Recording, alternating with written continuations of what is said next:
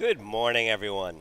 I'm Bill Brenner with CyberRisk Alliance, and we're continuing our coverage of RSA 2024. We're reporting to you live from Broadcast Alley in Moscone West, and I am again joined by my friend and colleague, Adrian Sanabria, our host of Enterprise Security Weekly, and principal researcher for the Defenders Initiative. Yep. So welcome back. Thank you. Thank you very much, Bill. So yesterday was an eventful day. It was. I want to start by, I want to get this out of the way first. So Secretary of State Antony Blinken came, gave a talk. We had protesters outside yelling "Bloody Blinken." We did. And but you watched it. I did not. I did. But I talk watched about it and even took some notes. Yeah. Yeah. So. Yeah, it was. I mean, it was a pre-written. You could tell he was reading off a State Department copy off a teleprompter, but it was. It was a pretty mostly expected, but very kind of aggressive plans in terms of what where the U.S. wants to go. So there was a lot of talk about making sure the U.S. stays the center of a lot of tech innovation and stuff like that. So there's a lot of mention of 5G that made me kind of think about Huawei, how a lot of 5G equipment was Huawei. So I'm reading between the lines here, but basically saying we can't let that happen again. Like, we've got to be at the center of a lot of these big tech innovations. Where we're not dependent on countries we potentially have conflicts with on this technology. So a lot of I don't think he said China once, but But that's who he was talking about. That's who he was real. talking about with a lot of this. Mentioned synthetic biology a lot. Mentioned AI, cybersecurity, quantum computing, and then the Chips and Science Act was mentioned quite a bit. So no surprises there. It kind of broke things down into 5 categories. First one was harnessing tech for all of humanity, kumbaya, But talking about working with other countries on AI policy. So a lot of talk about actually talking about addressing both the good and bad ways that a lot of these new technologies can be used. Governance. He talked a lot about that, mentioned the executive order on AI, and referenced the something else that we're going to talk about, which was the voluntary pledge, the secure CISA. Yeah, the Secure by Design pledge that CISA came out with. Let's roll into that. Let's Sure. talk about Okay. that. So I remember yesterday you came up to me and you were looking at the Wall Street Journal article about it, Yep. and you said to me, "This is huge." Yeah. Yeah, so Bob Lord came by while me and Mike Shima were talking, and he looked at his phone and he said, "Yeah, I think the embargo's lifted, so I can tell you about this now." And we were the first people. Bob Lord's over at CISA, and we were the first people he told about it. But yeah, the Wall Street Journal has the exclusive on it, and 63 tech companies have signed this pledge to basically prioritize security, make it a top priority. And part of that requires them to be more transparent about what they're doing to secure their products than they are today. A lot of it is fairly open and somewhat vague, but clearly, the expectation is that, companies are more open with their issues and what they're doing to address those issues. And so companies that recently had some big issues, like Ivanti and Microsoft were on the list. IBM, Palo Alto Networks, Google, Cisco, AWS were all on the list. 63 companies in total now, and it's a pledge that anybody can sign up for. And they also have a K through 12 pledge program for schools. That's excellent. Now, one thing though that did sit with me, we've seen a lot of pledges signed over the years. and not much follow through. What are your expectations this time around? This time around, I think it's pretty clear. A couple of things are clear, especially going back to the CSRB report on Microsoft's breach last summer, that the tools you need to be secure, that the customer needs to be secure, shouldn't cost extra. Single sign-on, there shouldn't be a single sign-on tax or MFA tax. You shouldn't have to pay extra for those features. For a reasonable amount of logs, which was defined by the CSRB report as 6 months of logs, not 30 days, shouldn't cost extra. So that's one of the key things in this Secure by Design pledge is security features should not cost extra, which I think there's, I forget the domain for the website, but there is a website, SSO Tax website, that lists all the companies that charge extra for that service. So that alone is a pretty important change. And as for the rest, time will tell. No more default passwords, secure defaults, all that's in there. Let's talk about the innovation sandbox. All right. Because that was something else yesterday you were Yep. excited about. I was very excited about it. And the quality of the presentations at... Who won, first of all? Yeah, Reality Defender won. And as the name implies, this is a company building, I think, like 2/3 of their employees are PhDs. And they're building models that can detect AI-generated content, audio content, video content, text content. So they're building these models that can detect fake content, AI-generated content. So I don't know. I see maybe 3 companies fitting, having room in this market. I mean, anti-fraud is pretty important, and this kind of fits into that anti-fraud Who are space. those other companies that you see? I don't know. I'm just saying this is the kind of market that I see like three big, well-known companies kind of filling that market. I don't see it as a market where we're going to have dozens and dozens of companies in that market. But, yeah, the judges felt like that was the most innovative because the award is for the most innovative tech as opposed to other things that you could give startups awards for. So, yeah, I guess it makes sense. It's, the quality of all the presentations were pretty good. I think Innovation Sandbox, just maybe 5 or 6 years ago, you would have folks, if you haven't seen it, they cut off the mic at the 3-minute mark. Yeah. And every year, 1 or 2 folks wouldn't make it. And you could tell they still had, 2 or 3 slides left. And it not just cutting the mic, but there's a loud buzzer. It just goes, "Meh," and cuts you off. It's like being on Paul's Security Weekly Yeah. during the holiday special. Yep. So, But yeah, it's there are a lot of data security companies in the Innovation Sandbox. A lot of companies trying to rethink how we do the SOC, using AI and things like that. There are a few companies trying to secure generative AI, use of what people put in the prompts, what comes back from the prompts, making sure no sensitive data goes in or comes back out. But yeah, really interesting seeing all the data security approaches. People just throwing away everything we've done with DLP for the last 20, 30 years and starting over from scratch using new technologies like AI. well, an action-packed first day. Yeah, very much so. So, as we go looking ahead for today, what are your plans in terms of what you want to check out? I'm going to be doing interviews here. You're going to be, in between, or are you literally going to be fastened into that chair all morning? Oh, I'm going to be fastened into this chair. I've got a lot of exciting interviews coming up today. And, yeah, looking forward to chatting with a bunch of folks about their products, what they're doing, their new announcements for RSA. Yeah, so mostly on the vendor side. If I do have some free time, I'll probably go check out the expo. So today's going to be vendor for me. Yep. Well, have a great day. And the same to all of you out there. Have a great day.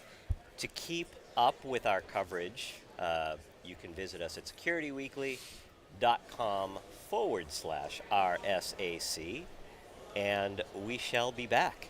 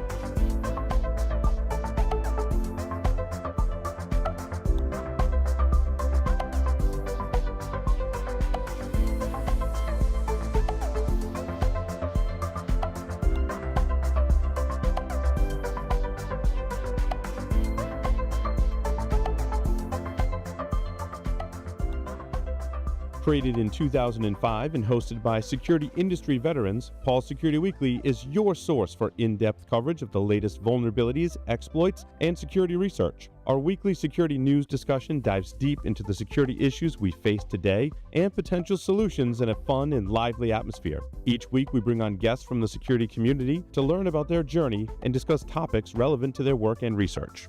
You can also subscribe to our show by visiting securityweekly.com/subscribe or look for Paul's Security Weekly in your favorite podcast catcher. We've recorded a ton of content over the years, so we created Spotify playlists featuring some of our favorite episodes, including interviews with Marcus Random, John McAfee, and Chris Roberts, to name a few. You can find them at securityweekly.com/starter packs.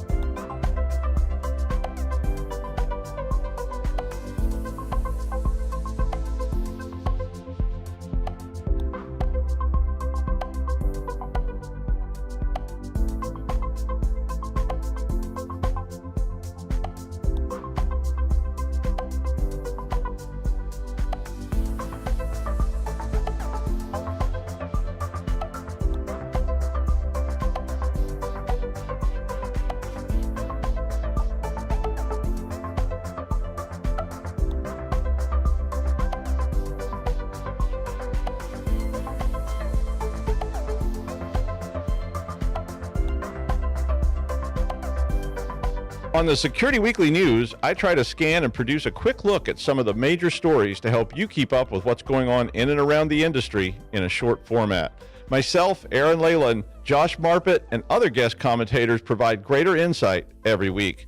I'm Doug White, and I hope that you'll look for the Security Weekly News in all of your favorite podcast catchers and subscribe for the latest content.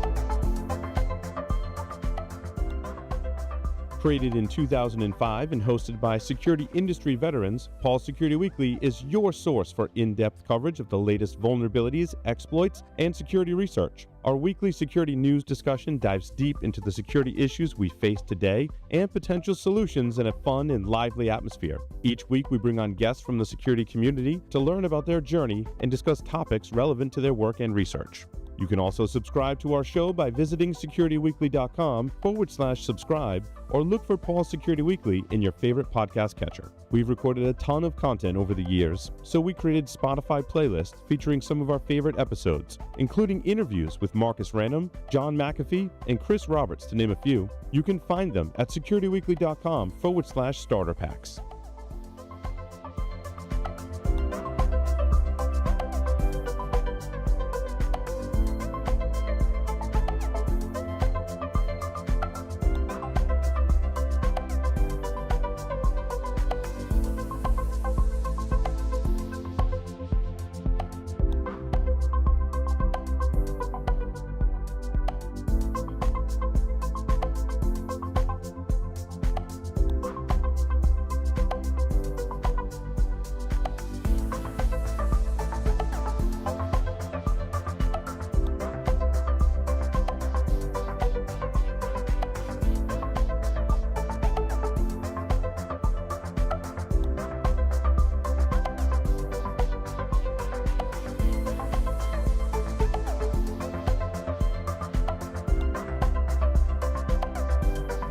On the Security Weekly News, I try to scan and produce a quick look at some of the major stories to help you keep up with what's going on in and around the industry in a short format. Myself, Aaron Leyland, Josh Marpet, and other guest commentators provide greater insight every week. I'm Doug White, and I hope that you'll look for the Security Weekly News in all of your favorite podcast catchers and subscribe for the latest content.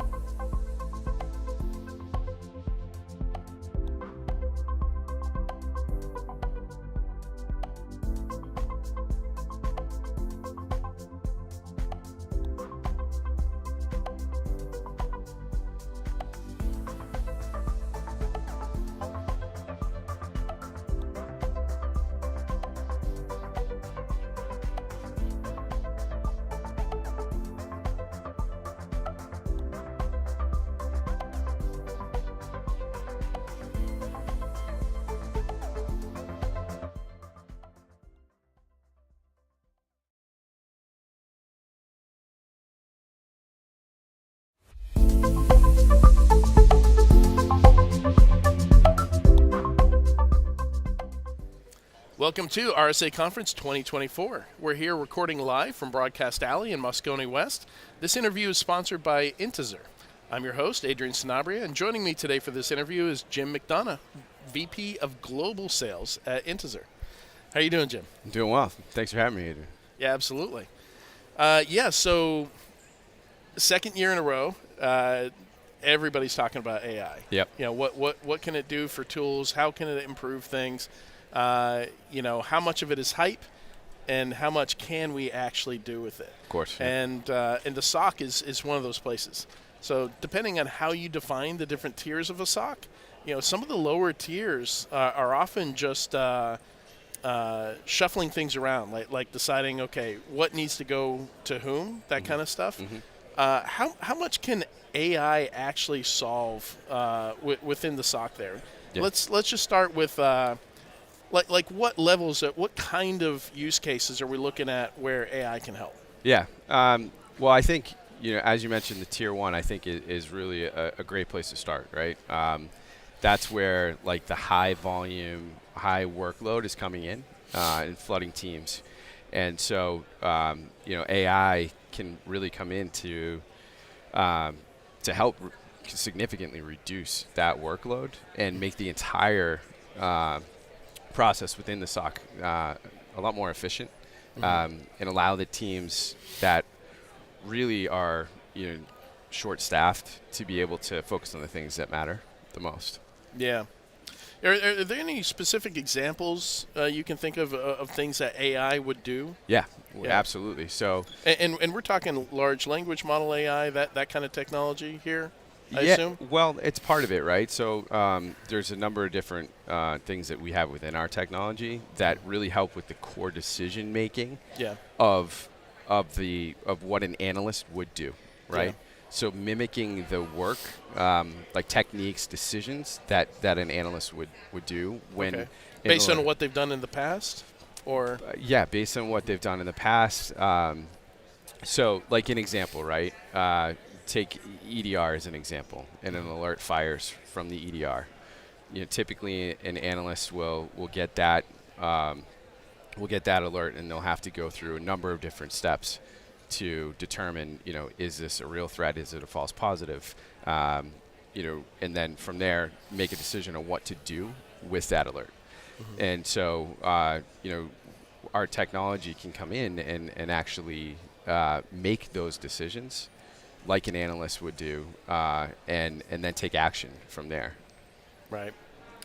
And where do you see SOC struggling the most? What kind of tasks? Where's their time being wasted? Where Yeah. maybe this technology can get them away from the kind of rote, the stuff humans hate to do, the repetitive stuff. Yeah.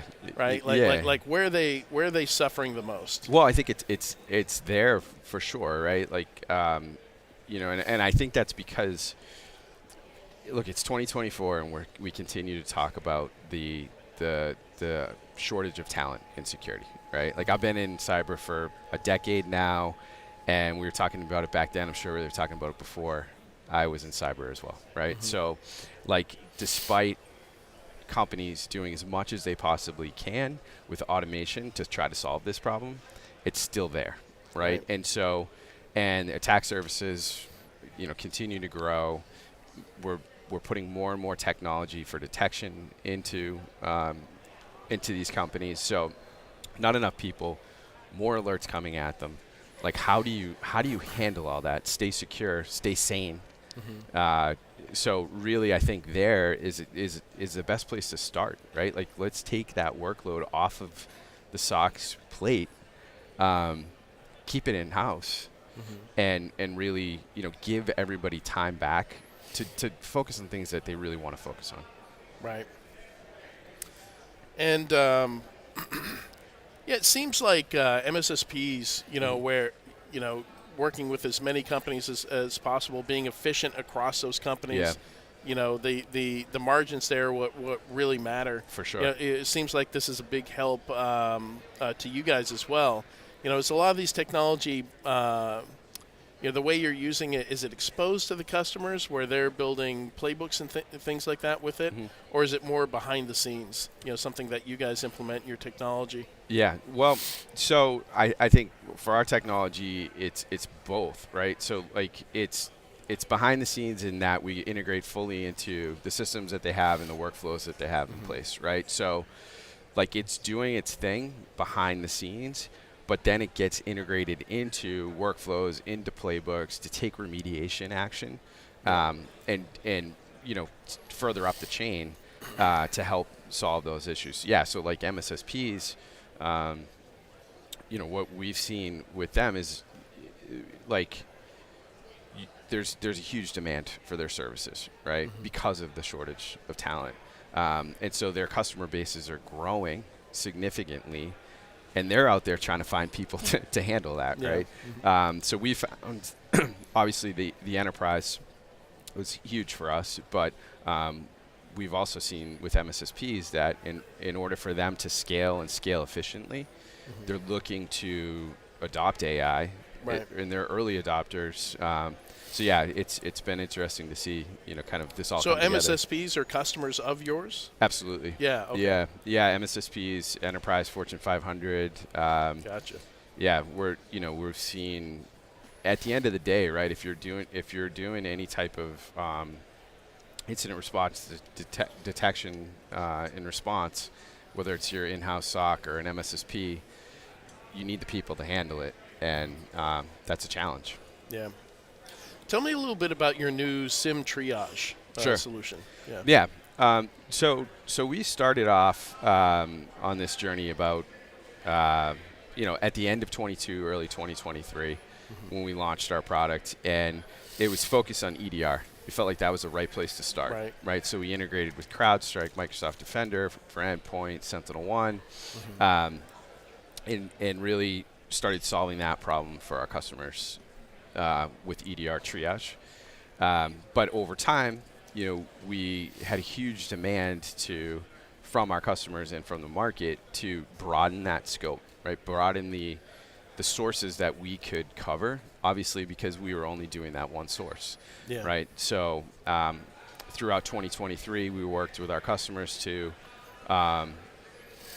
integrate into to more of their systems and be able to triage all of their alerts and truly take off that tier one for them. So we launched that beginning of this year, and it's been a huge success for us so far. I imagine you have to integrate with maybe the top 5 SIM solutions. Yeah. So what we found is we do have direct integrations with some of the big players, but through like simple webhook integration, we can actually integrate with any alert source, ingest that into our technology, and do the same alert triage that we would do.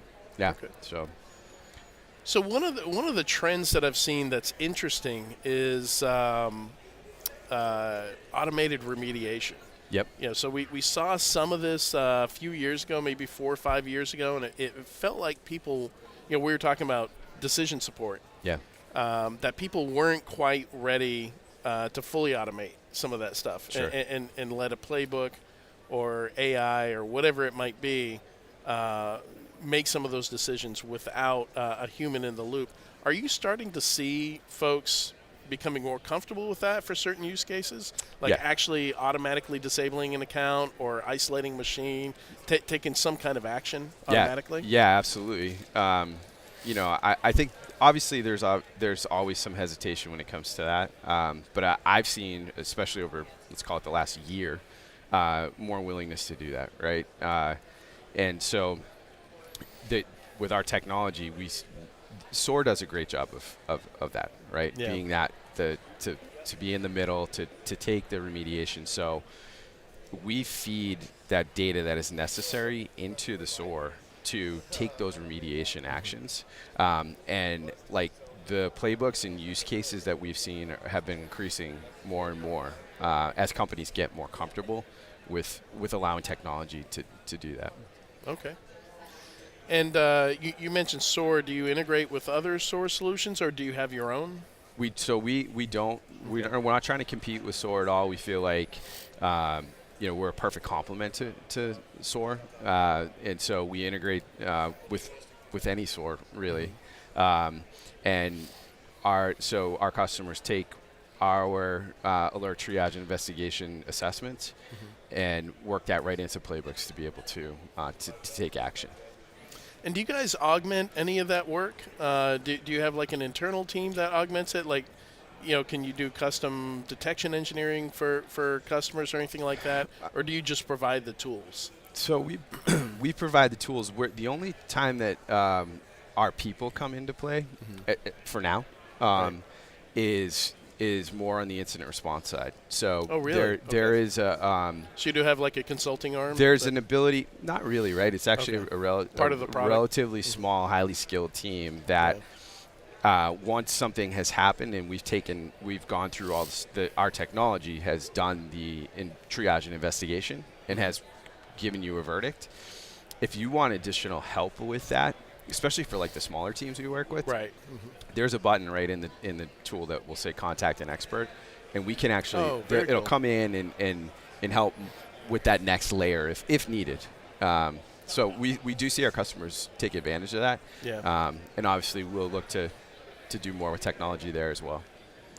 So what's next for Inzer? Yeah. Well, I think it's early for us. We've had significant growth over the last year from the product. So we just released this additional coverage with SIM, and so I think really the next year is focused on making our customers successful as possible with this, expanding our partnerships with other technology vendors like in the SIM space, EDR, and really just broadening what we can offer to our customers, and learning, right? Learning what is the need and where can our technology fit in, I think is kind of where we're focused right now as a company. All right. Yeah. Great. Well, thank you so much for joining us on Security Weekly today, Jim.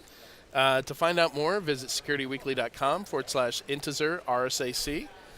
And stick around. We'll be back with more content here in just a little bit. Thanks for having me. Yeah, thank you. All right. Yeah.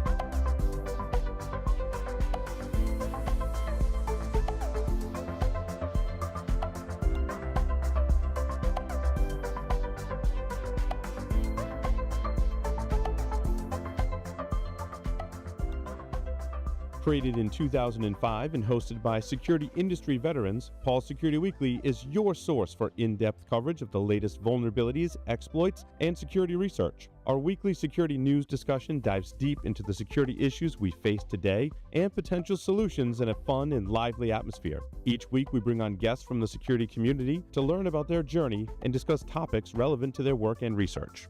You can also subscribe to our show by visiting securityweekly.com/subscribe or look for Paul's Security Weekly in your favorite podcast catcher. We've recorded a ton of content over the years, so we created Spotify playlists featuring some of our favorite episodes, including interviews with Marcus Random, John McAfee, and Chris Roberts, to name a few. You can find them at securityweekly.com/starter packs.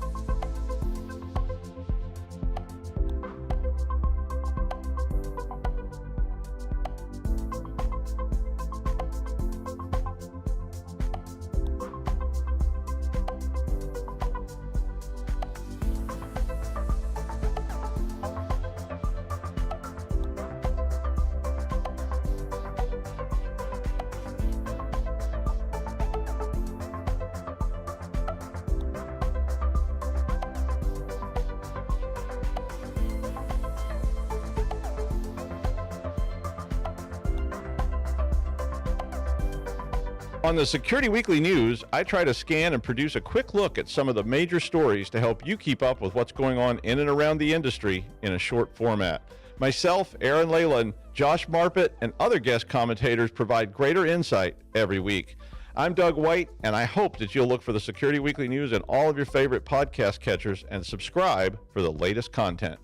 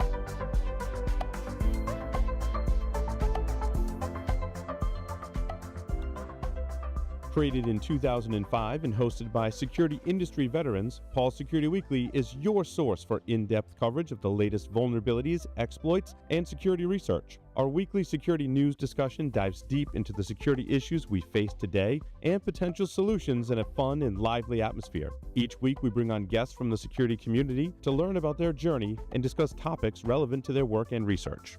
You can also subscribe to our show by visiting securityweekly.com/subscribe or look for Paul's Security Weekly in your favorite podcast catcher. We've recorded a ton of content over the years, so we created Spotify playlists featuring some of our favorite episodes, including interviews with Marcus Random, John McAfee, and Chris Roberts, to name a few. You can find them at securityweekly.com/starter packs.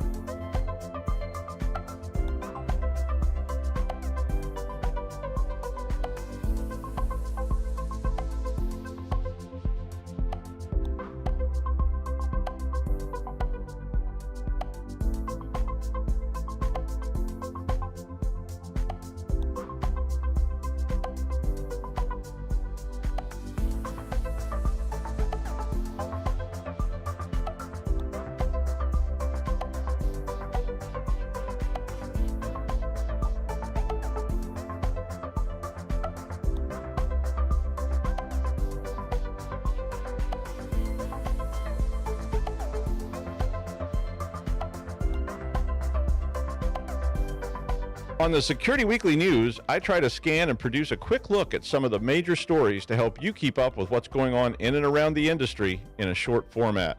Myself, Aaron Leyland, Josh Marpet, and other guest commentators provide greater insight every week. I'm Doug White, and I hope that you'll look for the Security Weekly News in all of your favorite podcast catchers and subscribe for the latest content.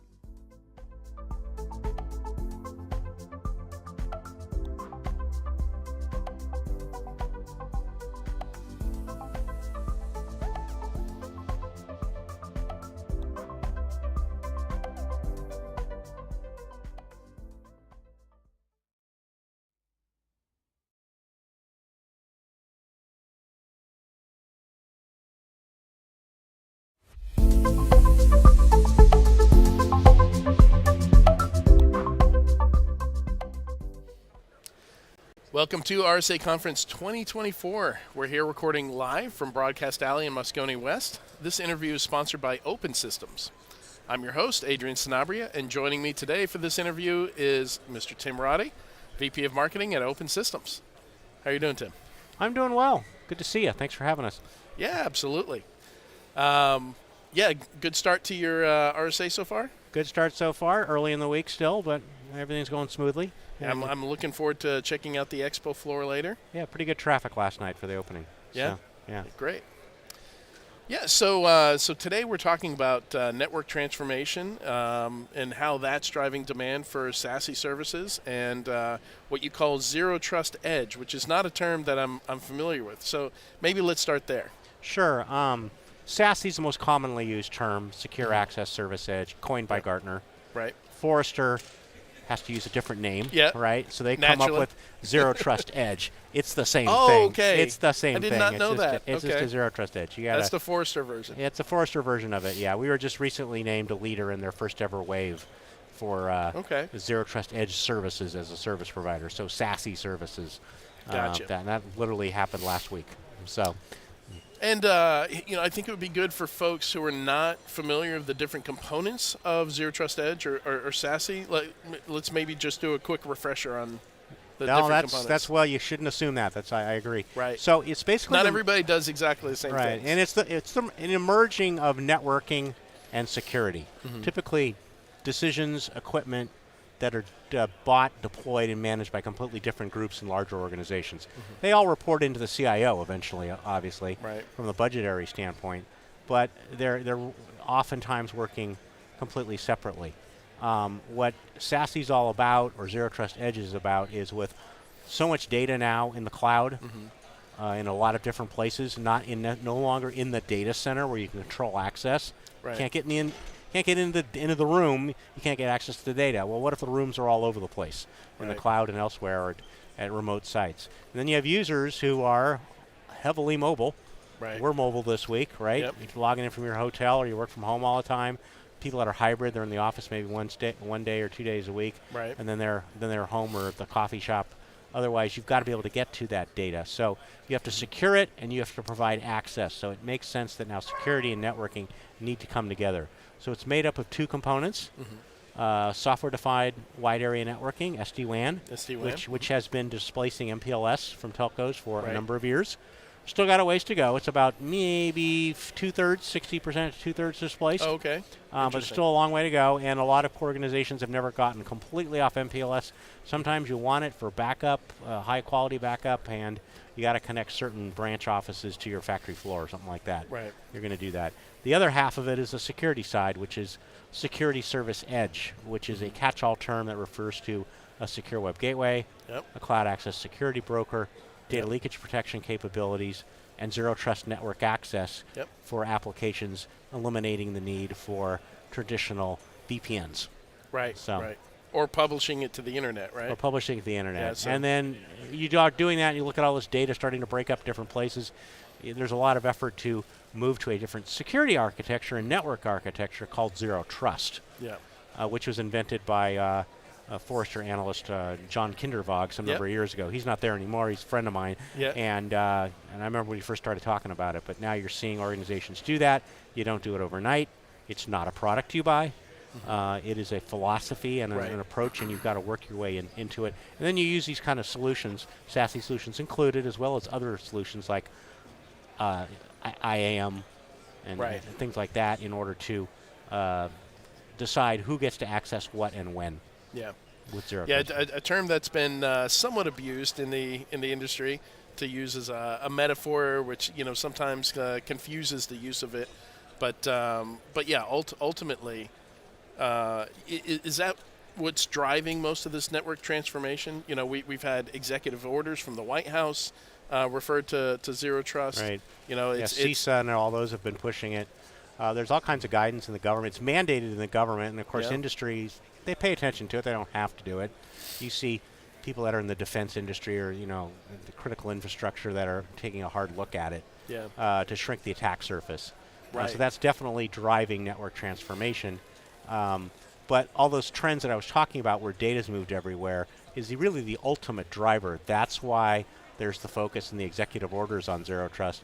That's why people are compartmentalizing that data. That's so shrinking right now. If you get into the data center for a corporate headquarters that's got 1,000 employees, once you're in the network, you move around almost anywhere. Flat network. Very flat network.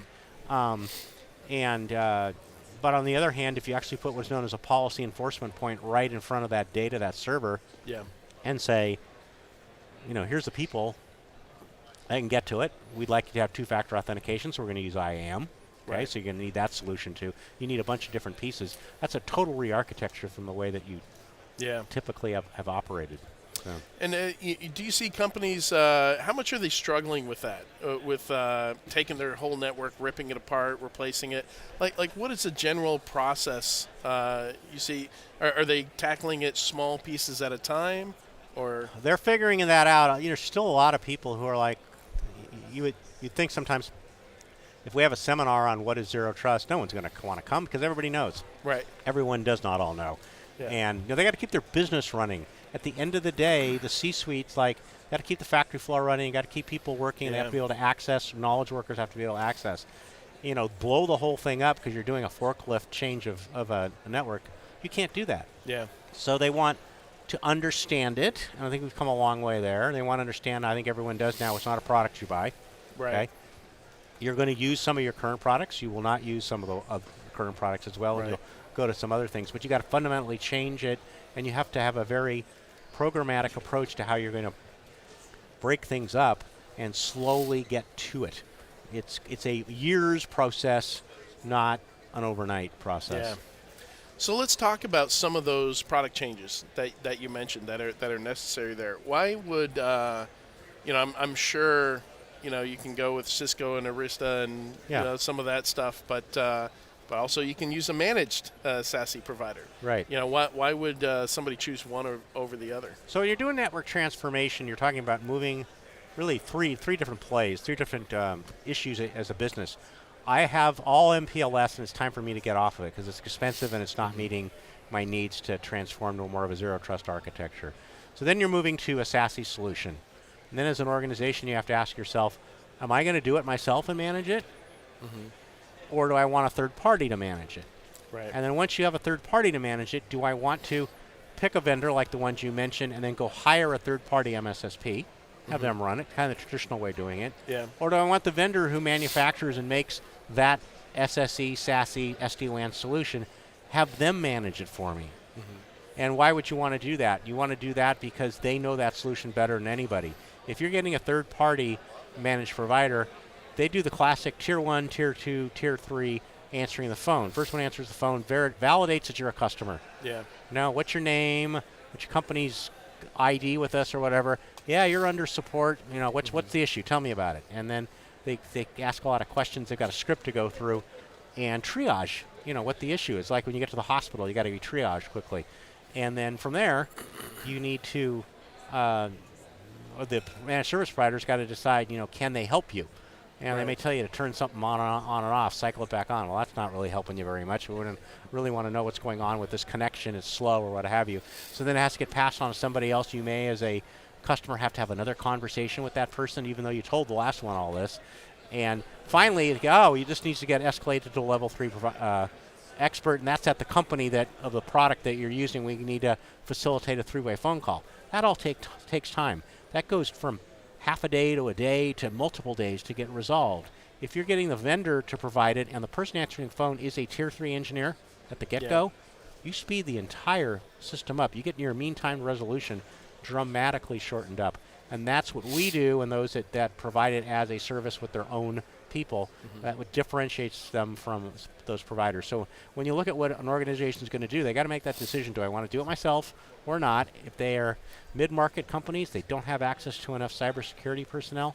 Right. It's hard to find them, let alone hire them. Right. And keep them. I was going to say, that sounds like it's also initiating a change in the personnel. The kind of staff that you're going to have. Because MPLS, Telco took care of it all. They were like the tier 3 SD-WAN. It's their solution, their people. Yeah. Right?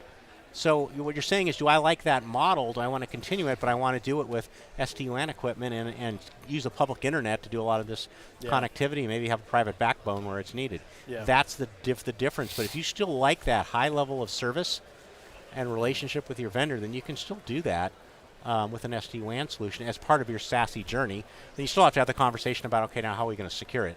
Right. Just having appliances in your data center doesn't make sense anymore if you've now got more intelligence out at the branch offices with the SD-WAN connectivity. Yeah. So. And branch offices have always been a challenge, right? You know, Right. because in a lot of cases you couldn't afford to put the same sophistication of Right. security controls there. Right. You know, but now if you abstract the network layer and the security services on top of that, all of a sudden you can have consistent quality and level of security services across everything. Right. And if you're an organization that say you got 3,000 employees, you got a couple manufacturing sites and corporate headquarters, you may decide, or you're going to have your bigger SD-WAN boxes in the bigger locations, and you may decide to put the security enforcement right there because the people are right there. Put it as close to them as possible. Yeah. Right? But you get small branch offices or the ultimate branch office of one, which is the home worker. Right, yeah. I don't even want to send them a box if I can Yeah. get away with it, right? Right. I just want them to automatically, with maybe a little piece of software on their ZTNA. laptop, either ZTNA or if it's not ZTNA because it's general internet, sent out to the cloud for the SWIG running in a cloud somewhere across the globe closest to them so that you enforce your policies.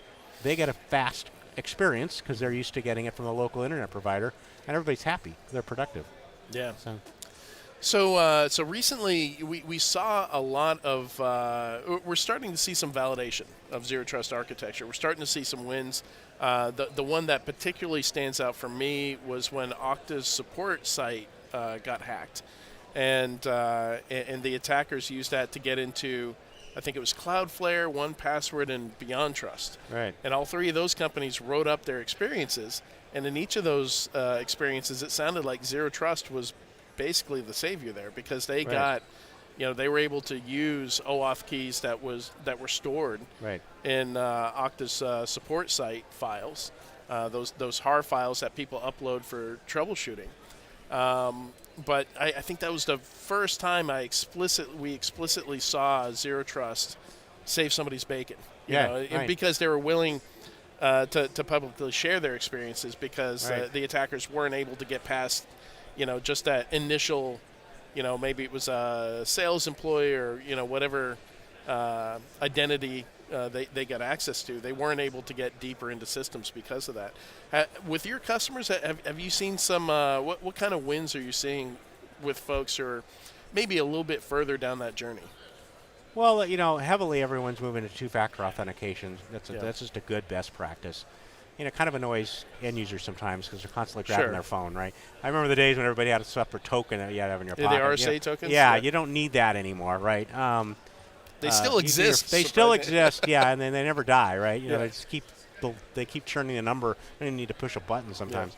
But that's common. Everyone's using it for email and what have you, and at least once a day or more often you have to do it. It's being used heavily for personal stuff like your banks and stuff like that. It's for your own good, right? And so that helps raise the trust level.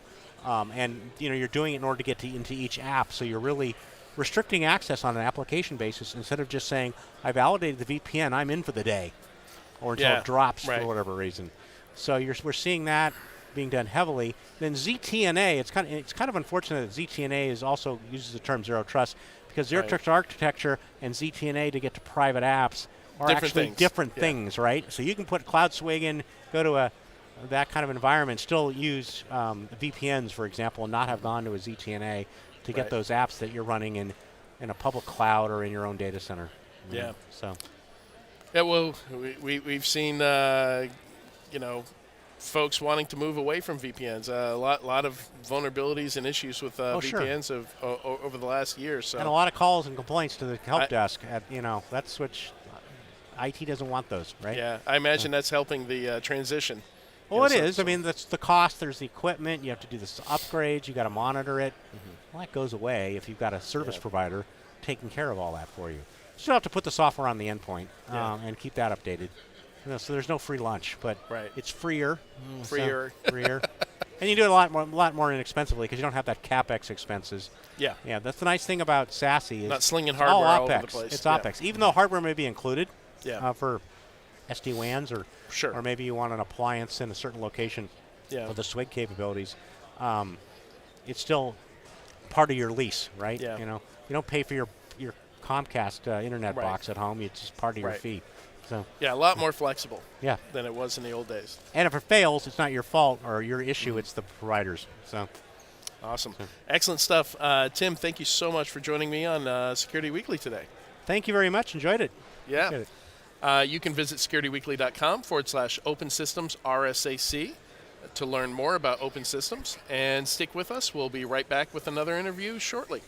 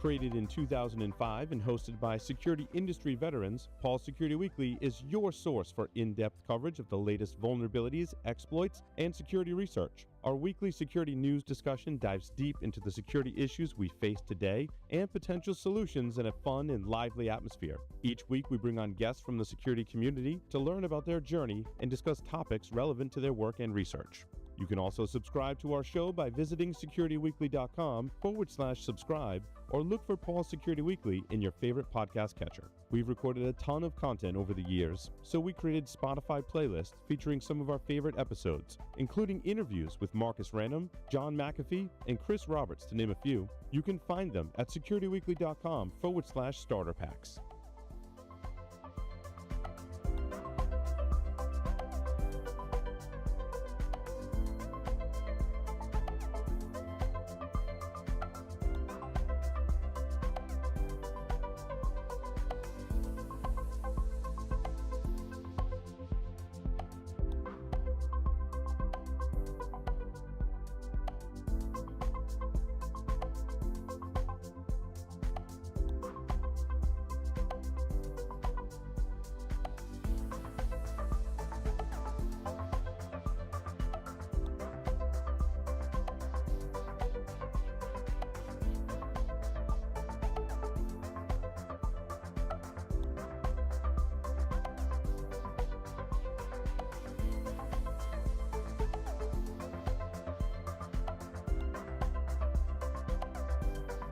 On the Security Weekly News, I try to scan and produce a quick look at some of the major stories to help you keep up with what's going on in and around the industry in a short format. Myself, Aaron Leyland, Josh Marpet, and other guest commentators provide greater insight every week. I'm Doug White, and I hope that you'll look for the Security Weekly News in all of your favorite podcast catchers and subscribe for the latest content.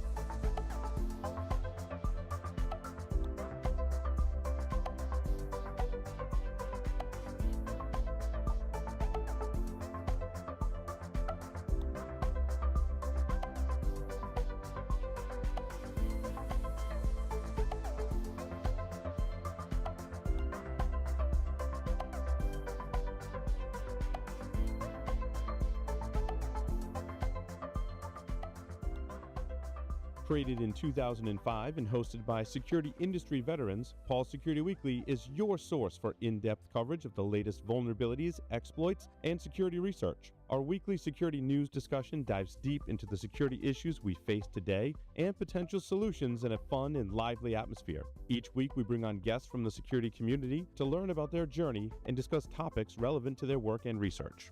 You can also subscribe to our show by visiting securityweekly.com/subscribe or look for Paul's Security Weekly in your favorite podcast catcher. We've recorded a ton of content over the years, so we created Spotify playlists featuring some of our favorite episodes, including interviews with Marcus Random, John McAfee, and Chris Roberts, to name a few. You can find them at securityweekly.com/starter packs.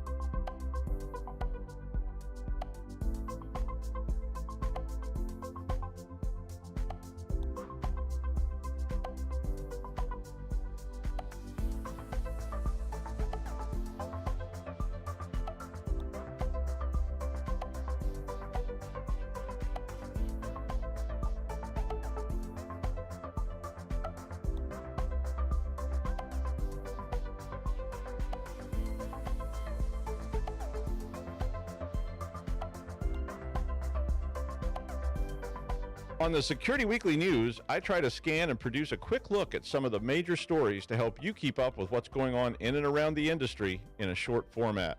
Myself, Aaron Leyland, Josh Marpet, and other guest commentators provide greater insight every week. I'm Doug White, and I hope that you'll look for the Security Weekly News in all of your favorite podcast catchers and subscribe for the latest content.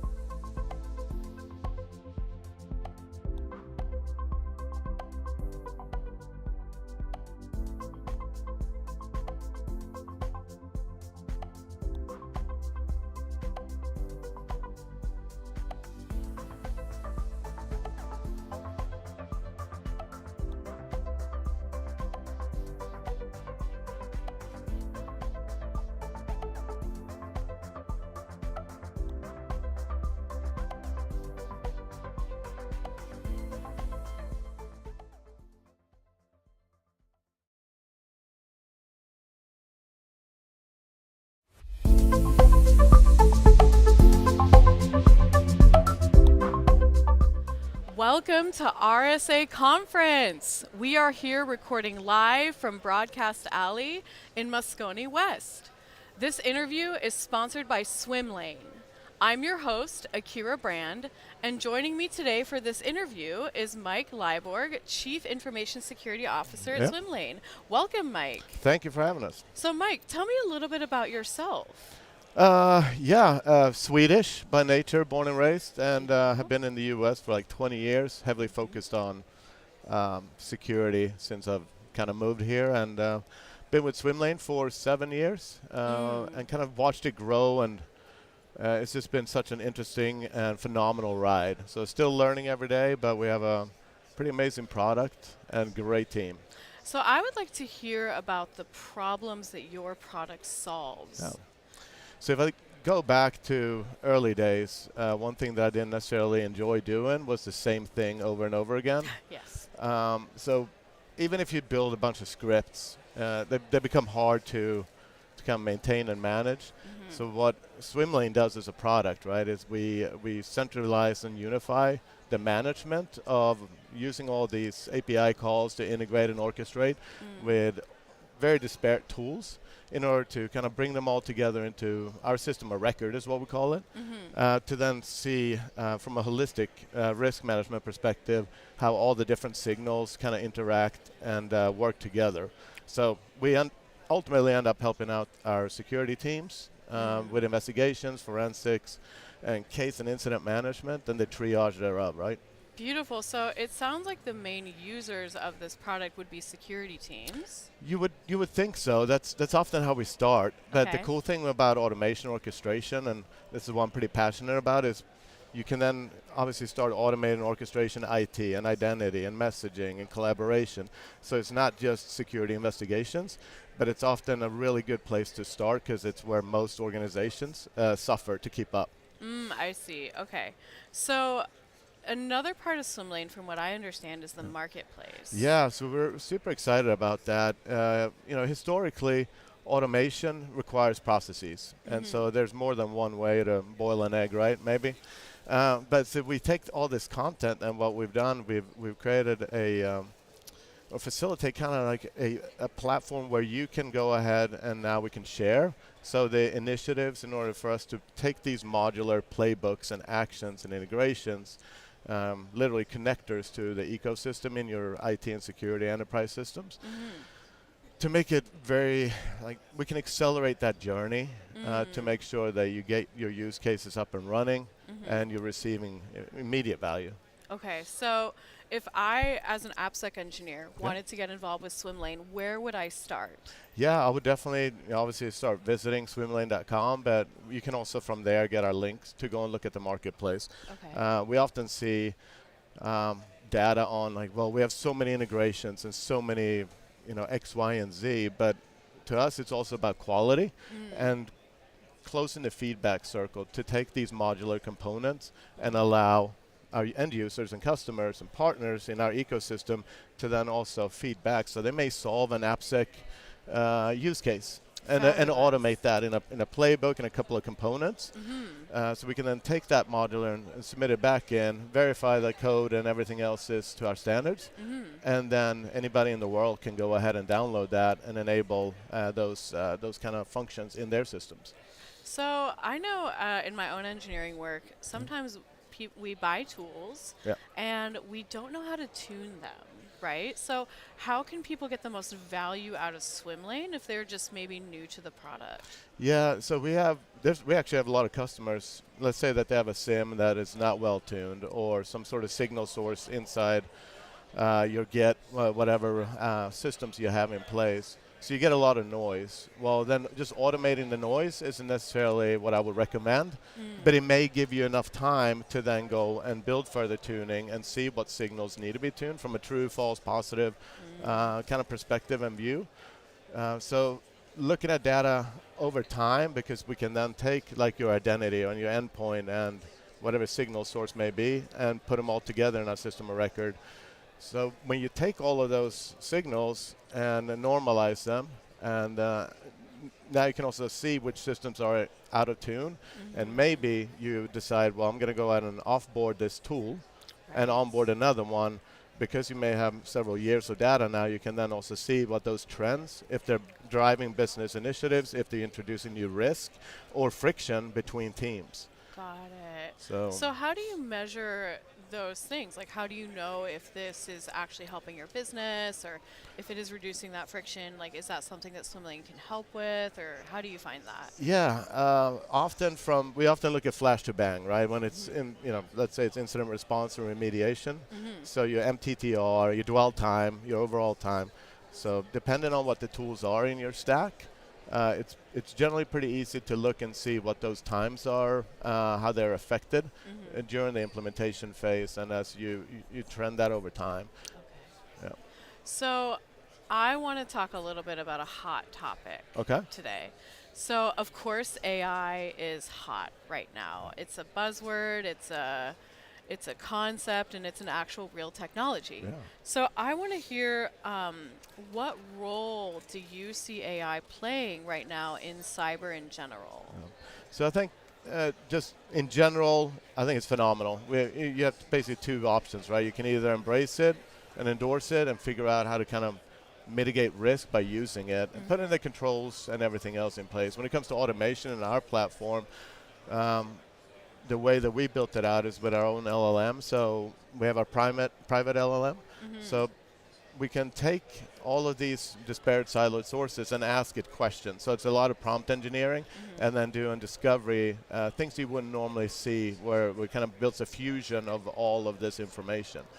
Because otherwise, if you're not a subject matter expert on your 30 tools in your security stack, now you're building 30 different queries to 30 different tools, and here by orchestrating and automating all those signals together, now you can ask it a simple question, and then that will float to the top, for example. So prioritizing cases and incident response can become pretty easy, or we can enable you to kind of have enhanced use of AI. I don't think we're going to replace people yet. Right. But we can definitely help people make better decisions at a faster rate. So actually that was something I wanted to talk a little bit about, is the AI problem that I see around a lot of there's a little bit of a panic around AI is coming for our jobs, it's coming for our decision making. So how does your product help people to make decisions with AI as opposed to just replacing people entirely? Yeah, so it's a lot of contextualization, right? So maybe you're doing enrichment via cyber threat intelligence, or maybe you're looking at all of these different systems that normally don't talk well together. So bringing all the information into our platform then enables those analysts by having our artificial intelligence make sense out of all of what they're seeing. Right. So it may be like, hey, have you considered doing steps 1 through 5? Right. As it doesn't mean that they have to do it, but it gives them a starting point of next steps to do in maybe their investigation, or maybe it's a new like 0 day or CSAC. You got a known exploit or something coming out, a signal coming in. So you're like, well, does this impact us? And then possibly even then integrate it with your customer comms to then reach back out to your customers and say, hey, we know everybody's worried about this new exploit. Right. We have hunted and looked through all of our systems, and it doesn't exist anywhere in our code base. So it makes everybody else, you can be proactive rather than reactive. So that's a huge, I think, advantage when it comes to AI of enabling us to query all these data sets. It sounds like you're a big market differentiator in that way, right? Yeah. Like you have so much data that the AI can sift through. It sounds like you have your own private LLM that you've trained on this data. What is the next section of maybe your product roadmap that you are going to integrate AI with? Yeah, I think pushing it further out to the edge. So a lot of like our sensing fabrics, so taking out our sensors and moving them further out. To have the ability to ingest information, maybe from IT, like OT systems as well. So getting a lot closer to the data sources rather than pushing everything into a mega lake and then going and asking for it. Let's filter the noise on the edge, get the information that we need, but also making that centrally, like giving us the ability to enable our customers to centralize the management of all of those signals on the edge. So I've heard you mention a word a couple times now, and that word is noise. Yeah. It sounds like you're really passionate about reducing that noise. Can you tell us more about what you mean when you say noise and like how that fits in with your overall vision for Swimlane? Yeah, I think you talked about tuning, right? Right. Tuning that kind of goes back into a lot of noise. But it could just be like noise to me, maybe like if you ask me what I hate to do, it's reporting. Yes. So that's noise, because in the old days I used to have to go to maybe our identity system and our EDR and all these different tools, right? And then export a CSV and build a pivot table and then merge all that data together. So that's noise to me. It's a waste of wasting my time, right? Got it. So by automating all of that, now it becomes repeatable, predictable, and as we interview the consumers of that information, maybe it's the board, maybe it's the rest of the leadership team, or maybe it's your vulnerability management program. Like, what do you want to see in this report? What's the frequency you want it? And once you build that, now you just press schedule, and now you don't have to deal with it. Beautiful. So it frees you up to focus on the really important things. Yes. Okay, so I know in my own engineering work, noise is a huge issue. We're constantly triaging things potentially that don't actually matter. And so I'm really glad to hear that Swimlane has this market differentiator here, that they can really cut through that noise. Yeah, and I think, especially with the marketplace, the focus there is truly to take all of our lessons learned.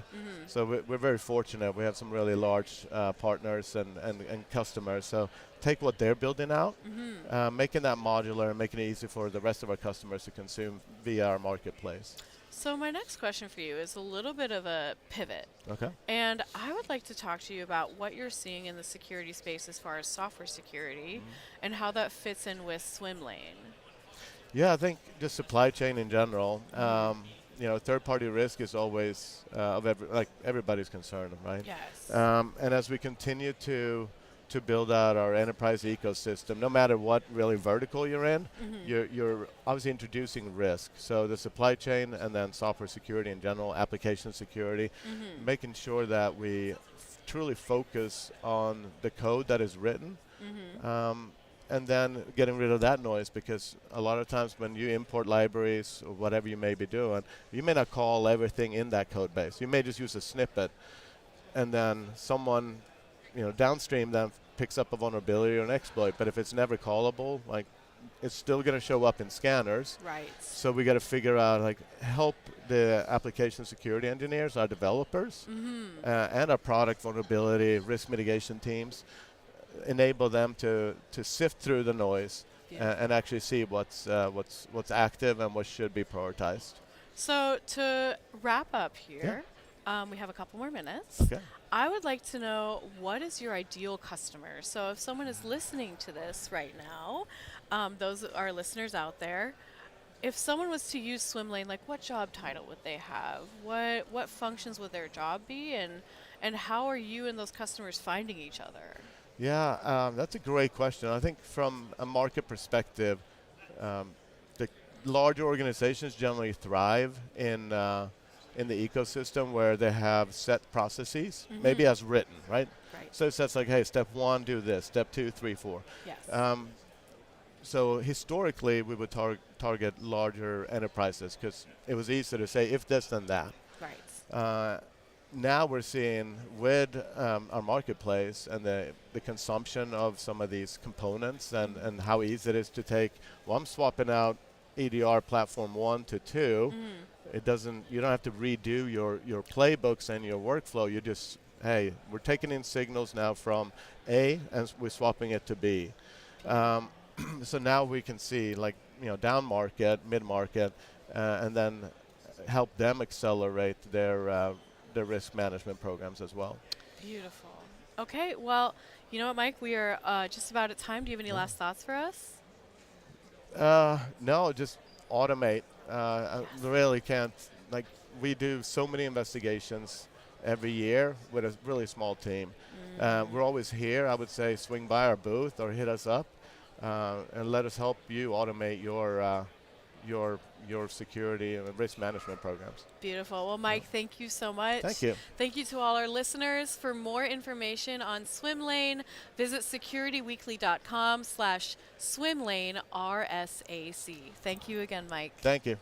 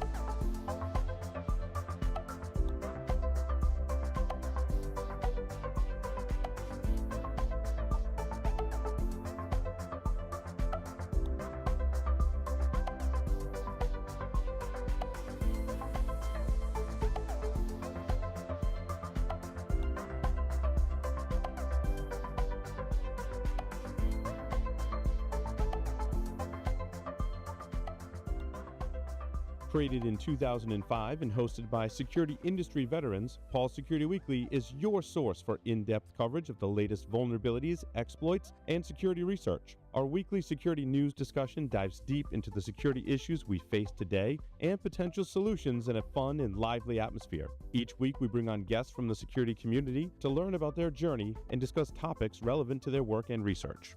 You can also subscribe to our show by visiting securityweekly.com/subscribe or look for Paul Security Weekly in your favorite podcast catcher. We've recorded a ton of content over the years, so we created Spotify playlists featuring some of our favorite episodes, including interviews with Marcus Random, John McAfee, and Chris Roberts, to name a few. You can find them at securityweekly.com/starter packs.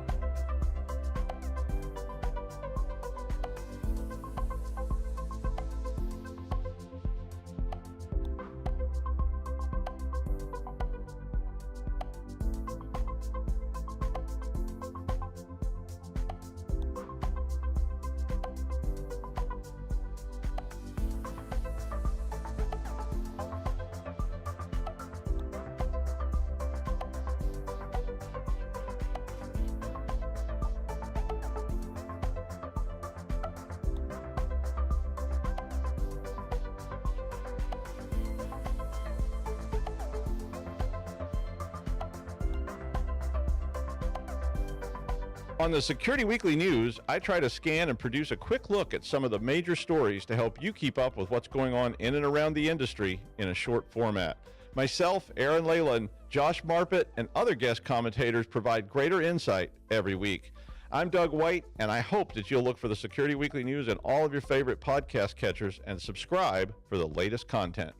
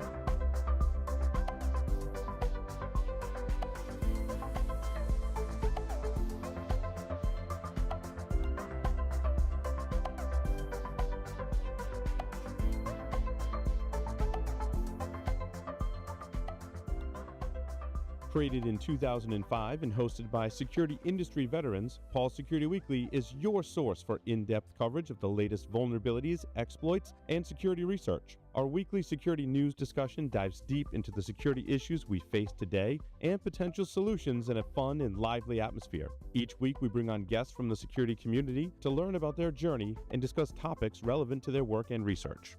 You can also subscribe to our show by visiting securityweekly.com/subscribe or look for Paul Security Weekly in your favorite podcast catcher. We've recorded a ton of content over the years, so we created Spotify playlists featuring some of our favorite episodes, including interviews with Marcus Random, John McAfee, and Chris Roberts, to name a few. You can find them at securityweekly.com/starter packs.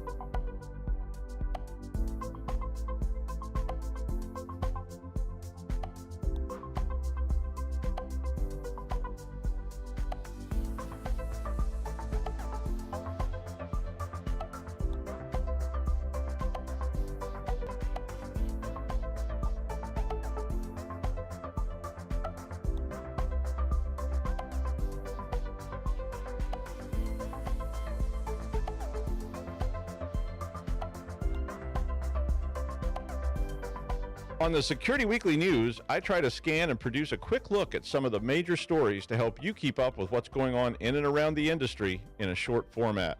Myself, Aaron Leyland, Josh Marpet, and other guest commentators provide greater insight every week. I'm Doug White, and I hope that you'll look for the Security Weekly News in all of your favorite podcast catchers and subscribe for the latest content.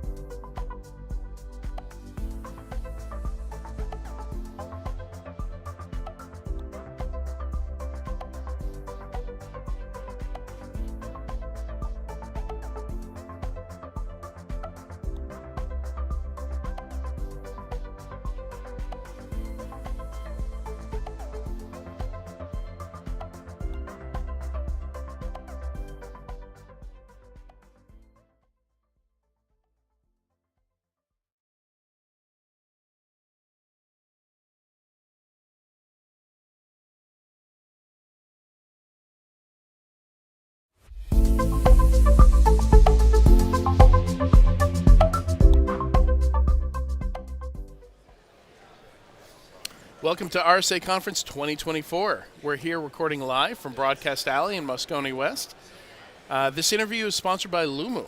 I'm your host, Adrian Sanabria, and joining me today for this interview is Ricardo Villadiego. That's right, sir. Founder and CEO of Lumu. How are you doing, Ricardo? I'm good, Adrian. Thank you for having me. Yeah, thank you for being here. Cool. Yeah, so it's been an interesting show so far, and one of the themes that we hear a lot about is security operations, AI. Seems like everything related to security operations is changing. We're seeing different approaches to it, more automation. What are you seeing? What are you most excited about there? I think, Adrian, that there are two observations that I see today, and I think they're good for the market, right? The first one is like there is a growing conviction that cybersecurity has to be operated, right? That the old path of deploying cyber defenses and trusting that those cyber defenses were gonna do the job, and you have to do nothing about that. Is no longer real. So on one side, you see the market also realizing and the practitioners realizing that the core defenses that they have, their firewalls, their EDRs, the email security tools, are going to be bypassed by adversaries, and that the only alternative viable to solve the problem is to operate proficiently those tools. Yeah. And I think those are two things that are very helpful to the market. Yeah. Yeah. And what are some of the key ways that we're seeing people bypassing? You mentioned adversaries are bypassing EDR, other things. That this, as new technologies come out, it's inevitable, right? There's nothing different that the bad guys will do other than react to the defense capabilities that the market put in front of them. So when you look at the core defenses that companies deploy today, the firewalls, regardless of the brand, right? We saw last month Palo Alto, CVE, 2400, 3400 being affecting customer. But it's the same with Fortinet, it's the same with Cisco. So bad guys bypass the firewalls by exploiting vulnerabilities on those devices. You had the EDRs also, right? Regardless of the brand. CrowdStrike, SentinelOne, Microsoft Defender. Bad guys can go and buy a kit to bypass those email security tools, right? Despite the fact that the investment in training users has grown a lot significantly, you send an email to a user that says, don't click here because you're going to get infected, and they click twice, right? So that's the reality, right? And what happens when the bad guys bypass those elements, right? They land in the network. And if there's nothing in the network that is assessing that a threat actor has bypassed or is attempting to bypass those core defenses, then the end result is going to be catastrophic. I think that helps us to conclude that the basic cybersecurity stack that companies have today has to evolve. It has to evolve in a way that it includes network detection and response capabilities in a way that's more predominantly to the stack that companies have today. Right. That's kind of what we see, Adrian. Right. And another problem. When you do work an incident, we see a lot of companies, you really don't know if they're out of the network, or oftentimes as a vendor, when you come in, sometimes the first thing you detect is that there's already a compromise going on, right? That mindset of the assumption of a breach is something that we have to build core to the cybersecurity strategies. I think, like I said before, no longer trusting that the tools that you have to defend the stack is going to do the job is relevant. You have to assume that the bad guys will bypass, will circumvent the technologies that you have, and when you do so, the last resource that you have is to detect that threat actor with speed and contain that threat actor with precision. And I think that's what we do at Lumu, right? Lumu Defender helps to accelerate that threat detection and response capabilities through a concept that we created here in RSA in 2020 that we call continuous compromise assessment. Okay. Yeah, because speed is very important. It is absolutely right. Like, it's astonishing to me that there are some vendors that in 2024 don't have automated response capabilities. Yeah, that's no longer an option, right? If you look at the vulnerabilities, right? We go back to the Palo Alto vulnerability. That thing was announced at Thursday. By Friday, there were exploits taking advantage of the vulnerability. It was a very simple exploit, too. It was a very simple exploit, and the patch wasn't almost ready. Embarrassingly simple. Well, even they recognized that it was poorly handled by Palo Alto, right? I think, like, the key on that is you have those vulnerabilities. It takes companies between 20 to 30 days to patch those vulnerabilities, and the exploit is available, day 2. Yeah. So do the math, right? Can't do 30, 60, 90-day patching. It's impossible, right? Yeah. Mm-hmm. Yeah, for compliance, that's fine. But if you want to evade, getting exploited, getting attacked, it doesn't work. If you focus on compliance, in my view, right, you're going to pass compliance checks. But I think compliance and cybersecurity are two different, unrelated topics. I think if you become secure, you are also compliant, right. But the opposite is not true. You may be compliant, sure, but unsecure. Yeah. So, we're talking about EDR getting bypassed, firewalls getting bypassed. Is there something fundamentally that we're missing here, in how we build security? Because, one of the things I've observed in a lot of organizations, you go and you look at the security team and somebody's assigned to a tool, right?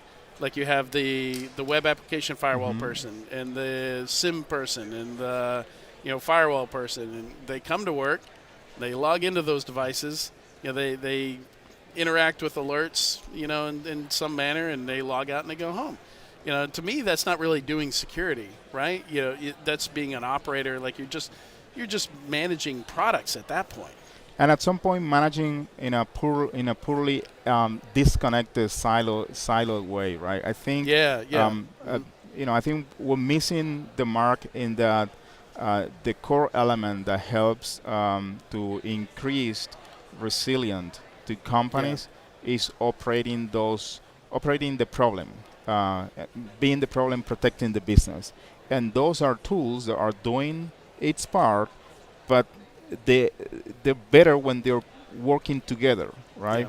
I think if you look at RSA last year, the theme of RSA was better together, right? And I think that helped it significantly to evolve integrations between vendors that at the end helps vendors or our companies to build the platform that they need with the tools that they need. However, a year after we come to RSA, and there is this growing trend of platformization, in which vendors are trying to build their own platform. I think, there is a red sign here that it may affect the better together story, and that companies don't necessarily want to deploy all the defenses with one vendor, particularly if it is that vendor that have helped us get into this problem the first time. I don't want to have that same vendor controlling all the aspects of my cybersecurity, right? I want to implement my my multi-layer approach to cybersecurity. And I think to that point, Lumu helps significantly on being the glue that connects the different tools that you have for a better good. So platformization is good, but at the same time, we also shouldn't kid ourselves in the sense that platformization is really a story for vendors to increase their net retention, their penetration within accounts. I think the true end goal for companies is how they build the platform that they need with the specific characteristics that they need that may completely be different than the needs of another company. And that glue that helps to build that is Lumu connecting the different vendors that they have. And to do so, we have to continue to invest in the better together story, in vendors being open to accept integrations from the rest of the ecosystem. Platformization have diminished that purpose, and we already seeing vendors that are becoming more close. They used to be open, are becoming more close because they are favoring their platformization story. Yeah, it's a really good point. With the, it makes me realize I don't even know what the theme this year is, but better together is. That was last year. This year is the art of the possible. The art of the possible. Okay. Yeah, and it's a really good point. Like one of the biggest innovations that I'm excited about is like the use of AI to build integrations. Like and it's not just AI, but I've seen a lot of companies automating.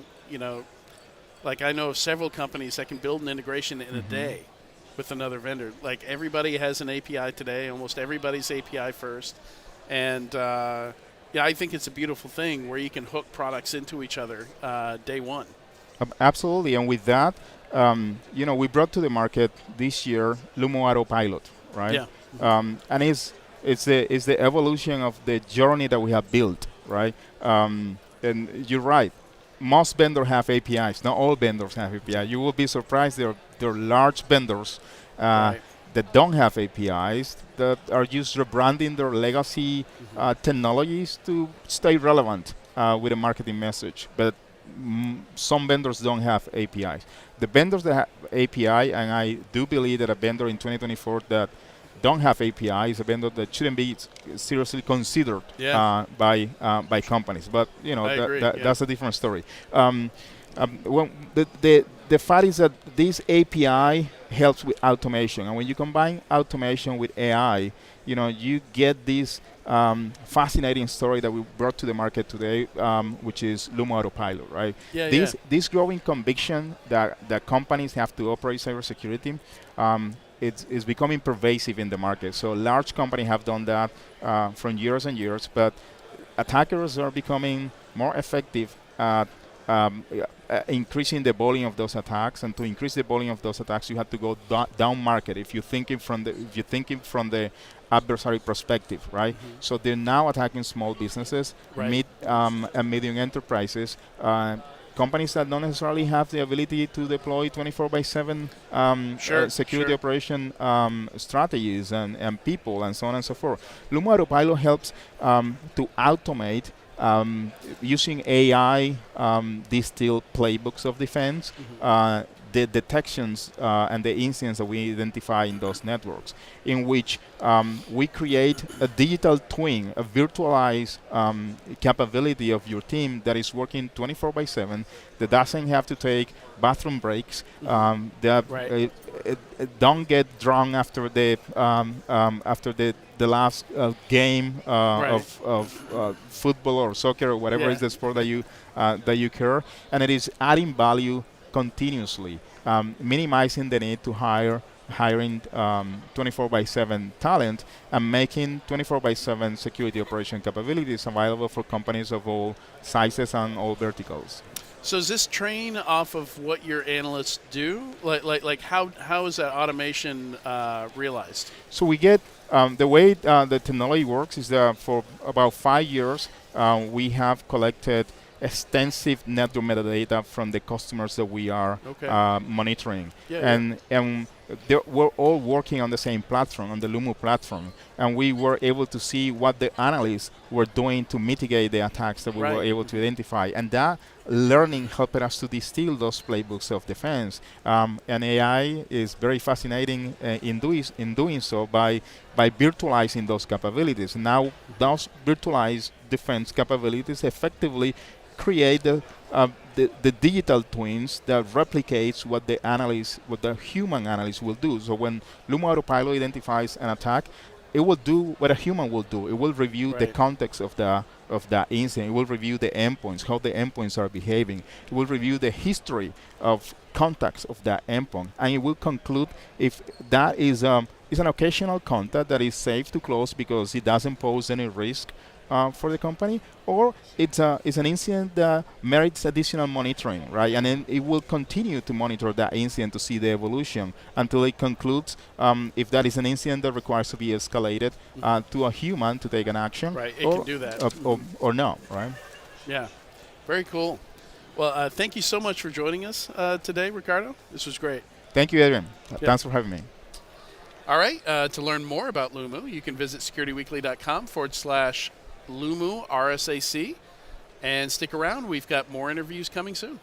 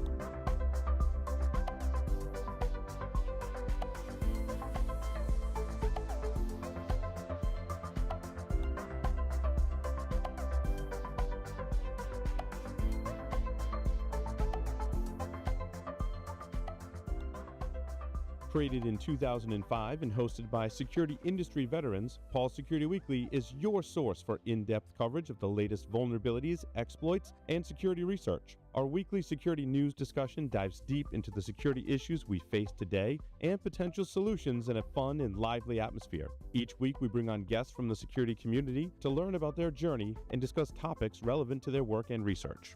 You can also subscribe to our show by visiting securityweekly.com/subscribe or look for Paul's Security Weekly in your favorite podcast catcher. We've recorded a ton of content over the years, so we created Spotify playlists featuring some of our favorite episodes, including interviews with Marcus Random, John McAfee, and Chris Roberts, to name a few. You can find them at securityweekly.com/starter packs.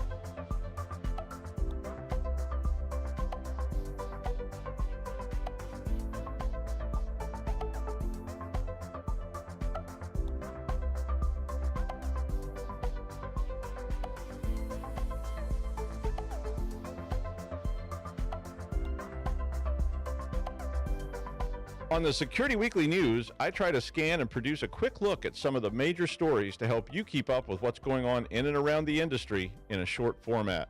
Myself, Aaron Leyland, Josh Marpet, and other guest commentators provide greater insight every week. I'm Doug White, and I hope that you'll look for the Security Weekly News in all of your favorite podcast catchers and subscribe for the latest content.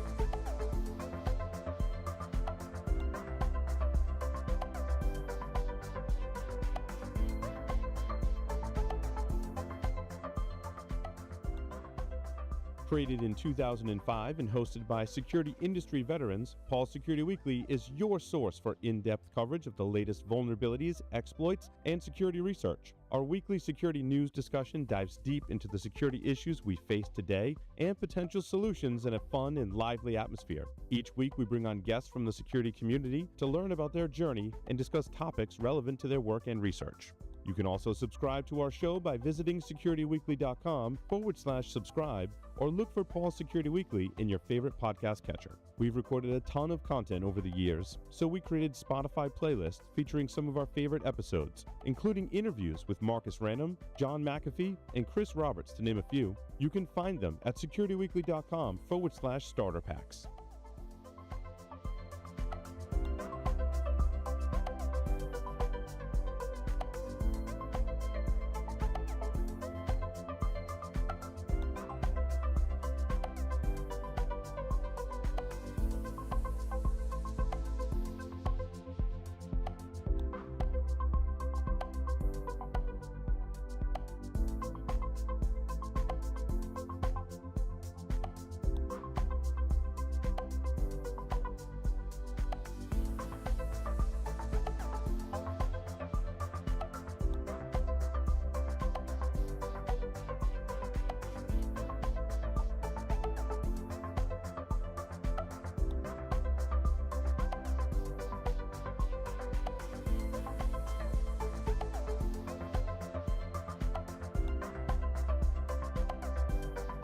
On the Security Weekly News, I try to scan and produce a quick look at some of the major stories to help you keep up with what's going on in and around the industry in a short format. Myself, Aaron Leyland, Josh Marpet, and other guest commentators provide greater insight every week. I'm Doug White, and I hope that you'll look for the Security Weekly News in all of your favorite podcast catchers and subscribe for the latest content.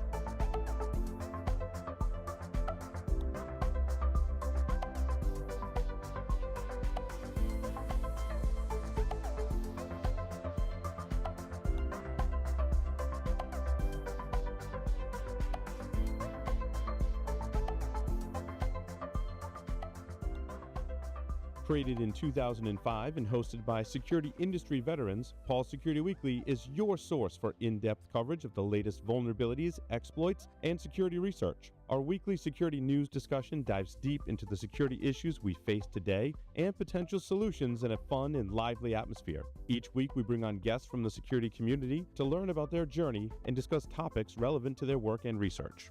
You can also subscribe to our show by visiting securityweekly.com/subscribe or look for Paul Security Weekly in your favorite podcast catcher. We've recorded a ton of content over the years, so we created Spotify playlists featuring some of our favorite episodes, including interviews with Marcus Random, John McAfee, and Chris Roberts, to name a few. You can find them at securityweekly.com/starter packs.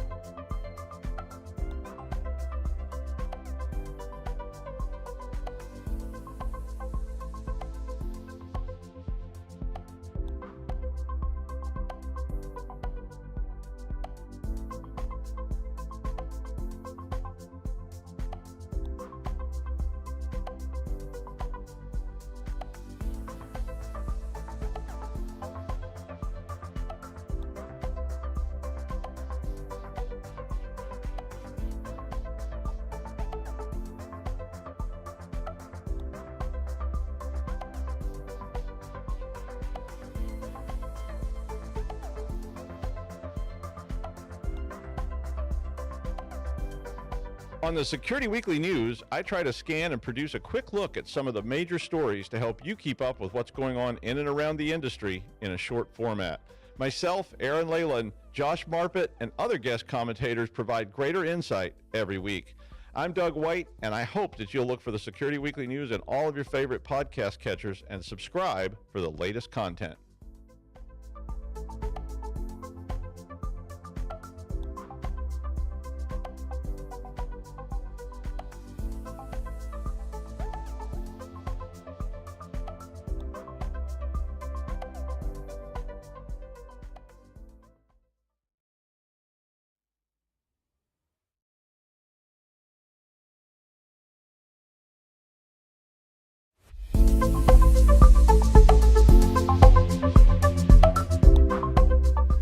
Welcome to RSA Conference. We're here recording live from Broadcast Alley in Moscone West. This interview is sponsored by GitLab.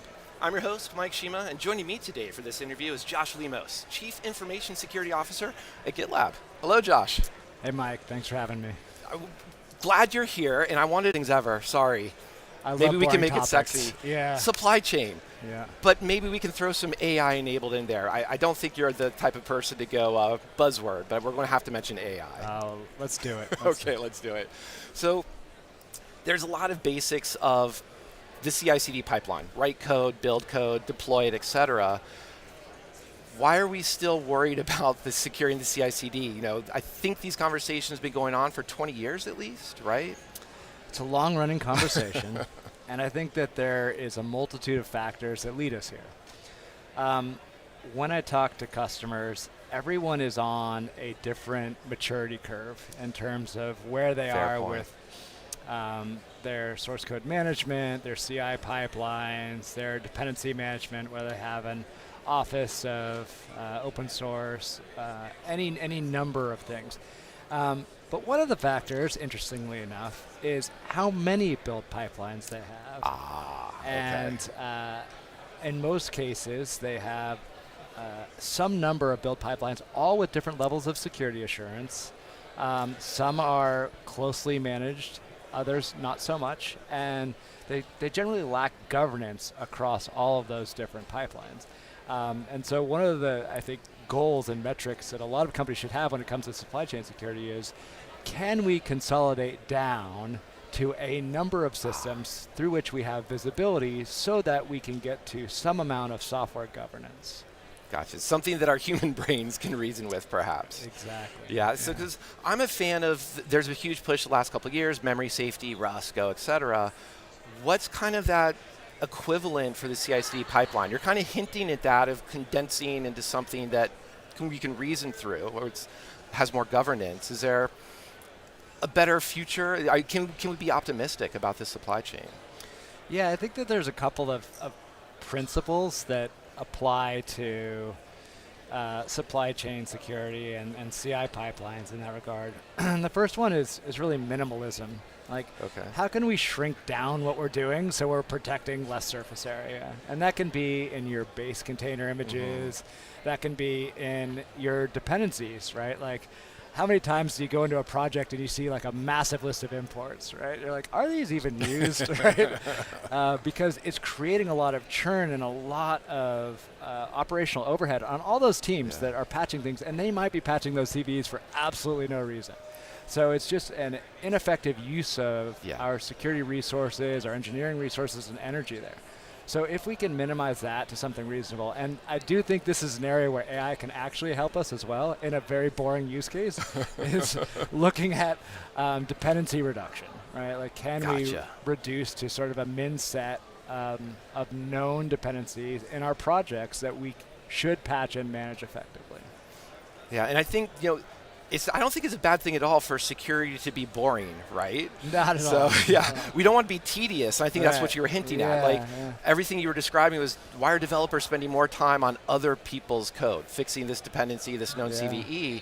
And you alluded to AI. I would love to have that conversation about AI, how AI, if or how, it can be helping the developers rather than the sky is falling perspective of that. Yeah. So tell me a little bit more about, is this AI is just like the developer you can run 24/7? Are they on their own? What's their role? How are they helping? I think my current view of the problem space is something where it is developer plus AI together in the equation, where you can essentially have like a AI AppSec consultant sitting by you all day to do some of the more boring work. And maybe that is even changing the way that you start writing a new project or new code. So, test-driven development is something that people always aspire to do, but maybe with the creation of all of these new chat assistants for code development, code generation, and generative AI, that may lead us to a point where you can start with writing test cases through an AI agent, and those test cases can then drive your code generation subsequently. It can also do things like explain vulnerabilities. So you're in your pipeline, you run a static code analysis, or you have software composition analysis tools running, and it spits out an output to the developer, and they're like, I don't know what this means, right? AI not only could do something boring, like say, we found 10,000 issues, but if you just go to like this version of this Java library, it fixes 9,000 of them. Do this one simple trick, right? Yeah. That's a massive time savings, right? And so part of, I very much appreciate this approach because you're CISO, you're describing this embrace of AI, embrace of using AI for coding, obviously from a security perspective with your security hat on. So it sounds to me that test-driven development you can have more confidence in it. Does having that angle to say, let's test, let's use AI for the quality, is that a deliberate choice, or is it more of just how developers might embrace it? I think my view on how we can get to a better set of outcomes is largely informed by how we can set up the right environments and right constructs for success. And if we know what we're testing for, we know the problems that we're trying to solve for. Okay. And it really gets back to like basic engineering fundamentals and doing the right things. And if we can accelerate doing the right things, it's not like people don't want to do these things. They absolutely do, but they're generally time constrained. They have to ship features. So if we can accelerate the velocity and sort of the tedium through AI as an assistant, that can get us to a better set of outcomes. I also am a believer that if you just ask AI to generate a bunch of code, it's not going to generate the most secure code. And we've seen that in a couple of research studies that have come out over the past couple of years, right? Which is like if you give it to a CS student, they're going to generate a bunch of insecure code. If you give it to a senior developer, they're probably going to write great code, and they're going to get the velocity benefit more so than a junior developer. So there's this promise of like, we'll have many fewer developers. I think that is untrue. But what I think is our developers who are more seasoned will get better and will get faster. Gotcha. So very, very much assistive rather than a replacement is how you're describing that. Yeah. Then, so we've got AIs can generate as assistants, as you're saying, with the code, and we did start talking about supply chain, very, very exciting topics here. Will AI help with just explaining not what the vulns are, but with what's in a package? Is that a use case that's reasonable, or do we have better ways of saying, this is what we can trust the provenance and how we built and created this software artifact? Yeah, I think AI provenance is kind of a juicy topic, or software provenance is kind of a juicy topic. There is some benefit to understanding where things come from and creating some rules around it, and AI may be able to help us there. I'm not entirely sure that we'll ever get around the problem of the fact that there are tens of thousands of node packages created every single day, and that we'll get in front of that provenance just on a sheer numbers game.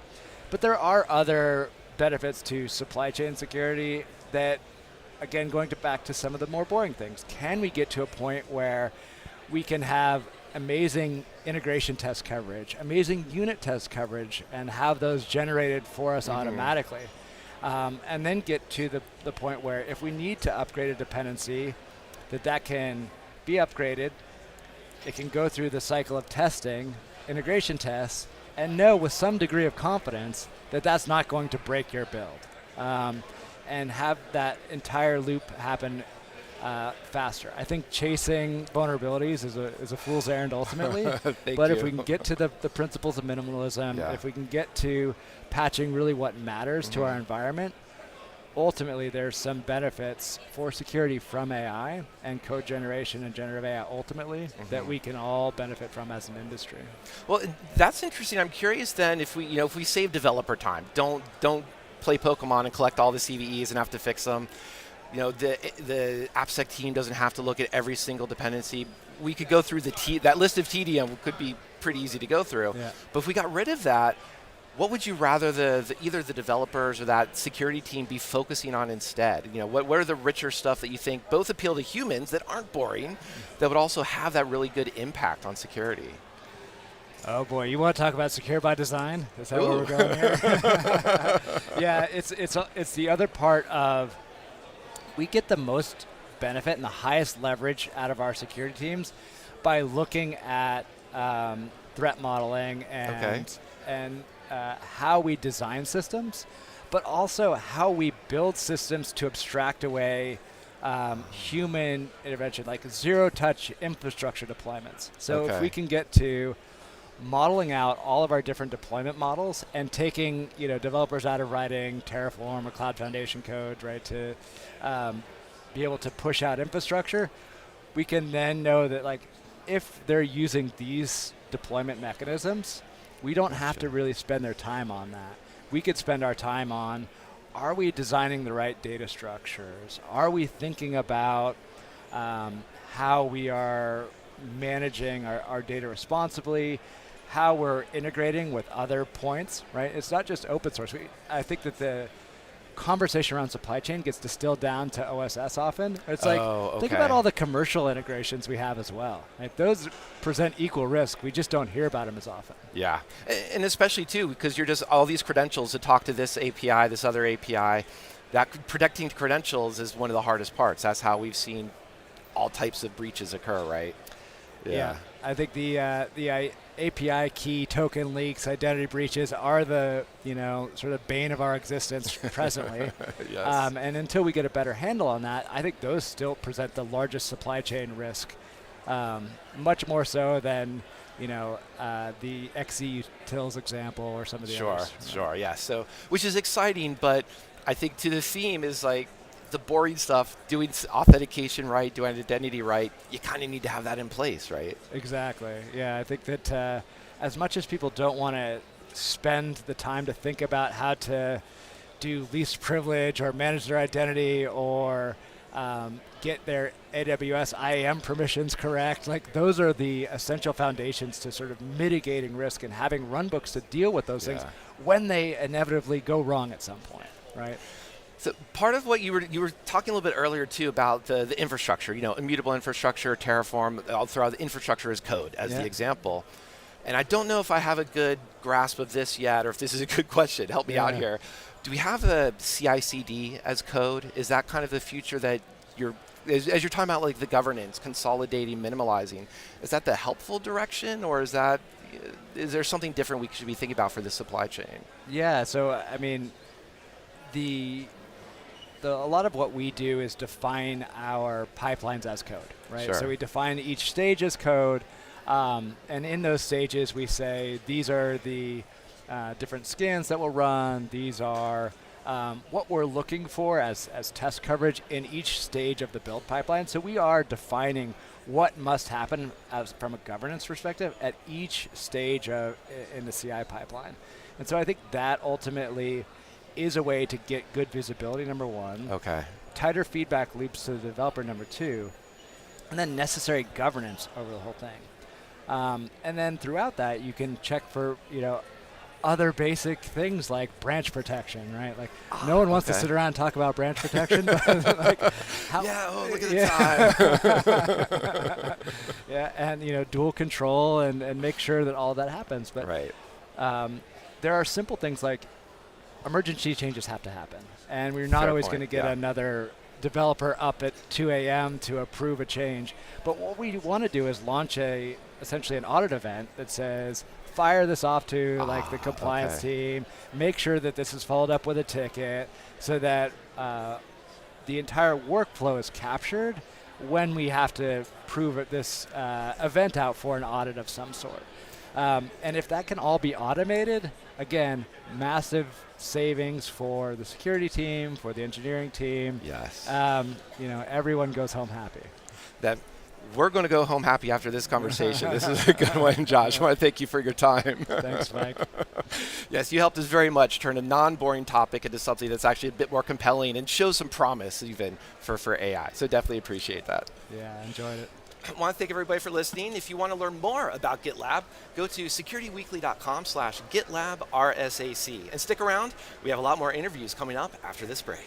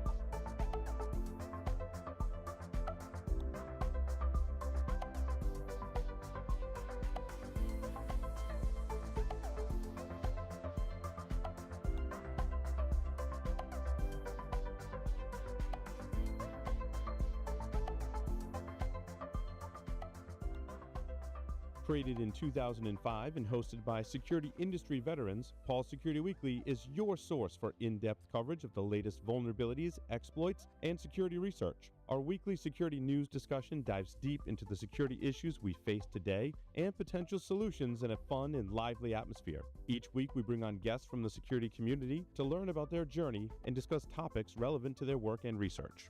You can also subscribe to our show by visiting securityweekly.com/subscribe or look for Paul Security Weekly in your favorite podcast catcher. We've recorded a ton of content over the years, so we created Spotify playlists featuring some of our favorite episodes, including interviews with Marcus Random, John McAfee, and Chris Roberts, to name a few. You can find them at securityweekly.com/starter packs.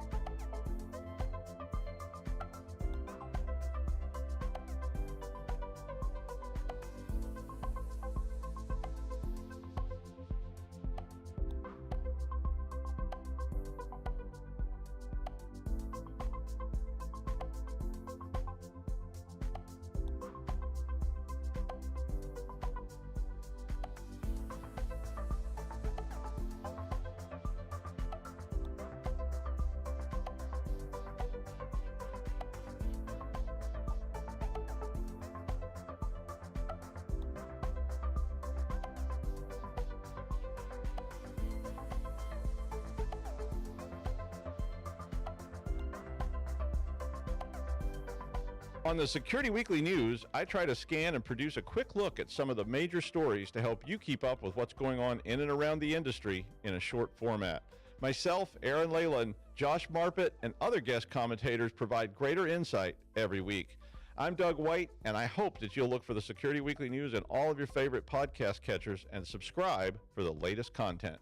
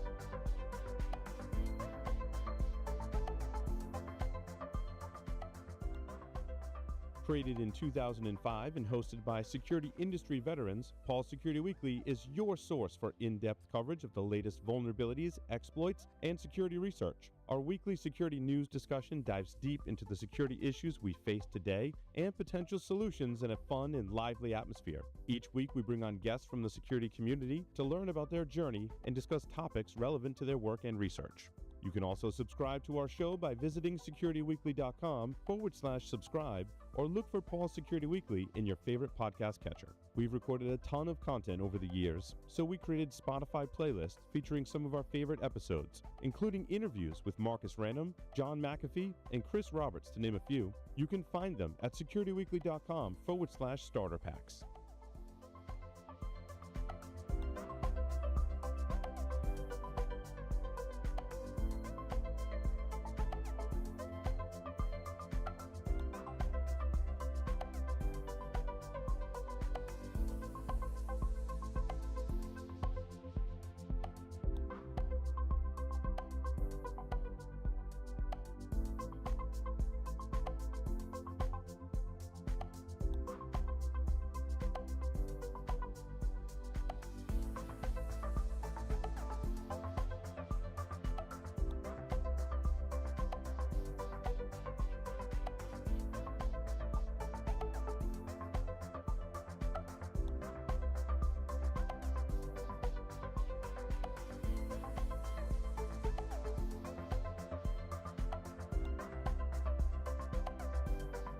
On the Security Weekly News, I try to scan and produce a quick look at some of the major stories to help you keep up with what's going on in and around the industry in a short format.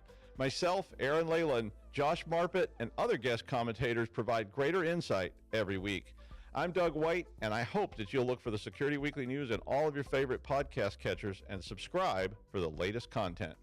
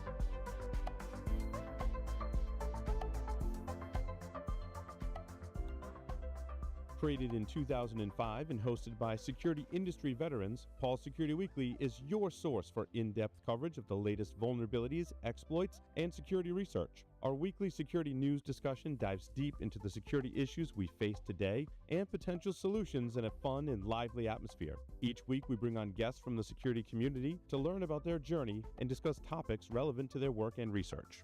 You can also subscribe to our show by visiting securityweekly.com/subscribe or look for Paul Security Weekly in your favorite podcast catcher. We've recorded a ton of content over the years, so we created Spotify playlists featuring some of our favorite episodes, including interviews with Marcus Random, John McAfee, and Chris Roberts, to name a few. You can find them at securityweekly.com/starter packs.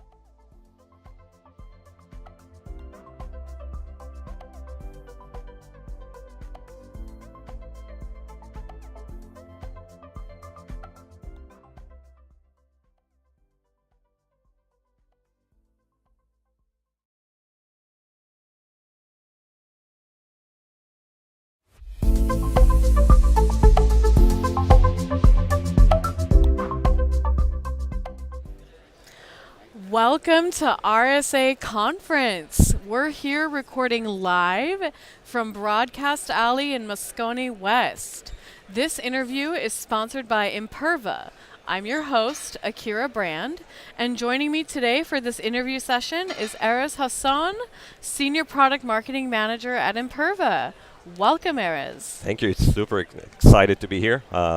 Looking forward to be talking to you today about some bots. Yes, so bots are going to be our main topic of the day. I'm really excited to hear about how they're exploiting APIs and how much trouble they're causing for people and how Imperva is helping. But first, I'd like to hear a little bit about you. Yeah, sure. So first, Erez Hassan, as you mentioned, Senior Product Marketing Manager at Imperva, a Thales company. I've been here for just over 8 years now, and for the past 4 years, I've been working on our bot management solution and our client-side protection solution. Fabulous. And I want our listeners to know a little bit about Imperva as well. So can you tell me maybe a brief overview of the problems that Imperva aims to solve? Absolutely. So we protect applications and APIs anywhere, at a scale, and with the highest ROI. So our application security platform solves for today's most sophisticated and advanced application security and API threats. Fabulous. And it sounds like your primary customers are AppSec engineers? AppSec engineers. Specifically, we're going to be talking a little bit about bot. Bot is an interesting topic because the user base for that, just the use cases, extend outside of the securities team. So that's very interesting. It touches on many different teams in the organization. Oh, beautiful. And Imperva helps you manage all of that as well? Absolutely. We address that, yeah. Oh, thank goodness. Okay, well, I'm glad that Imperva is actually helping the cyber mindset spread beyond just the AppSec engineering teams. That's fabulous. Yep. Okay, so let's talk about bots. Please. So, from what I understand, you yourself wrote a report called the 2024 Bad Bot Report. Tell us a little bit about what your findings were in that report. Yeah, that is correct. I work on this report for the past 4 years, so this is the fourth one that I've done. Credit for our threat research team and our security analyst team that obviously provide me with a lot of data and insights, and I just kind of merged it all together in this informational piece that helps educate organizations about this threat of bots that I just mentioned is relevant across different functions in the organization. So this report is actually the 11th version of this report, so it's been 11 years that we've been tracking the trend of automated traffic on the internet, particularly bot attacks that target the application layer. So unlike network layer DDoS attacks, for example, obviously there are DDoS attacks on the application layer, but the more interesting use cases of bots, such as scraping of data or account takeover attacks, like credential stuffing and things like that. So this, yeah, as I said, it's the 11th version of the report. I have to say that each year, I'm always surprised by the data that I'm seeing. I keep asking myself, are we gonna see the trend of bad bot traffic levels increasing stop at a certain point? But this is the 5th consecutive year that we have seen an increase in bad bot traffic levels. So I want to know more about, we have this massive increase, it sounds like, of bots targeting APIs, doing things like credential stuffing, all kinds of problems it is causing. Do you think that the pace of cyber is keeping up with these bot attacks? And if so, how are they doing that? Well, it's such a great question because bot management has been around for quite some years now. I mean, we've been tracking that for 11 years. Right. And I feel like it's a very common misconception to be hearing, no, we don't have a bot problem.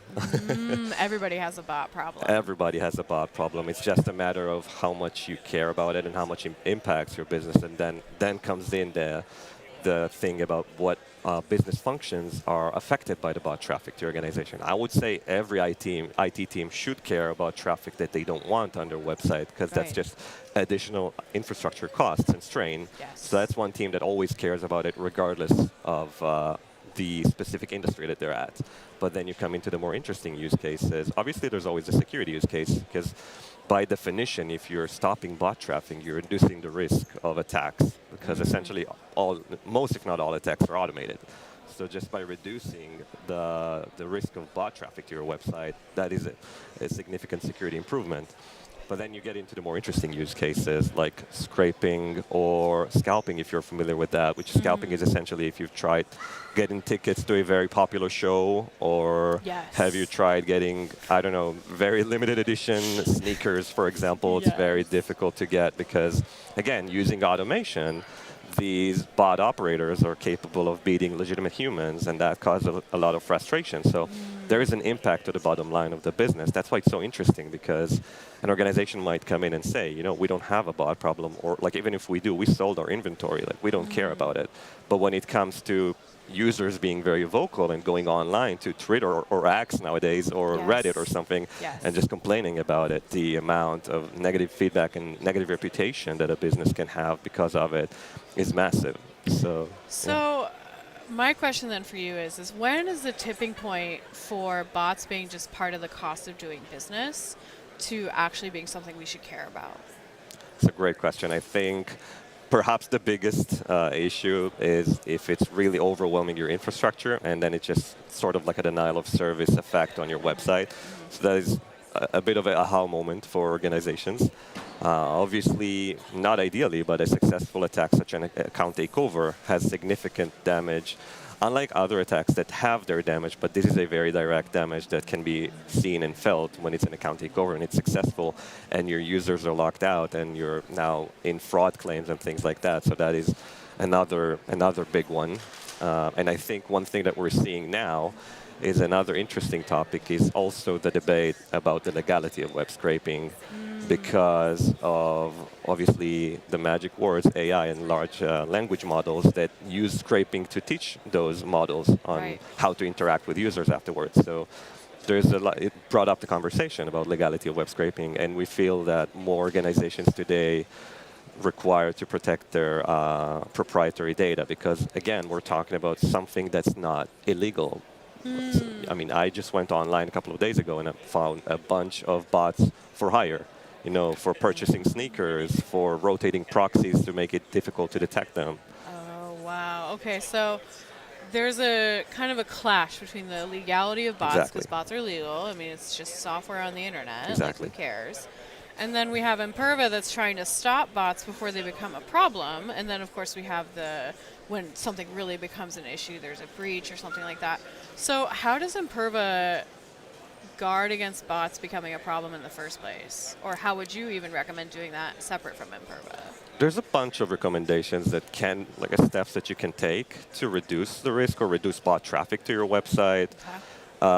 First, you need to identify risks, right? I mean, it's the very basic thing. You need to identify on your website what things bots can interact with that can cause risk. So if you have a login page, obviously you're going to be a target of an account takeover one way or another. And particularly if there's some interesting or valuable incentives behind your user accounts, like financial incentives, you know, e-commerce websites where people save their credit card information or even their gift card balances. So there's an incentive to target that. If you have product pages, it's going to be scraped for pricing or for other reasons. Even account creation endpoints, we've seen mass account creation by bots. Right. Yeah, because there's various reasons why bots would want to create massive amount of accounts.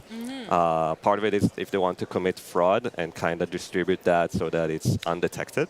Right. Other things include, we've seen during COVID, bots create a lot of accounts on colleges to take advantage of COVID relief funds for students. That's something that we've seen. Yeah. And then you can use them. Think of a website that gives you 20% off for your first purchase. Well, if you had a bot that can let you create a bunch of accounts that you could take advantage of it again and again. Right. There's a bunch of interesting things that hurt the bottom line of the business. This is why it extends beyond the security team, and you see much more personas having a say in the purchasing decision when it comes to bot management. Tell me more about the different personas that are involved in this purchase decision. Yeah, absolutely. Then I would say it depends on the organization and the pain points. We are seeing, for example, marketing teams taking more and more an active role in the purchasing decision because, again, marketing in the digital era relies on accurate analytics and data. And when you have bot traffic polluting that, it's very difficult to make informed business decisions on where do I put my money on, what campaign do I want to invest in, how do I know that this is actual organic traffic from the users that I want to be interacting with. So marketing is taking more of a place. E-commerce teams, when it comes to launching products and wanting to make sure that it's a fair playground for your users or your customers to be able to purchase whatever it is you're launching that day, and that they don't go online and complain, hey, bots got everything, we didn't get anything. Oh my gosh, I've been the victim of that myself when You I'm have? trying to find like good tickets to like Red Rocks amphitheaters. Oh, Red Rocks, Oh my God, it's a mess. So I'm glad that y'all are doing something about this. Yeah, Red Rocks is a good example of, I mean, other shows as well, but Red Rocks has a limited amount of seating in there. So there's a classic equation I like to bring up is that high demand with limited availability, it equals bot interest. And it goes across various industries. High demand, limited availability. Yeah. Now, I'm curious how Imperva calculates that to guard against the bots, and then has there been a disconnect between what the bots themselves are doing, and how have y'all solved that problem? Yeah, it's a great question. Being able to stop bad bots while not affecting the legitimate users in the process. Yes. So only filtering what needs to be filtered, reducing user interaction with CAPTCHAs and things like that. So we have a bunch of transparent challenges that the user doesn't even see or interact with. Of course, some customers still have that conception that they want to rely on a CAPTCHA, and we leave that in the hands of a customer to decide on whether or not and under what condition to trigger the CAPTCHA. But our bot management has a multi-layered approach to detecting bots. So that includes from the higher level, because we have the application security platform at Imperva. So we get data from across the customer base, and if an attack has been seen on one customer, all customers immediately benefit from the remediation of that attack. And then we have a bunch of machine learning models. We have behavioral analysis, some fingerprinting techniques that essentially allow you to generate a very unique and specific fingerprint for each request. Cool. Yeah. Okay, so on that note, I'd actually like to talk a little bit about what should organizations do? Whether it's using Imperva or using a different tool, or maybe there's some secure by design things they can do. How would they protect their apps and APIs? Yeah, great questions. As I said, the first thing is to identify the risks to your application, figure out what elements on your website can become the target of a bot attack that's seeking to abuse the business logic of that. And then the second thing would be to identify all the entry points. We live in an era where the web application is not it anymore. There's a bunch of APIs. The API usage is growing. API proliferation is a real thing. More and more organizations are implementing APIs. So identify those entry points, APIs, mobile applications, because they are direct pathways to that sensitive data in the application itself. So it's very important to identify those APIs specifically that handle sensitive information and that you know can be abused in order to benefit bot operators. There's the classic things about looking at the specific user agents. So obviously, if you see a browser version that's like 3 years old or something like that, you should probably be blocking that. If it's 2 years, you can think about capturing it, for example. Obviously, look into unexplained spikes in traffic. That's a big one. If you see an abnormal behavior on your login endpoint or a specific API that you know, or API or website that you think is not right, then look into that. And then obviously look into identifying headless browsers. So look for actions that took place way too fast than a legitimate user would have been able to. Rate limiting. But again, all of these are things that can help you reduce the traffic from bad bots. But if you have a persistent bot problem, chances are they're going to come back tomorrow with a way to circumvent that. So it really comes down to having a solid bot management solution, like advanced bot protection from Imperva, and also having a bot management strategy that, as I just mentioned, this is a cross-functional concern for many organizations. So breaking down silos and working together with the different teams that have an interest in stopping these bot attacks and their impact is a big one to be doing. Maybe even first and foremost, identify those personas in your organization that it matters to and work together. So my last question for you before we wrap up is, if I wanted to learn more about my bot strategy, does Imperva have resources that I could learn from? Absolutely. So the 2024 Bad Bot Report just went live. It's a big report. It's a 44-pager, but for a good reason. If you want to get some data from it and just close it, that's fine. But if you want to be more educated on what even is a bot, what's a good bot, what is the difference between good and bad bots, for example, and a bunch of different use cases and how they impact each industry, there's all of that is in there, and it's a great educational piece to go and read. Fabulous. All right, so all our listeners, definitely check out that Bad Bot Report from Imperva. And thank you so much to Erez. This has been a wonderful live broadcast. And to learn more about Imperva, visit securityweekly.com/Imperva RSAC. Thank you again, Erez. Thank you.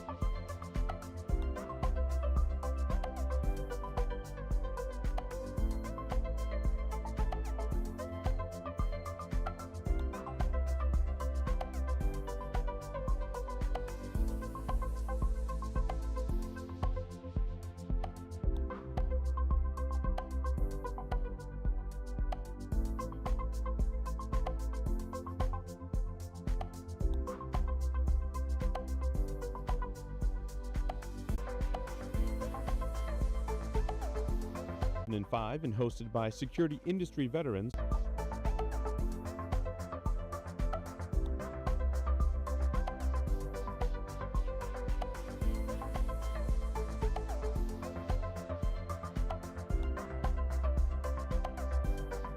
On the Security Weekly News, I try to scan and produce a quick look at some of the major stories to help you keep up with what's going on in and around the industry in a short format.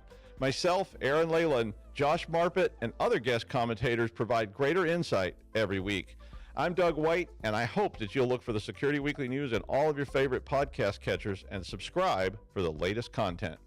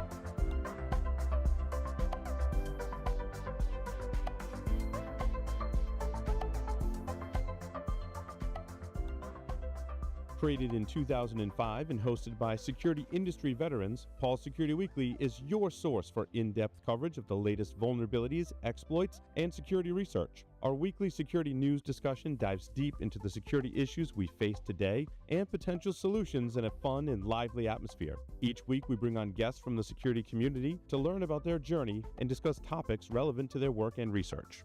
You can also subscribe to our show by visiting securityweekly.com/subscribe or look for Paul Security Weekly in your favorite podcast catcher. We've recorded a ton of content over the years, so we created Spotify playlists featuring some of our favorite episodes, including interviews with Marcus Random, John McAfee, and Chris Roberts, to name a few. You can find them at securityweekly.com/starter packs.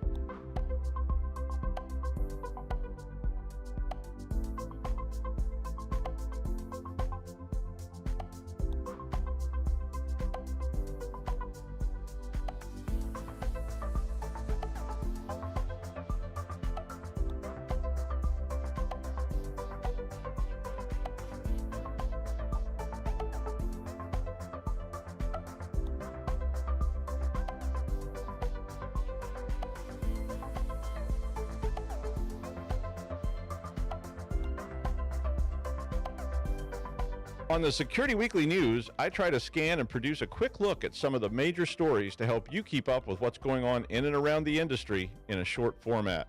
Myself, Aaron Leyland, Josh Marpet, and other guest commentators provide greater insight every week. I'm Doug White, and I hope that you'll look for the Security Weekly News in all of your favorite podcast catchers and subscribe for the latest content.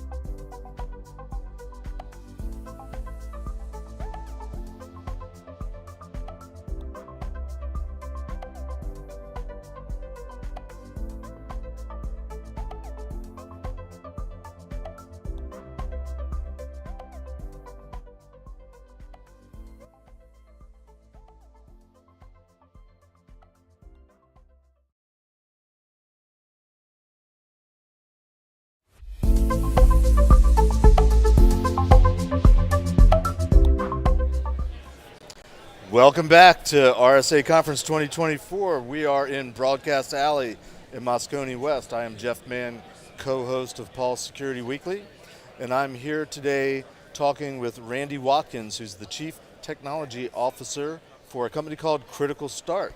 Randy, welcome to RSA. Thanks for having me, Jeff. Appreciate it. Hey, tell us a little bit about yourself, how you got into this business.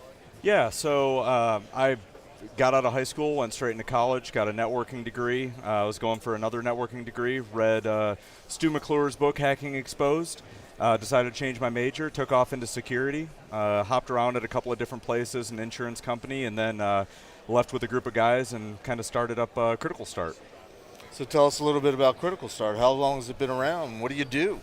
Yeah, so we were founded back in 2012 by Rob Davis. He's our CEO. And he was at RSA during the breach, went on the worldwide apology tour, kind of saw a disconnect between what customers thought they had purchased and what they had actually implemented in terms of security. Really? Yeah, shock of shocks, right? Shock, yep. So started Critical Start really as a way to improve companies' security posture.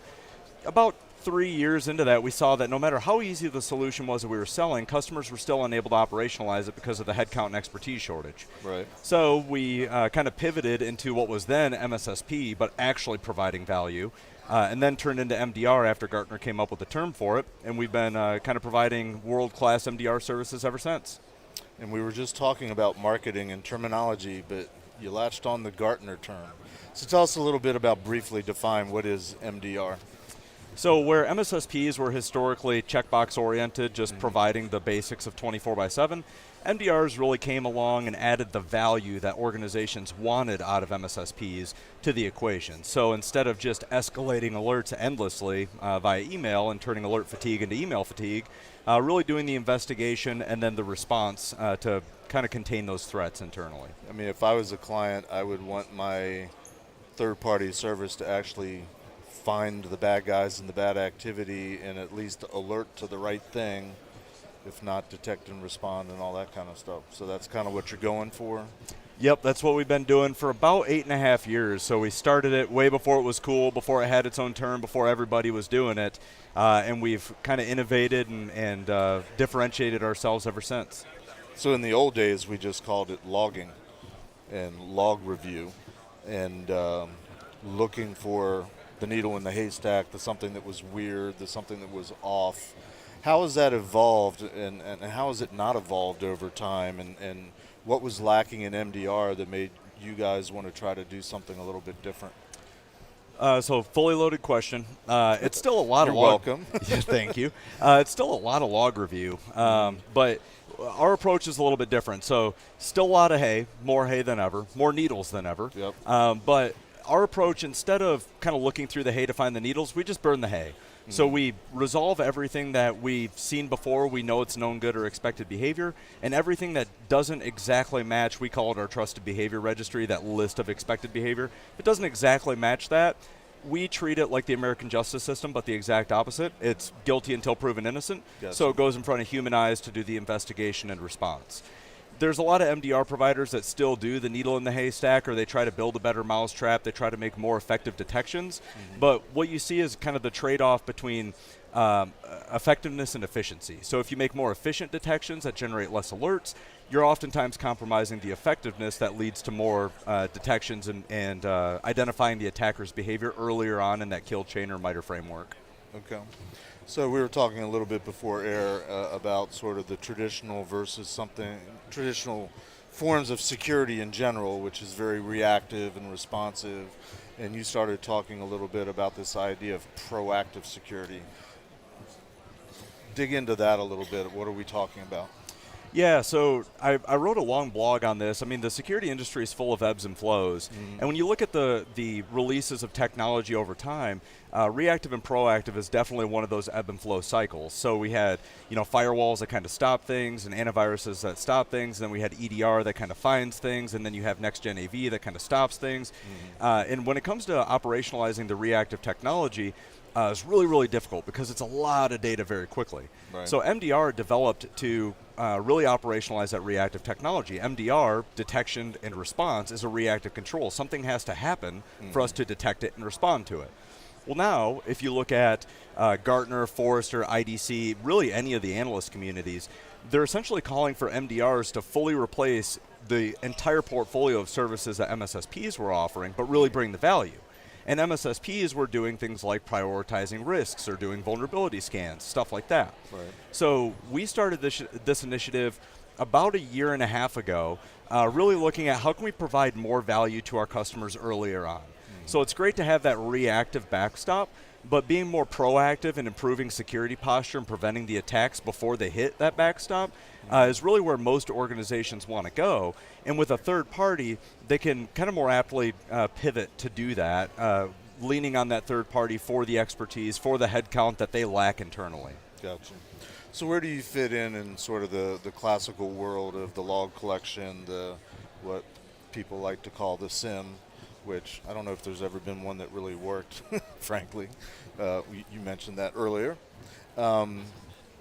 Where do you sort of fit in the food chain in terms of, I'm assuming a lot of your companies, your clients have a SIM, have something already. Are you ripping and replacing it? Are you before, middle, after?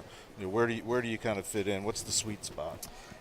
More of an overlay. Okay. So a lot of these organizations, our customers are typically the small to large enterprise, 1,000 to 20,000 users. We have customers as large as 80,000 users. We have customers as small as 500 users. Most of them have already made a substantial investment in enterprise level security technology. Right. So they'll never rip it out. They'll never rip it out, or it's going to be like pulling teeth. Yep. So we decided to sit on top of that and operationalize it. We tie in via APIs, we ingest the alerts, we triage and respond to those alerts, and if we need to make more alerts or new detections, we kind of just push it back into their platform. So we increase the effectiveness of their platform to detect, and then we're doing the investigation and response. Okay. When it comes to SIM, kind of the same, but some customers didn't have a SIM and they don't really want to own it. Mm-hmm. So we do have our own offering where we can ingest the logs directly. But for the customers that do want the SIM, they just don't want the administration kind of overhead of that. Mm-hmm. We also provide that managed SIM service where we're looking at log source health, what sources are coming in. We're looking at forwarders.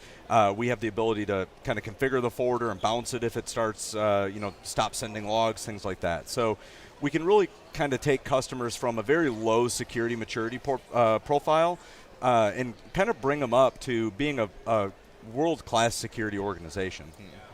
Because at the end of the day, security is about responding to the attacks, not preventing them all. It's my opinion. How does this get deployed? Are you in the cloud? Are you on-prem? Are you completely managed? What's it actually look like deployed at a client? Yeah, so from an architecture perspective, APIs on everything. Okay. So the only real on-premise thing that we're going to put is a log aggregator and forwarder. Gotcha. And a lot of times we can leverage the ones that come from the SIM manufacturers we support, Microsoft, Sumo, Splunk, et cetera. Right. We oftentimes wrap our own management capabilities around those, but that's it for on-prem stuff. All the agents are already going to be deployed, whether you're using Defender for Endpoint or CrowdStrike or SentinelOne. We just use APIs to tie into their console. But the big thing is being really purposeful about the signals you're receiving, making sure you're getting 100% of those signals. The biggest risk to kind of any MDR is unprotected assets. Assets that don't have an EDR, they don't have an EPP. And if your MDR can't validate that all of the assets do have endpoint protection on it, they're essentially flying as blind as you are. Right. And the number one risk we see in organizations that's constantly getting exploited is that one unprotected machine. It's sitting over in the closet. Nobody touches it. Nobody looks at it. It's not patched. And it didn't get MDE deployed to it. Mm-hmm. Those are the systems that we're now identifying to make sure we're receiving 100% of those signals that make our SOC effective at detecting, investigating, and responding to those threats very quickly. Gotcha. I would be remiss for our audience if I didn't bring up PCI. PCI 4.0, which just became effective last month now. We're in May now. Had some new requirements, one of which I think sort of touches in your ball field, is that for the logging and monitoring requirement, which traditionally in PCI is doing daily, sort of on the fly, but the word they used was daily. They're making it a new requirement, give everybody a grace period of a year to implement it. But whatever they're doing, it's got to be automated. It's got to be using something. It can't be dumping into the most powerful cyber tool in the world, Microsoft Excel. It's got to be something else. You guys feel comfortable that you can play in that space and bring a solution that meets that moniker of automated response? Yeah, absolutely. We're really leaning into Microsoft Access. Okay. I think that's a very powerful RDBMS. Just kidding. We do have a managed XDR solution where we can ingest those logs directly and provide a lot of that automated kind of reporting and analysis that PCI mandates to help those smaller customers meet that PCI requirement, because we do see a growing number of online-based retailers that they don't have a massive security team. They don't have a massive kind of headcount at all, but they're still subject to the same exact PCI requirements just due to the amount of online transactions.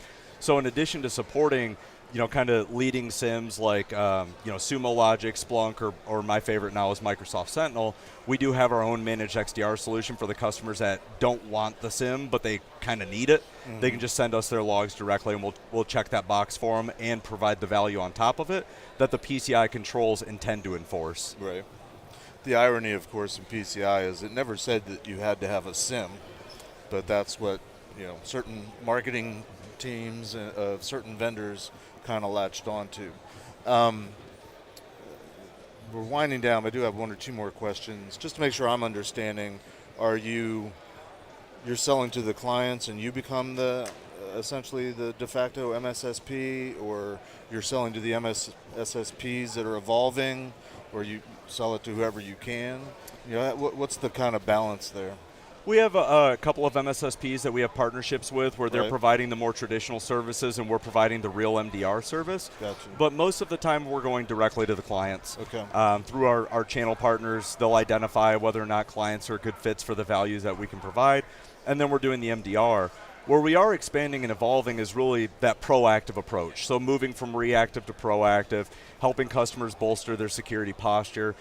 We've released a handful of new offerings in the last 6 months, between our risk assessment that allows customers to self-attest to things like NIST CSF 1.1, 2.0, 171, SOC 2 Type 2, a bunch of different frameworks. We have our asset visibility tool that does uncover those unprotected assets. We include the basic use case of EDR not on an endpoint for Right. free out of the box. We just feel that that's an essential for MDR to be effective. We just announced our MDR for OT. So now we're going to start ingesting those alerts and pushing those down to the field where the actual field techs can receive those and take action on them. And then we also tied into the MITRE mitigation framework to make recommendations based on the alerts we see coming in. And finally, wrapping it all together is our risk register, where we're moving that out of Excel as well. I know your favorite security tool, but really putting it into a platform that can be more collaborative and actually assign things like due dates, risk acceptance, accept by dates, to really monitor that stuff. The job of the CISO is becoming more difficult and also more risky and dangerous for them personally. Right. So we really want to make sure that the risk register makes a strong comeback in a way that can be visible all the way up the chain and provide true value to the organization in improving their security posture over time. Very briefly, were you finding that your clients were looking for more, demanding more, or were you more in a position of, guys, you really need to do more, we've got something better? It was a little bit of both. I mean, Sure. some customers didn't understand the problems that they did have, but the ones that did were asking us to do more with their data. You're already getting this. Can you do this, this, and this? Sure, why not? Let's solve the hard problems that nobody else has solved yet. So it was a little bit of both, but either way, we're focused on providing value and giving those outcomes to the customers that they're looking for. Super. Well, that's about all the time we have for today. It's been a pleasure having this conversation with you. If you guys want to have more information about Critical Start, go to securityweekly.com/Critical Start RSAC. Thank you. Have a great rest of the show, and keep being proactive. Thanks. Had a great conversation. Enjoyed it. Super. Enjoy your day. Thanks, you too.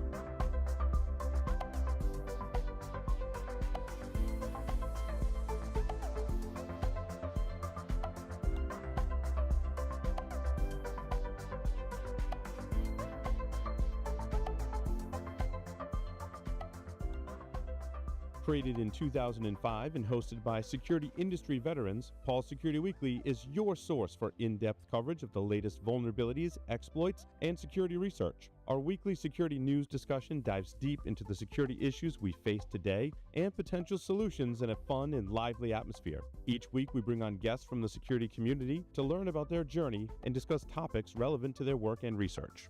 You can also subscribe to our show by visiting securityweekly.com/subscribe or look for Paul Security Weekly in your favorite podcast catcher. We've recorded a ton of content over the years, so we created Spotify playlists featuring some of our favorite episodes, including interviews with Marcus Random, John McAfee, and Chris Roberts, to name a few. You can find them at securityweekly.com/starter packs.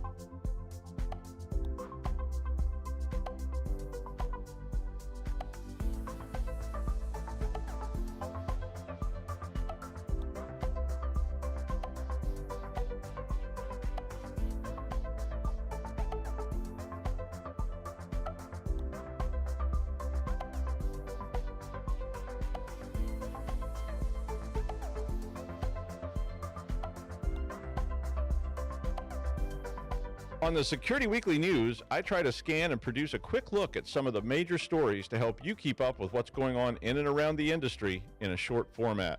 Myself, Aaron Leyland, Josh Marpet, and other guest commentators provide greater insight every week. I'm Doug White, and I hope that you'll look for the Security Weekly News in all of your favorite podcast catchers and subscribe for the latest content.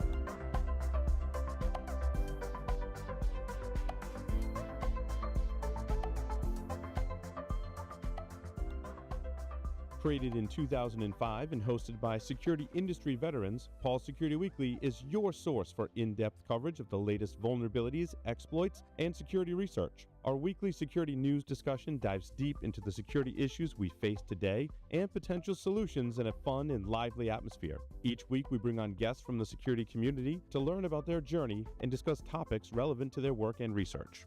You can also subscribe to our show by visiting securityweekly.com/subscribe or look for Paul Security Weekly in your favorite podcast catcher. We've recorded a ton of content over the years, so we created Spotify playlists featuring some of our favorite episodes, including interviews with Marcus Random, John McAfee, and Chris Roberts, to name a few. You can find them at securityweekly.com/starter packs.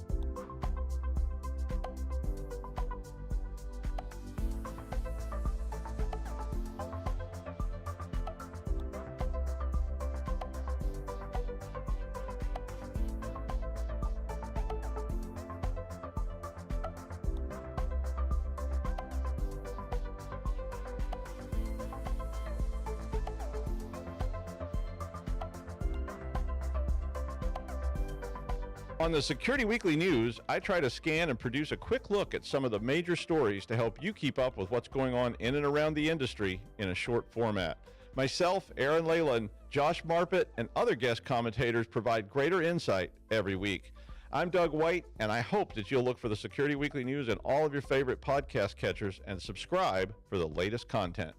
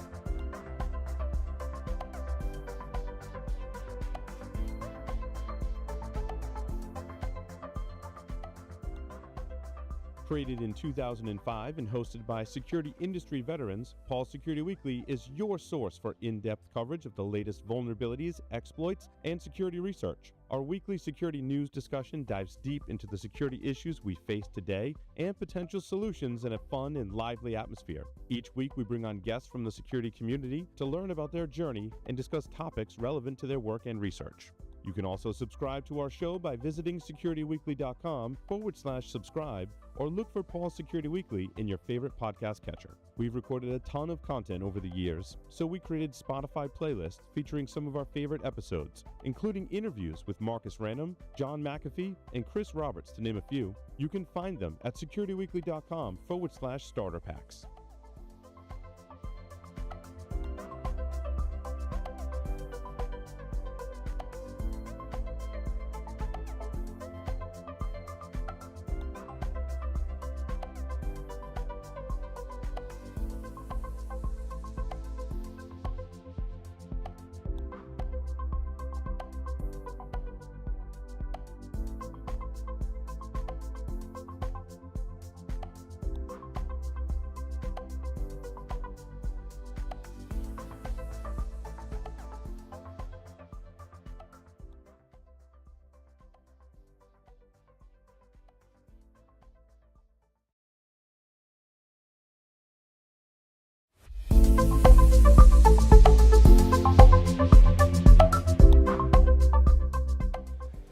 Welcome to RSA Conference 2024. We're here recording live from Broadcast Alley in Moscone West. This interview is sponsored by Cyberris. I'm your host, Adrian Sanabria, and joining me today for this interview is Jim Doggett, the CISO at Cyberris. Thank you so much, Adrian. Thanks for joining me. Oh, it's a pleasure. So, talking about CISOs today. Yes. That's what we're talking about. So, the evolving role of the CISO in the business of cyber is the headline we have here, and it's been a really interesting role over the years, right? You know, and it still continues to be. It's I think probably one of the most versatile roles or wide roles depending on the company.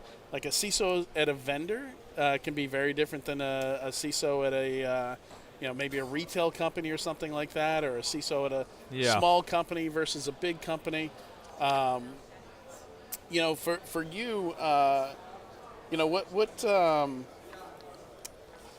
where do you see this role going? Where is maybe a little insight on the trajectory in your experience. Absolutely. Again, I probably need to go back just a little bit of history because I've been doing this a long time, and I completely agree with you. The evolution of the role has been actually not even small; it's dramatic.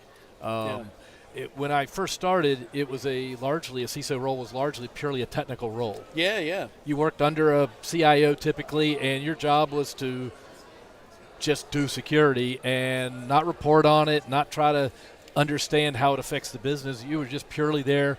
You found something was wrong, you wanted to fix it. And then as we started to evolve, all of a sudden, we don't have enough budget to do it all. So then all of a sudden risk got added into that equation a bit. So all of a sudden you have to balance. We can't do everything, so now we put together plans.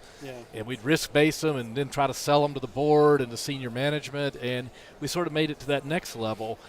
And that brings us up to where we almost are today, but I think now it's taken the next step where the CISO role is almost becoming a business role. You're now not, the last role I held at a large corporation as a CISO, I did no technical work at all. It was a political role. It was a selling role. But I spent all of my time trying to understand what the business was trying to do, and then where from a security we could support that business, as opposed to putting guardrails around and not letting them do that. So to me, it's very different, and it does require a different skill set. I mean, you have to learn at the CISO level now is how do I explain things purely in English or in business terms, and that just that's not easy to do, and it's a very different role. And politically, you're playing, I hate to call it games, but it sort of is. You're spending all your time saying, well, I need you to do this, I'll do this for you, and it becomes almost a game at that point. And all at the same time, you still then have that team below that you got to get all the technical work done. Right. So it's the evolution has been really fascinating to me, and it's actually more fun now. And it's not evolved in a vacuum either. The importance of cybersecurity to the business has increased quite a bit as this role has evolved, right? No, it is. And it's not only has it evolved, but also I think the recognition by the boards and the companies that it is that important is finally grown. And again, you can hate or not hate, but all these major cyber incidents are what's causing this. You take advantage of every. A lot of people say thanks to ransomware for, No, in our company especially, that is, I would, if it wasn't for ransomware, I would not have joined probably CyberRisk. Really? I grew up in a world where, and again, CyberRisk is into Active Directory. I grew up in a world where I didn't worry about Active Directory. It was just a piece of infrastructure that worked, and I never thought about it. That evolved over time to now. If that infrastructure goes down, and the whole company goes down. So. And the CISO role, I think another thing that we used to see is somebody maybe down at a director level would get the CISO role.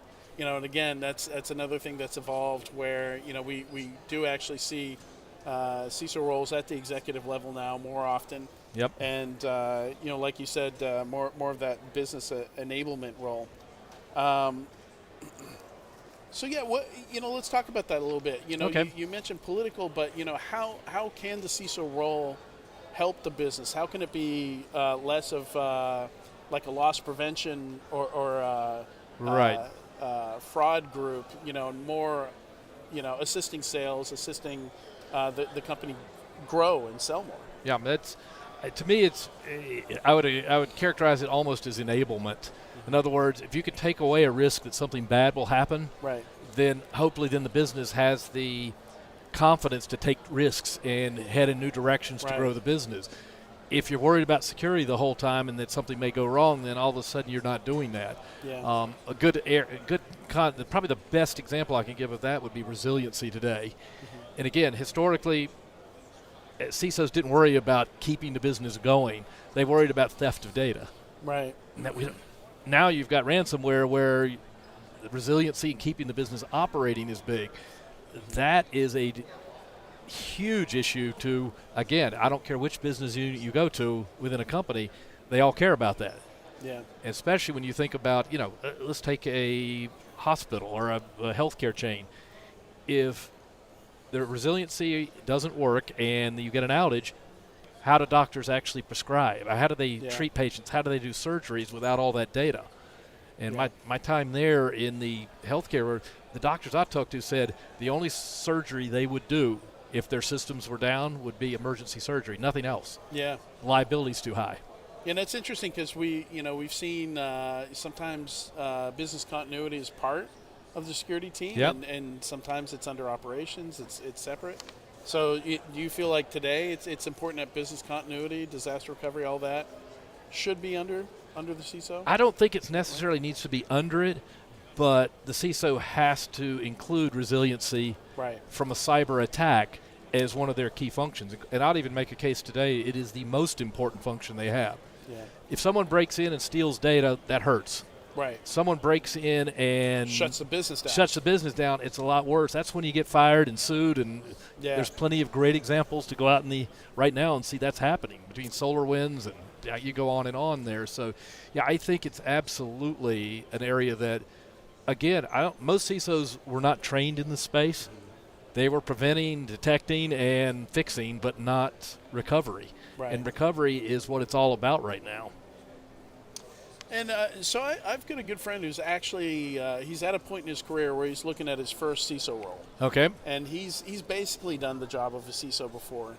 And I know you've mentored CISOs before. So in 2024, what advice would you give him going after tackling a CISO role today? First of all, think in terms of what helps the business first. You start with that as the problem. What do I want trying to accomplish? Yeah. Then you take. So you need to understand the business really. If you don't understand the business, I don't know how you can do the job today. Yeah. I completely agree. The second aspect, though, from a business perspective, is you've got to learn to compromise. Historically, CISOs and people that came from a technical world, there's a right, a wrong, and no gray in the middle. And you've got to learn a whole lot of gray. I've known some, and I've replaced several that's how I got hired as a CISO, because they could not. Inflexible. Yeah, and you can't be that. And ultimately, you got to remember that security, 90% of security is not done by the security team. Right. It's done by the business. Yeah. All you do is you advise, do policy, and monitor. Yeah. You don't actually do the security in general. So, yeah. And just looking ahead, what kind of emerging trends or challenges do you see integrating cybersecurity with business strategy? And how should CISOs prepare for some of these challenges? To me, it's a pace acceleration. And again, everyone wants to talk about AI today. Mm-hmm. To me, it's just another tool. Right. But it's a tool that accelerates good and bad. So it's not something we can't ignore. But I advise so many, again, a good example is that AI today is like a shiny ball. Everyone's sort of driven to it.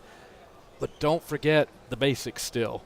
And that's the problem I think too many companies are doing now, is they're chasing the shiny ball, and yet they're still not patching their systems and doing the basics, which you have to still do. So that balance I would recommend for CISOs coming up now. You have to reach a balance of that. Yes, you can't ignore AI. Yeah. To me, that will certainly be a trend. Machine learning, you can go through all of these things. The other aspect that I think that all CISOs have to focus on is identity. Right. You just don't have a choice today, because with our perimeter almost gone, there is no network perimeter anymore. With cloud, with vendors coming in and customers coming in, you have no perimeter anymore. So the only way, you need to make sure that whoever is logging in as John Jones is John Jones. Right. And they have the right privileges. And that is, to me, the next wave of all the software that's got to come out and all the tools that have to be out there, is how do we make sure whoever's doing work on our behalf is the person they're doing, and they're doing the right things. Right. Yeah, I just talked to a CISO a couple minutes ago before we started this interview. Yeah. His works for a large investment bank, and they're already using generative AI. And he's here looking for solutions to help secure their use for it. So, it seems like some of the compromise you're talking about, where you're not going to be able to get ahead of it necessarily. You do what you can, but you can't stand in the way of what the business needs to do or wants to do a lot of the time. We learned so much from cloud. To me, this and cloud are the same kind of ed rate we went through. Cloud, we fought it forever. Oh, yeah. You can say what you want, but I mean, almost every large company out there, and even a lot of small ones, said, we're not ever going to go there. Yeah. It was inevitable. And there's no doubt and to SaaS me. before that. Yeah, right? and you just keep going. There's going to be no difference here. The only thing is, cloud was like a 10-year runway before it became acceptable. Right.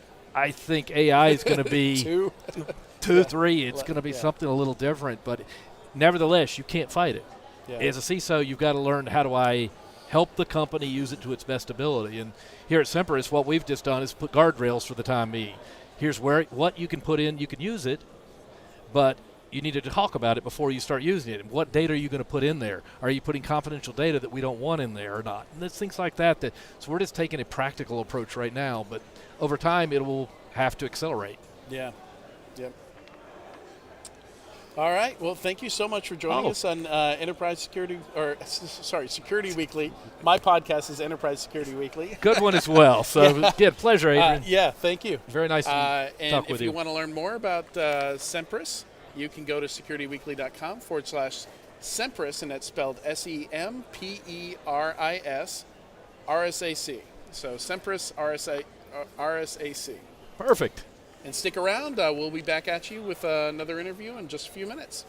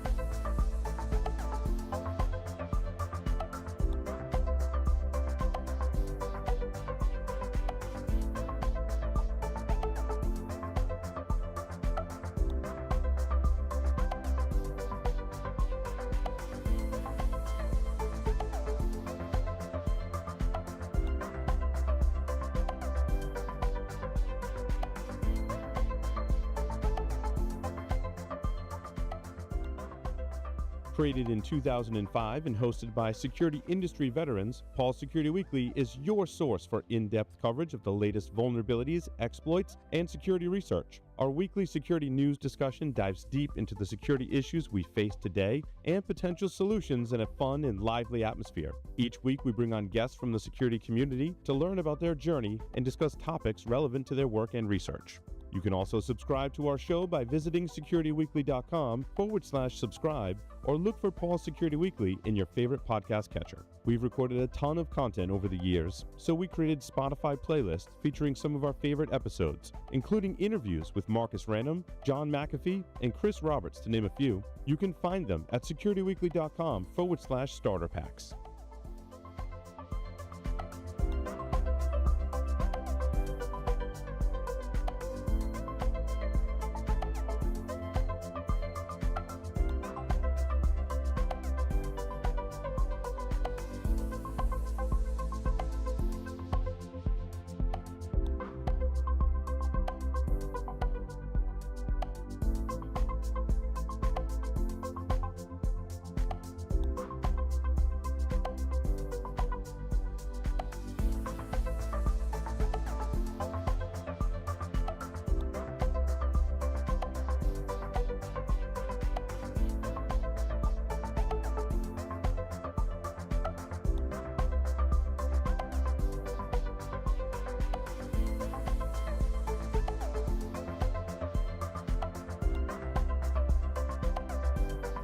On the Security Weekly News, I try to scan and produce a quick look at some of the major stories to help you keep up with what's going on in and around the industry in a short format. Myself, Aaron Leyland, Josh Marpet, and other guest commentators provide greater insight every week. I'm Doug White, and I hope that you'll look for the Security Weekly News in all of your favorite podcast catchers and subscribe for the latest content.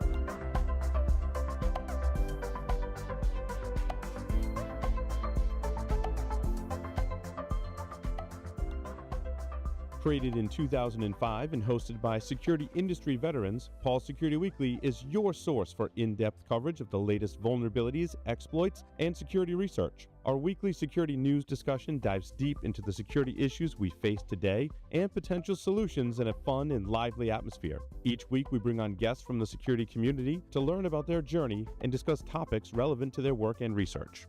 You can also subscribe to our show by visiting securityweekly.com/subscribe or look for Paul's Security Weekly in your favorite podcast catcher. We've recorded a ton of content over the years, so we created Spotify playlists featuring some of our favorite episodes, including interviews with Marcus Random, John McAfee, and Chris Roberts, to name a few. You can find them at securityweekly.com/starter packs.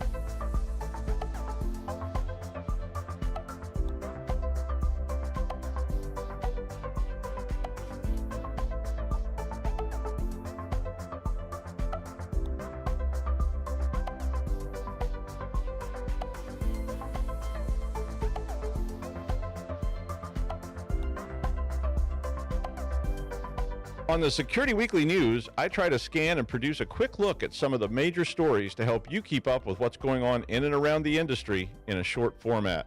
Myself, Aaron Leyland, Josh Marpet, and other guest commentators provide greater insight every week. I'm Doug White, and I hope that you'll look for the Security Weekly News in all of your favorite podcast catchers and subscribe for the latest content.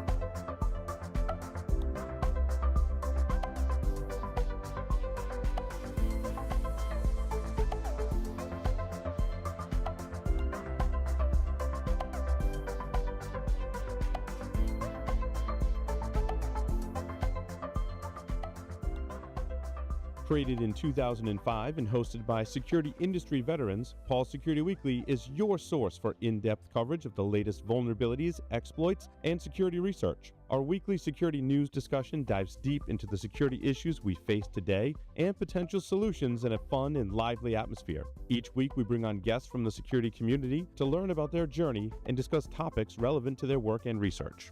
You can also subscribe to our show by visiting securityweekly.com/subscribe or look for Paul Security Weekly in your favorite podcast catcher. We've recorded a ton of content over the years, so we created Spotify playlists featuring some of our favorite episodes, including interviews with Marcus Random, John McAfee, and Chris Roberts, to name a few. You can find them at securityweekly.com/starter packs.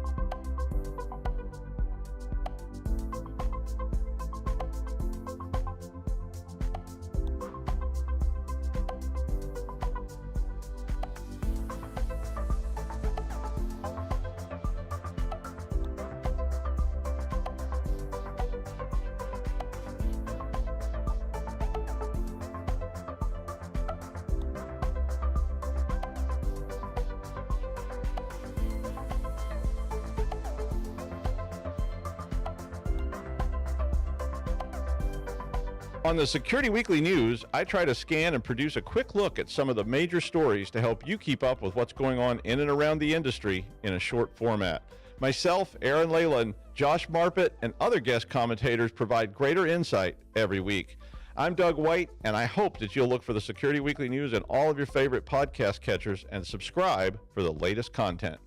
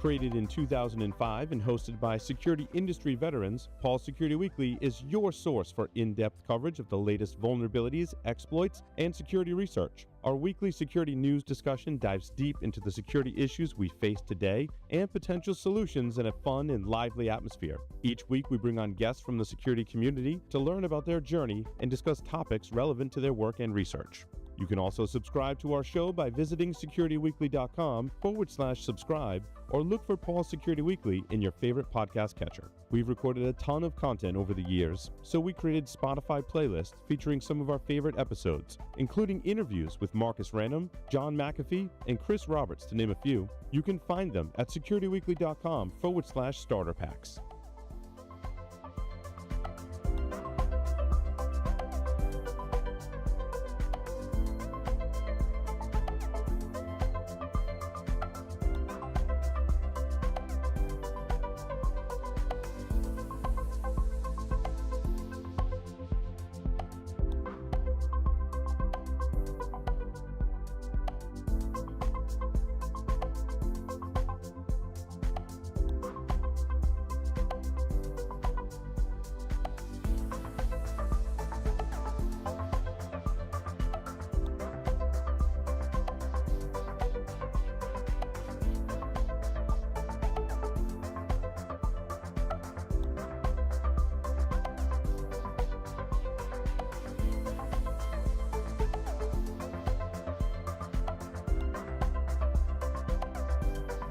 On the Security Weekly News, I try to scan and produce a quick look at some of the major stories to help you keep up with what's going on in and around the industry in a short format.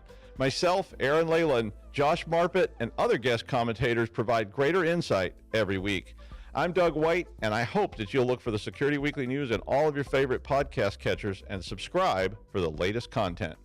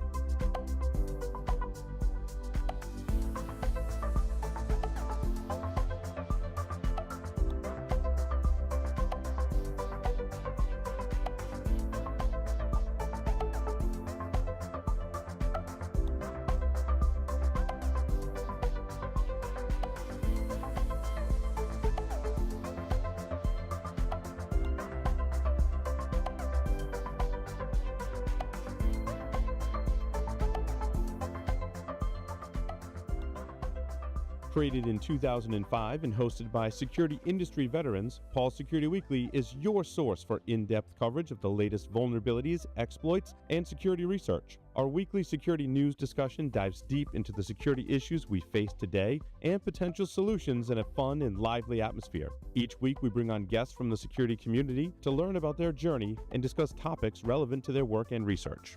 You can also subscribe to our show by visiting securityweekly.com/subscribe or look for Paul Security Weekly in your favorite podcast catcher. We've recorded a ton of content over the years, so we created Spotify playlists featuring some of our favorite episodes, including interviews with Marcus Random, John McAfee, and Chris Roberts, to name a few. You can find them at securityweekly.com/starter packs.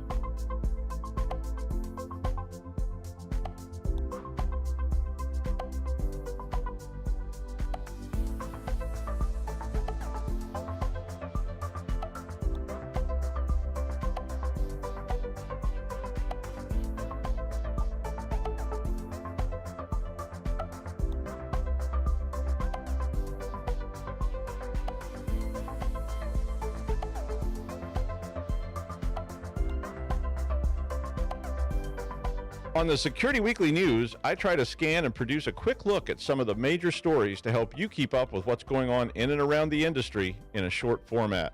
Myself, Aaron Leyland, Josh Marpet, and other guest commentators provide greater insight every week. I'm Doug White, and I hope that you'll look for the Security Weekly News in all of your favorite podcast catchers and subscribe for the latest content.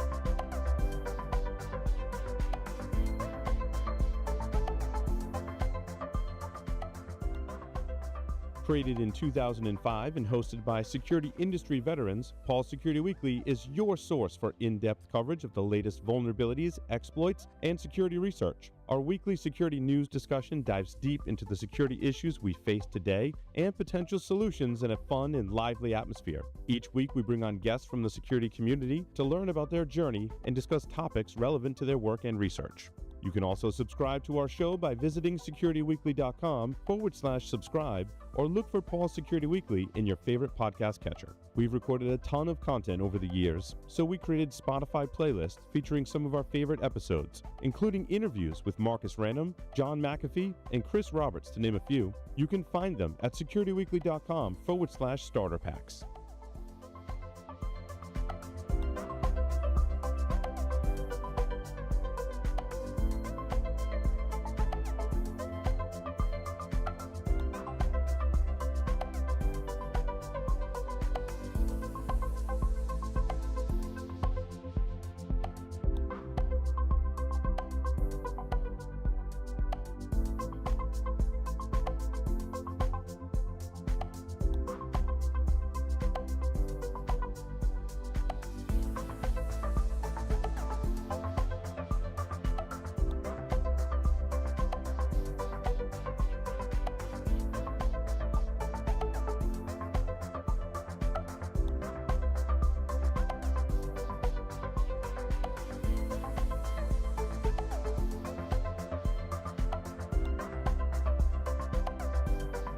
On the Security Weekly News, I try to scan and produce a quick look at some of the major stories to help you keep up with what's going on in and around the industry in a short format.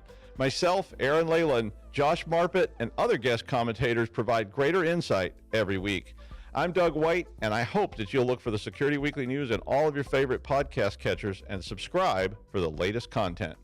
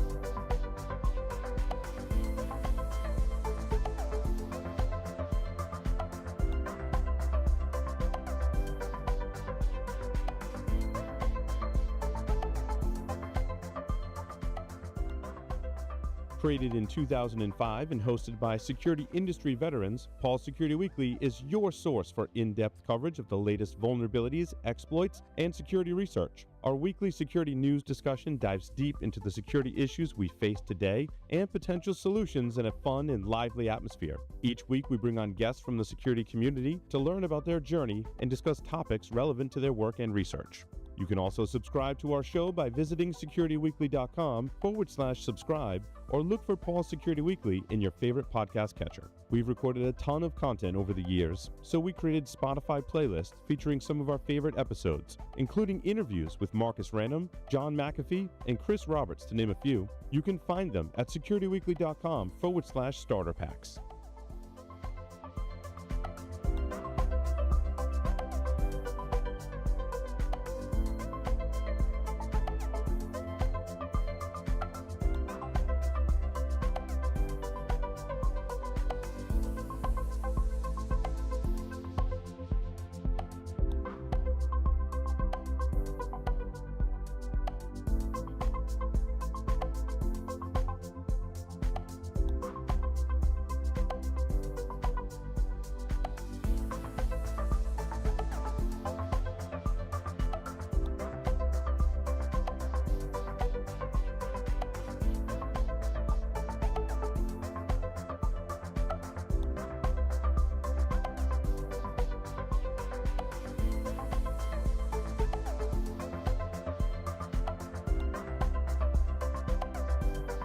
On the Security Weekly News, I try to scan and produce a quick look at some of the major stories to help you keep up with what's going on in and around the industry in a short format.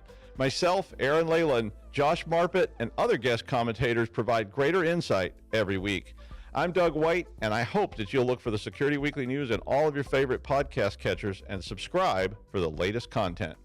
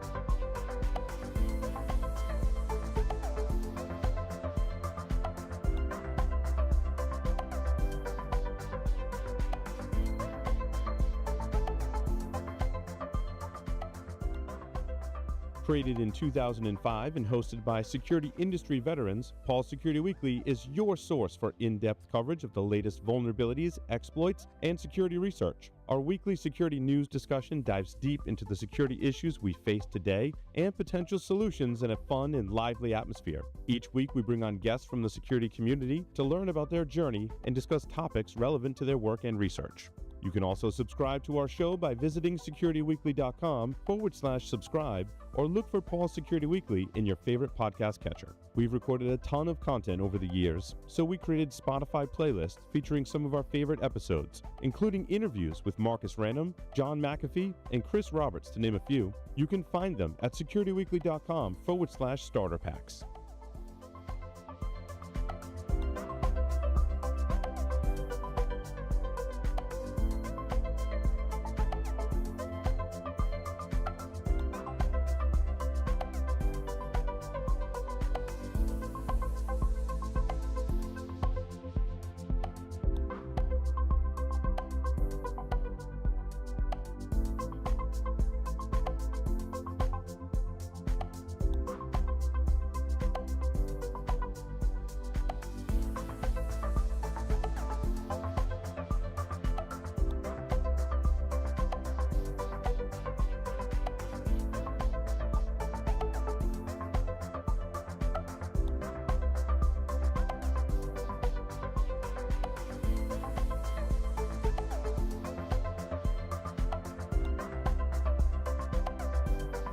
On the Security Weekly News, I try to scan and produce a quick look at some of the major stories to help you keep up with what's going on in and around the industry in a short format. Myself, Aaron Leyland, Josh Marpet, and other guest commentators provide greater insight every week. I'm Doug White, and I hope that you'll look for the Security Weekly News in all of your favorite podcast catchers and subscribe for the latest content.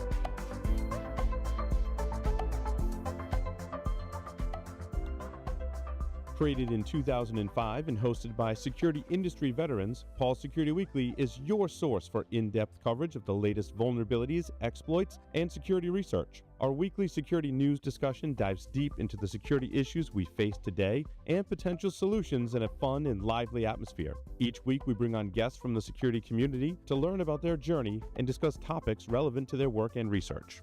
You can also subscribe to our show by visiting securityweekly.com/subscribe or look for Paul Security Weekly in your favorite podcast catcher. We've recorded a ton of content over the years, so we created Spotify playlists featuring some of our favorite episodes, including interviews with Marcus Random, John McAfee, and Chris Roberts, to name a few. You can find them at securityweekly.com/starter packs.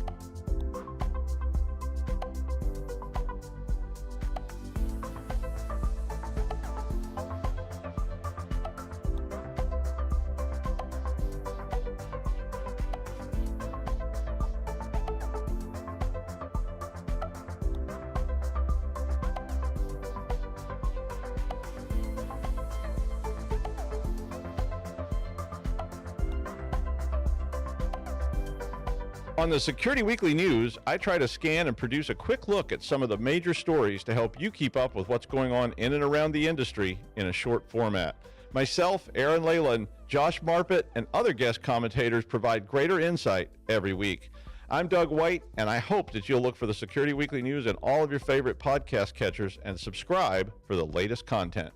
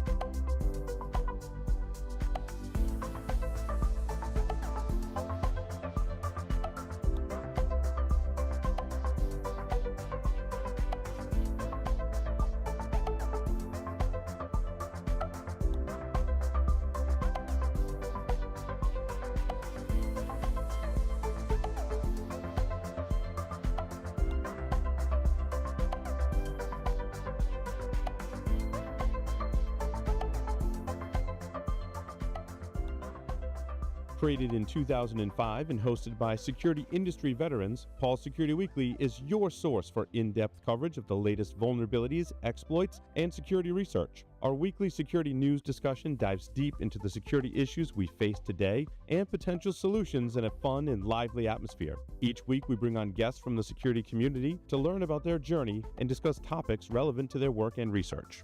You can also subscribe to our show by visiting securityweekly.com/subscribe or look for Paul Security Weekly in your favorite podcast catcher. We've recorded a ton of content over the years, so we created Spotify playlists featuring some of our favorite episodes, including interviews with Marcus Random, John McAfee, and Chris Roberts, to name a few. You can find them at securityweekly.com/starter packs.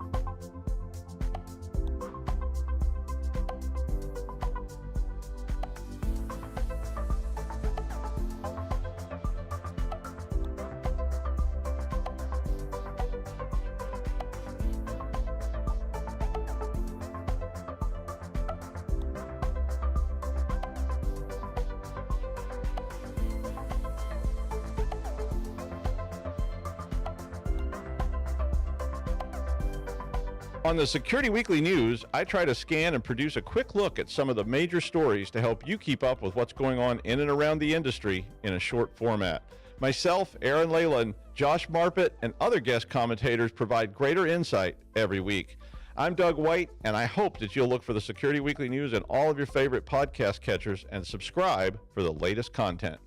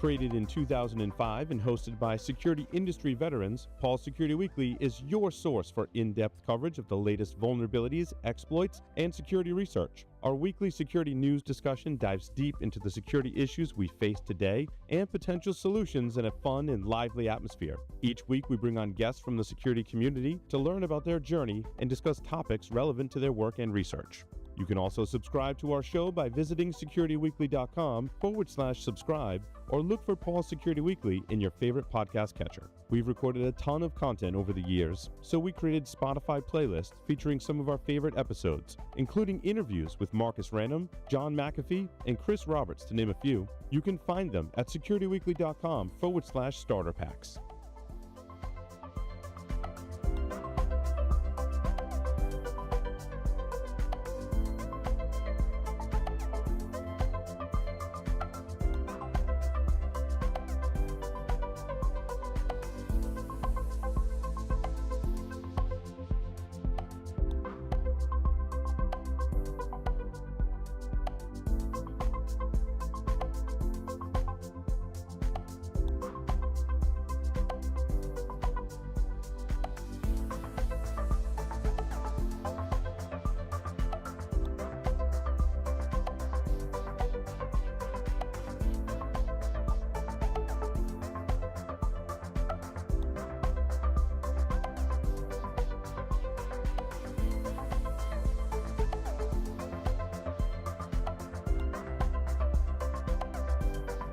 On the Security Weekly News, I try to scan and produce a quick look at some of the major stories to help you keep up with what's going on in and around the industry in a short format. Myself, Aaron Leyland, Josh Marpet, and other guest commentators provide greater insight every week. I'm Doug White, and I hope that you'll look for the Security Weekly News in all of your favorite podcast catchers and subscribe for the latest content.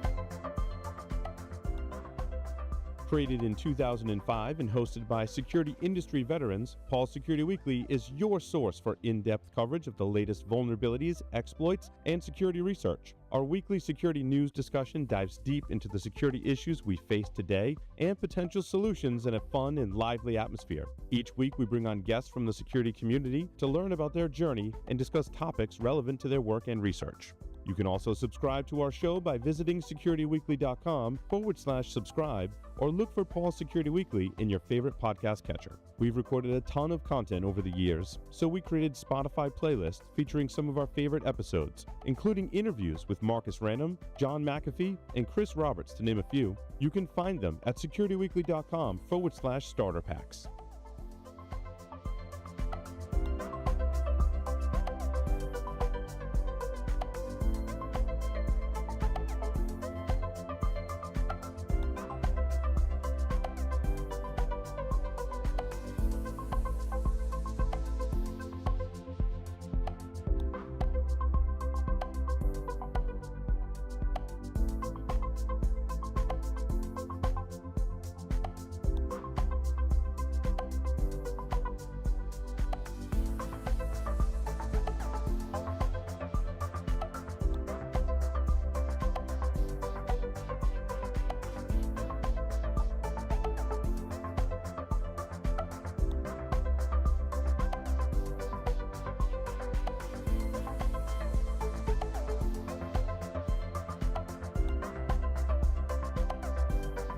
On the Security Weekly News, I try to scan and produce a quick look at some of the major stories to help you keep up with what's going on in and around the industry in a short format. Myself, Aaron Leyland, Josh Marpet, and other guest commentators provide greater insight every week. I'm Doug White, and I hope that you'll look for the Security Weekly News in all of your favorite podcast catchers and subscribe for the latest content.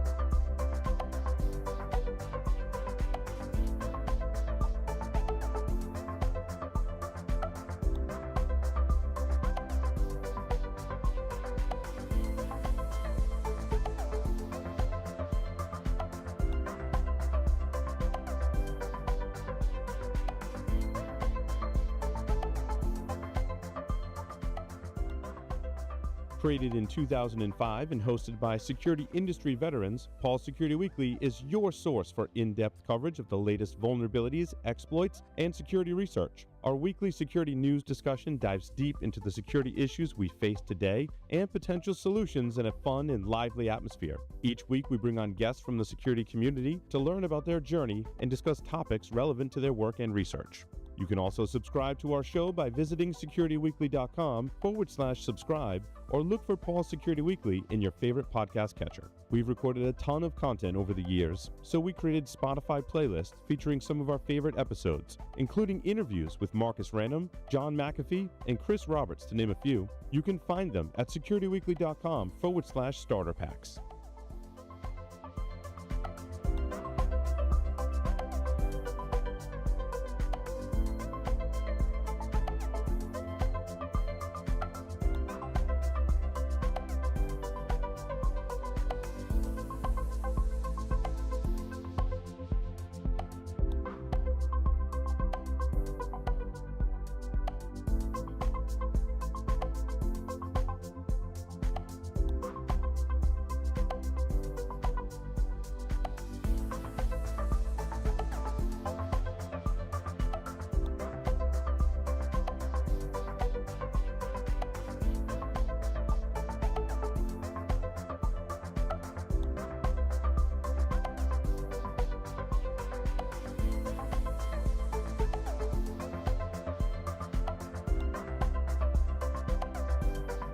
On the Security Weekly News, I try to scan and produce a quick look at some of the major stories to help you keep up with what's going on in and around the industry in a short format. Myself, Aaron Leyland, Josh Marpet, and other guest commentators provide greater insight every week. I'm Doug White, and I hope that you'll look for the Security Weekly News in all of your favorite podcast catchers and subscribe for the latest content.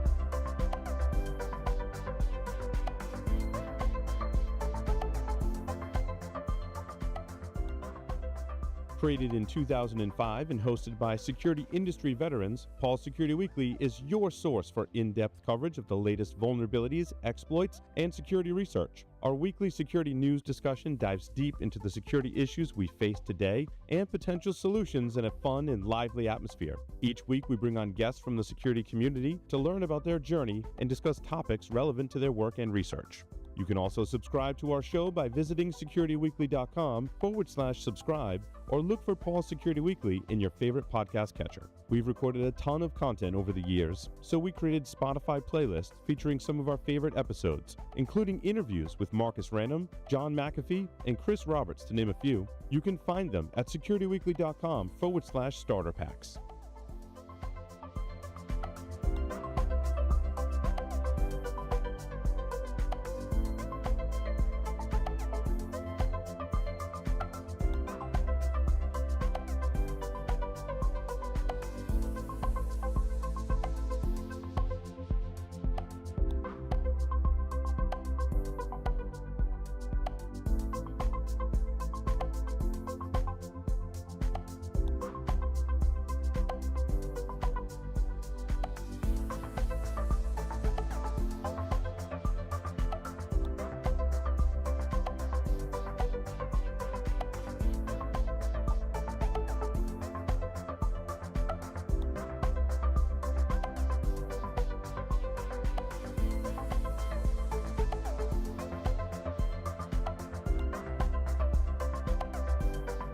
On the Security Weekly News, I try to scan and produce a quick look at some of the major stories to help you keep up with what's going on in and around the industry in a short format.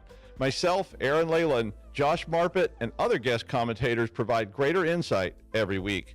I'm Doug White, and I hope that you'll look for the Security Weekly News in all of your favorite podcast catchers and subscribe for the latest content.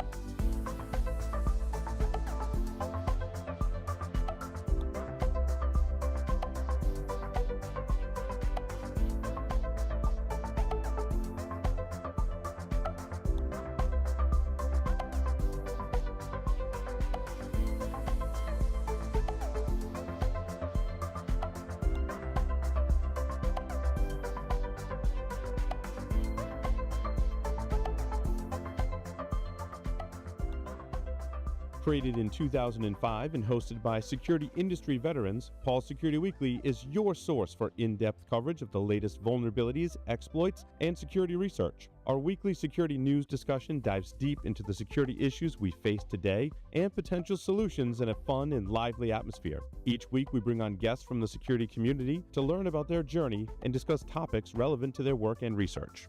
You can also subscribe to our show by visiting securityweekly.com/subscribe or look for Paul Security Weekly in your favorite podcast catcher. We've recorded a ton of content over the years, so we created Spotify playlists featuring some of our favorite episodes, including interviews with Marcus Random, John McAfee, and Chris Roberts, to name a few. You can find them at securityweekly.com/starter packs.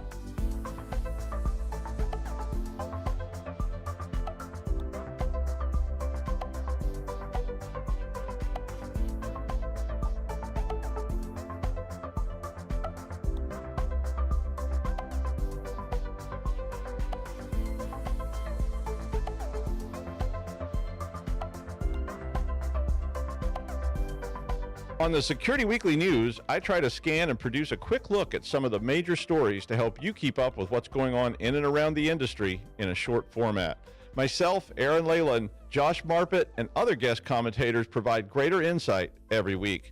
I'm Doug White, and I hope that you'll look for the Security Weekly News in all of your favorite podcast catchers and subscribe for the latest content.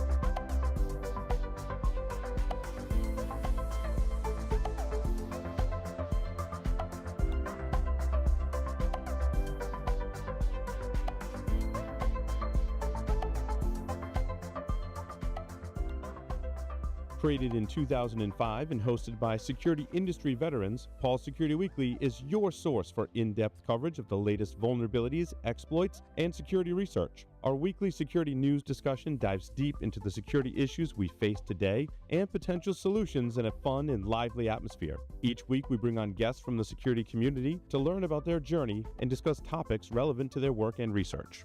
You can also subscribe to our show by visiting securityweekly.com/subscribe or look for Paul Security Weekly in your favorite podcast catcher. We've recorded a ton of content over the years, so we created Spotify playlists featuring some of our favorite episodes, including interviews with Marcus Random, John McAfee, and Chris Roberts, to name a few. You can find them at securityweekly.com/starter packs.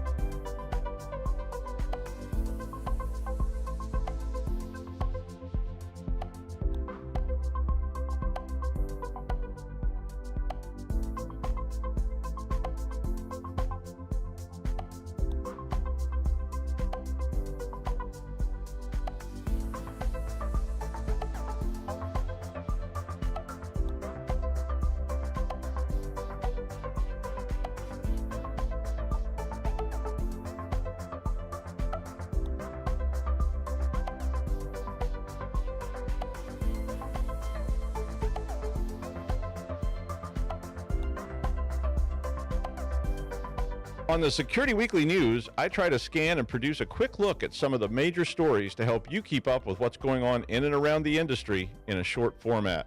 Myself, Aaron Leyland, Josh Marpet, and other guest commentators provide greater insight every week.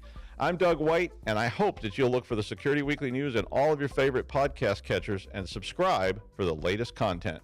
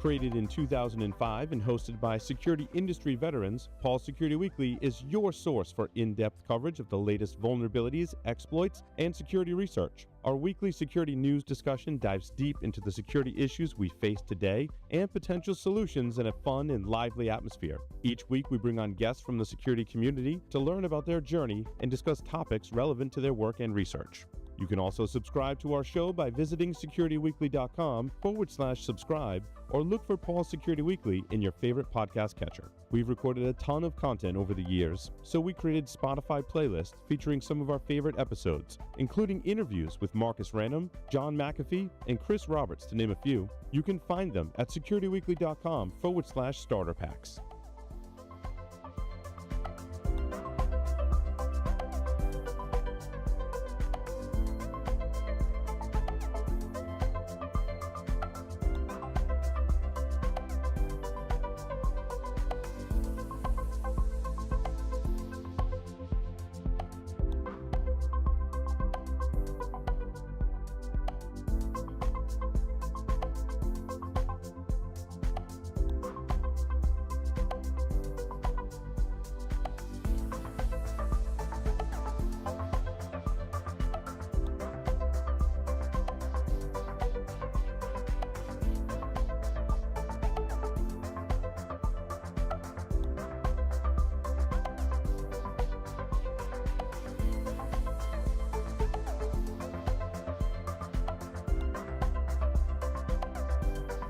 On the Security Weekly News, I try to scan and produce a quick look at some of the major stories to help you keep up with what's going on in and around the industry in a short format. Myself, Aaron Leyland, Josh Marpet, and other guest commentators provide greater insight every week. I'm Doug White, and I hope that you'll look for the Security Weekly News in all of your favorite podcast catchers and subscribe for the latest content.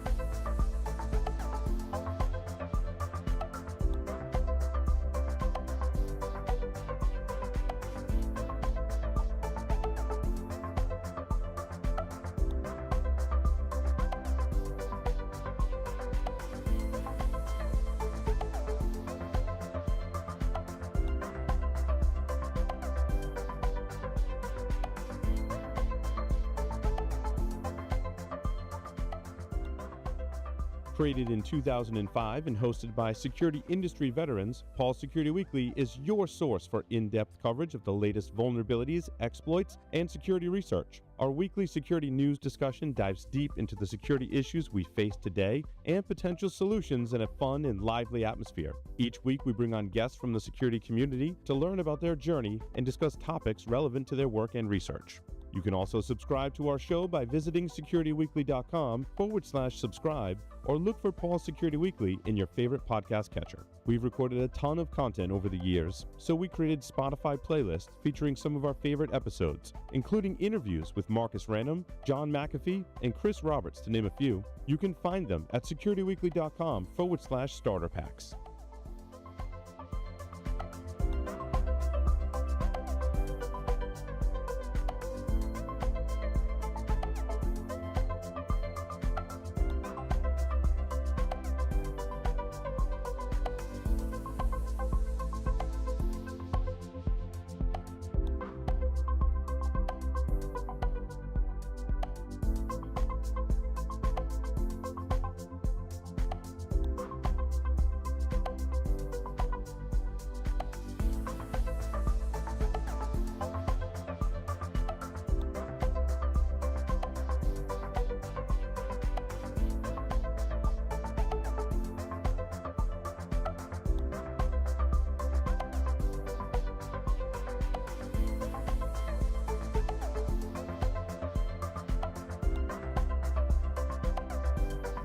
On the Security Weekly News, I try to scan and produce a quick look at some of the major stories to help you keep up with what's going on in and around the industry in a short format.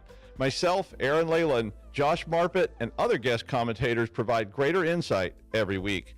I'm Doug White, and I hope that you'll look for the Security Weekly News in all of your favorite podcast catchers and subscribe for the latest content.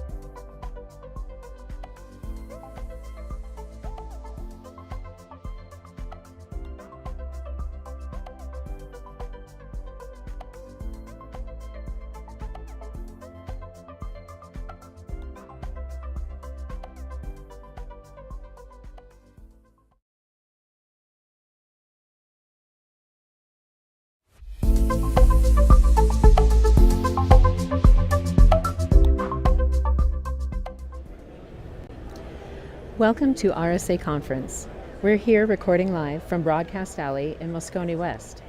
This interview is sponsored by Zscaler, and I'm your host, Mandy Logan. And joining me for this interview is Deepan Desai, who is the CSO and Head of Security at Zscaler.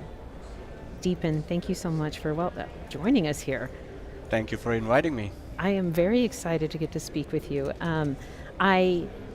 The recent report that Zscaler published regarding worldwide increase in phishing attacks, really it's exciting and it's titillating, but it's terrifying. Right. Right? So a few of the key takeaways from the report included that there's been a nearly 60%, a 58.2% increase globally in one calendar year of phishing attacks. Can you speak a little bit more on that? Absolutely. So phishing is where all the attacks start. It's not surprising that that vector continues to grow. That's usually the stage one of several multi-stage attacks that we see out there, including ransomware attacks. So net, the report actually focused on all the attacks that we saw in 2023. It accounted for about 2 billion threats that were blocked for global enterprises and Zscaler Cloud. what the team then did is we studied where did we see these increase, what were some of the new TTPs that were being leveraged by the bad guys when they're launching these phishing attacks. What's the role of AI as we see these attacks being launched against global enterprises? And a lot of those interesting trends are documented in the report. I can speak to a few of them right now. Well, before you go into that real fast. Okay. So what is your takeaway? Is AI and generative AI why there was that such a substantial increase in 1 year? AI does have a role in both in terms of increasing the volume and also the effectiveness that we're seeing from these attacks. The chances of these attacks being successful goes up exponentially when the bad actors leverage AI. And now, is that because of an increase in believable context? Great point. So I think the general understanding is, hey, it can write very good English, right? No spelling mistakes, everything is very well written. The part that less people understand is with the generative AI element, you're now able to integrate context. So an example that I would say is the bad guy can ask the generative AI element to say, hey, pretend to be director of finance and draft this email directed towards your employees talking about a new stock plan, right? Or it could be something else coming from IT. And generative AI will be able to add that context. So not only will it write very well written email, no errors, but it is also able to add this context. It will write as if it's the director of finance addressing the employees. There are certain nuances that make it more and more believable. Needless to say, you're able to do it in local language, based on the industry vertical it is, and it's also able to bring in the recent news cycle, like, okay, because of the advent of X, we're trying to do this. So all of those contexts getting added in those spear phishing or targeted phishing attacks makes the impact much more higher. Absolutely. And I noticed, along with generative AI, I think of the deep fakes, being able to, bad actor or team of actors being able to use even voice cloning. And I know your own CEO had an experience with this, with the Zscaler employee, being targeted by a team that was going after many technology companies. So I am very curious, between the generative AI increase, the things like the voice cloning, and going into the browser and the browser attacks. Right. And where do you see all of this going? I mean, and how do you see the Zscaler platform being able to help organizations respond even more quickly when they are compromised? Absolutely. So look, we will continue to see these trends grow. The three key trends that I will highlight that we talk in a lot more detail in the report as well. Number one is where adversary in the middle campaigns, they are on the rise. This is where threat actors basically are using phishing as a service kits to perform large-scale phishing attacks, and they're able to evade multi-factor authentication. And I'm talking about those app-based, SMS-based, one-time passwords that they're able to hijack. And then within 6 minutes of that attack being successful, they're able to automatically exfil data that belongs to that user whose identity was just compromised. They're also targeting your code repository and IP information. So it's not just users' email box, but properties like GitHub, GitLabs. Now it's the organization's entire code base that gets susceptible. So adversary in the middle campaigns, we will continue to see those going up and up. Browser in the browser technique, it's an old one, but we continue to see that as well. There are phishing attacks where the user will receive a link, and that will say, when the user tries to open it on their laptop, nothing shows up. It advises the user to open that link in mobile device with whatever phishing lore that they're leveraging. As soon as you open it in your mobile device, the phishing page loads. And browser in the browser technique in plain language is they're literally having an image that shows the address bar of the browser. So you will see, I'm just going to take an example, bankofamerica.com in the address bar, but it's an image. And the page goes in full screen mode, so the real address bar is hidden from the end user. That's how they're able to trick the end user into falling for this.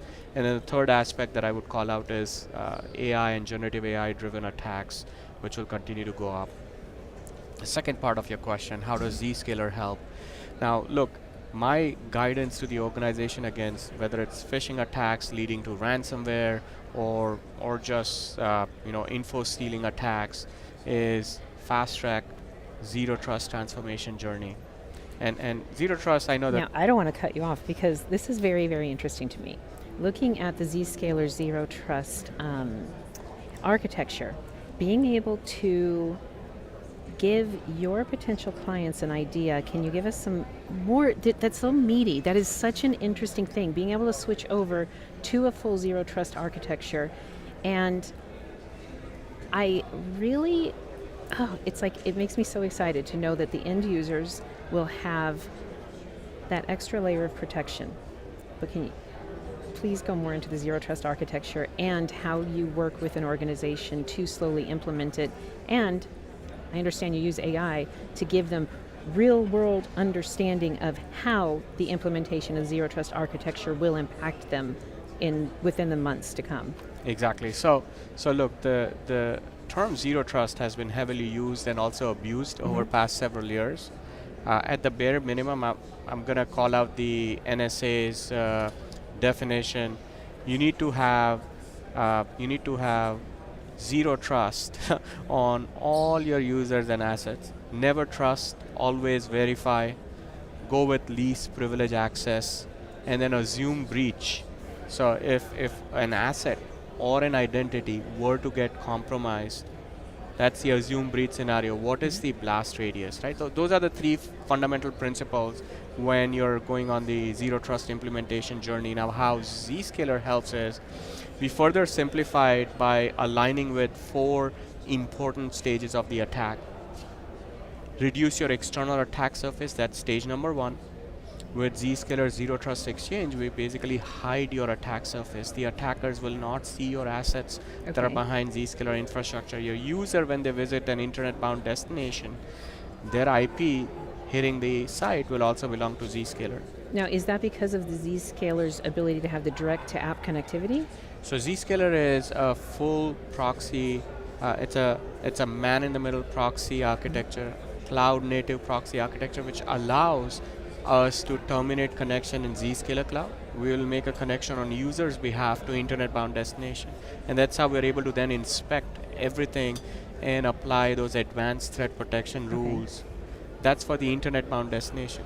For the private applications, we have a Zscaler private access solution, which is part of this Zero Trust Exchange, where your applications are making an inside-out connection to Zscaler. Your users connect to Zscaler, and we stitch those 2 connections using a micro TLS tunnel. So there is no user landing up on the same network as the application, which is one of the biggest reason why we are able to contain that blast radius to a single identity or a single user, single asset, where that initial compromise happened, whether it's through phishing attack, whether it's through any other zero-day exploitation. So if I were to summarize those 4 attack stages where we help, first is external attack surface, second is prevent compromise. This is where we do full TLS inspection, consistent security controls, no matter where your users are, whether they're in office, whether they're traveling, or whether they're at RSA Conference, their machine will always go to nearest Zscaler data center. All the security gets applied. Third is prevent lateral propagation. This is the segmentation piece that I just mentioned, where you never bring the users on the same network as the application. And then the last one is prevent data exfiltration. This is where any data that egresses your environment, your assets, your server, they should go through inline DLP inspection. You should have endpoint DLP as well. Right. So. That's fascinating, and I highly recommend to any of our listeners to look into the report, and then also to look very deeply into how and why Zscaler can be implemented rather as seamlessly as possible.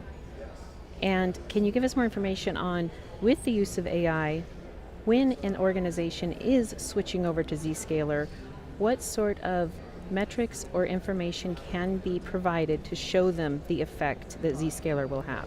Great question. So there are certain things that's already in the product. We call this intelligent segmentation policies. And there are certain things that we're going to announce next month. I obviously won't be able to share more details on that, but the segmentation piece, we will monitor you will basically baseline your access on the Zscaler private access side, and then we'll be able to call out, okay, here are the group of users that are known to access these group of applications. Based on what we have seen over past 3 months, we'll make very specific policy recommendation. That's what we're calling intelligent policy segmentation. This group of users should only allow access to this group of applications. Based on the profile of applications they're accessing, it seems like they're engineers or these are finance folks. We'll even add that enrichment so that when the IT or the security teams are defining and enforcing those policies, it's pretty obvious to them. The part that, again, there are more work that is being done where we're leveraging AI, A, to suggest those policies, but B, to also show the impact that those policy implementation will have. That way, IT teams, security teams will be able to implement with confidence that, okay, I know exactly what impact will be and how many tickets I should expect if there is any impact. Right, not being completely overwhelmed by tickets as soon as they start switching over to Zscaler. But also, then, does that not help the security or IT team be able to justify that much more quickly to the rest of the organization why this one tool is definitely cost effective? Yeah, so it absolutely does from security standpoint, because as you implement zero trust in the environment, you're able to get rid of a lot of the legacy architecture solutions, right? And there is a plethora of that. I won't go into the detail of that because we're talking about phishing. But the other piece that I will mention is every organization right now is on their path towards adopting generative AI applications within their environment as well. And Zero Trust Exchange, Zscaler Zero Trust Exchange has a role to play over there as well, where we enable these organizations to securely adopt generative AI in their environment. And the way we do it is exactly those 4 stages, as I mentioned. In fact, we're already starting to see attacks against those, when I say attacks, adversarial attacks against those LLM environments, generative AI environments, your internal training environments. Oh, yeah. So if you use those zero trust principles, you're able to, again, safeguard and minimize the impact that an adversary who has managed to compromise an employee laptop will have on that generative AI environment as well, which is equally important. Well, that's fascinating, and that really helps leverage the ability of companies to go into this exciting new world of generative AI, but maintain their safety and security. Deepan, thank you so much for joining us. And with that, again, live here from the RSAC Conference. Thank you. Thanks for joining us on Security Weekly. To find out more, please visit securityweekly.com/Zscaler RSAC. Again, head over to securityweekly.com/RSAC to see all of our conference materials.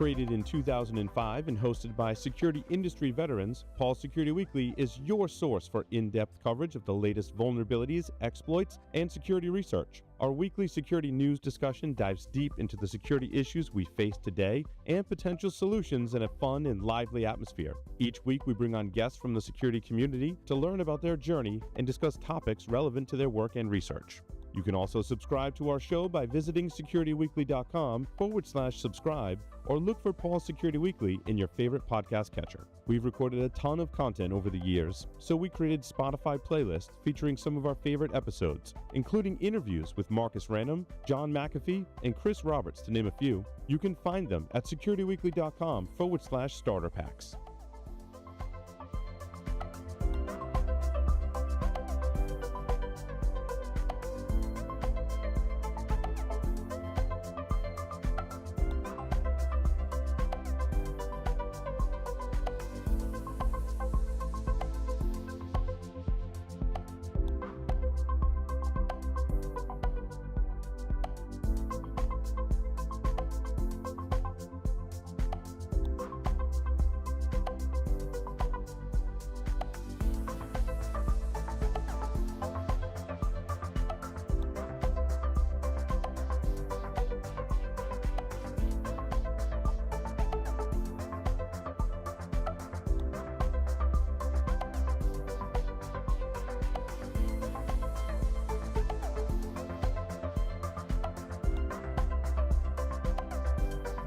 On the Security Weekly News, I try to scan and produce a quick look at some of the major stories to help you keep up with what's going on in and around the industry in a short format. Myself, Aaron Leyland, Josh Marpet, and other guest commentators provide greater insight every week. I'm Doug White, and I hope that you'll look for the Security Weekly News in all of your favorite podcast catchers and subscribe for the latest content.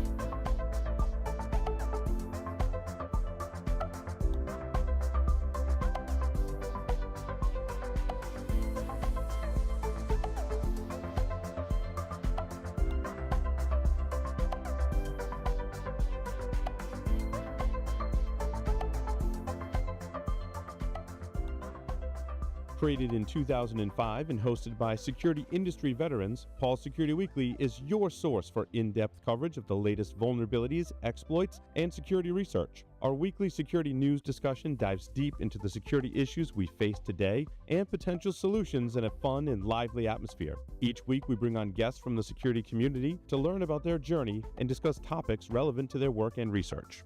You can also subscribe to our show by visiting securityweekly.com/subscribe or look for Paul Security Weekly in your favorite podcast catcher. We've recorded a ton of content over the years, so we created Spotify playlists featuring some of our favorite episodes, including interviews with Marcus Random, John McAfee, and Chris Roberts, to name a few. You can find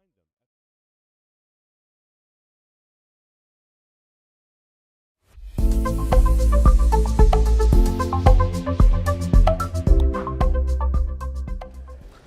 welcome to RSA Conference 2024. We're here recording live from Broadcast Alley in Moscone West. This interview is sponsored by AlgoSec.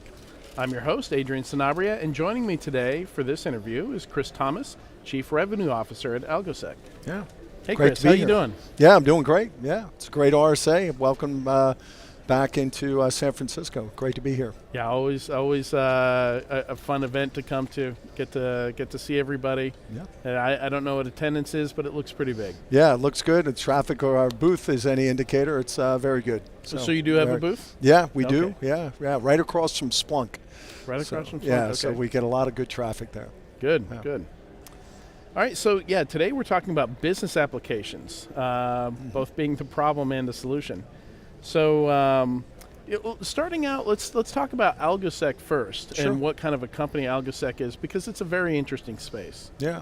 Yeah, so, I mean, a lot of people don't know, but AlgoSec's actually been around for almost 20 years here. Oh, yeah. So we're no stranger to the enterprise space and to government business, and it's a very unique company. I've done 6 ventures in my life. This is my 6th one, but the company's unique in a lot of different ways. I think number one is our longevity and the stability of our business. We've always run the company with an eye towards fiscal responsibility. Yeah. So we don't really follow necessarily a Silicon Valley model where raise a lot of money, spend a lot of money for growth. So we're a conservative business that's focused maniacally on our customer experience, on our partner community. And we've managed to build the business up very, very nicely over the years. We have thousands of customers we've sold to. We are really focused on the experience of that customer base. We operate in highly regulated markets, so banking, financial services, insurance, healthcare, government agencies. We do a lot of work in retail as well. So with a focus on growing the customer base, focus on our partner community, it's been a pleasure, and we are actually a profitable business as well, which is also truly unique. So very stable.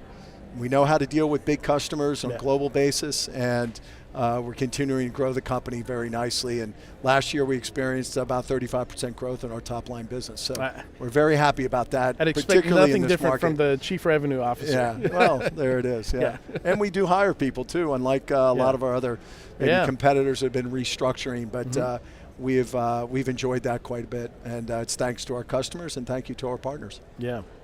And started out as a firewall orchestration vendor, but into a whole lot more things. Yeah. Well, you might, a lot of folks might actually know us mainly out of what's called the NSPM space, Network Security Policy Management. Oh, yeah. And that's, I'd say, where we started. And a lot of customers may look at us, or competitors may say, oh yeah, that's the firewall management company. Yeah. But the reality is we're way, way, way beyond that. I mean, that's sort of table stake stuff. Do we do firewall management? Of course we do. But we're much more strategic now with our customers. And actually, what's changed that a lot is, this is sort of the new bank, right, or the new airline, or the new grocery store. So everything's really been digitally transformed, more and more workloads being moved to the cloud. And where we've really evolved and transitioned the businesses with a focus first and foremost on the application. Application is king to our customers. It drives their business forward, makes them competitive, allows them to gain market share, allows them to deal with employees and partners. So when you think about policy and the way policy is managed, you need to have a real contextual understanding of why change should happen with certain policies. And what drives all of that is the application.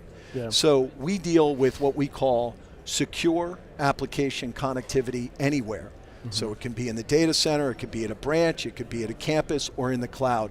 And we cover that whole landscape for our customers because the application actually traverses all of that infrastructure. And we're there for them. So, when you think about applications and you think about the way you manage them and you think about how that drives a business forward, this is what we're really focused on.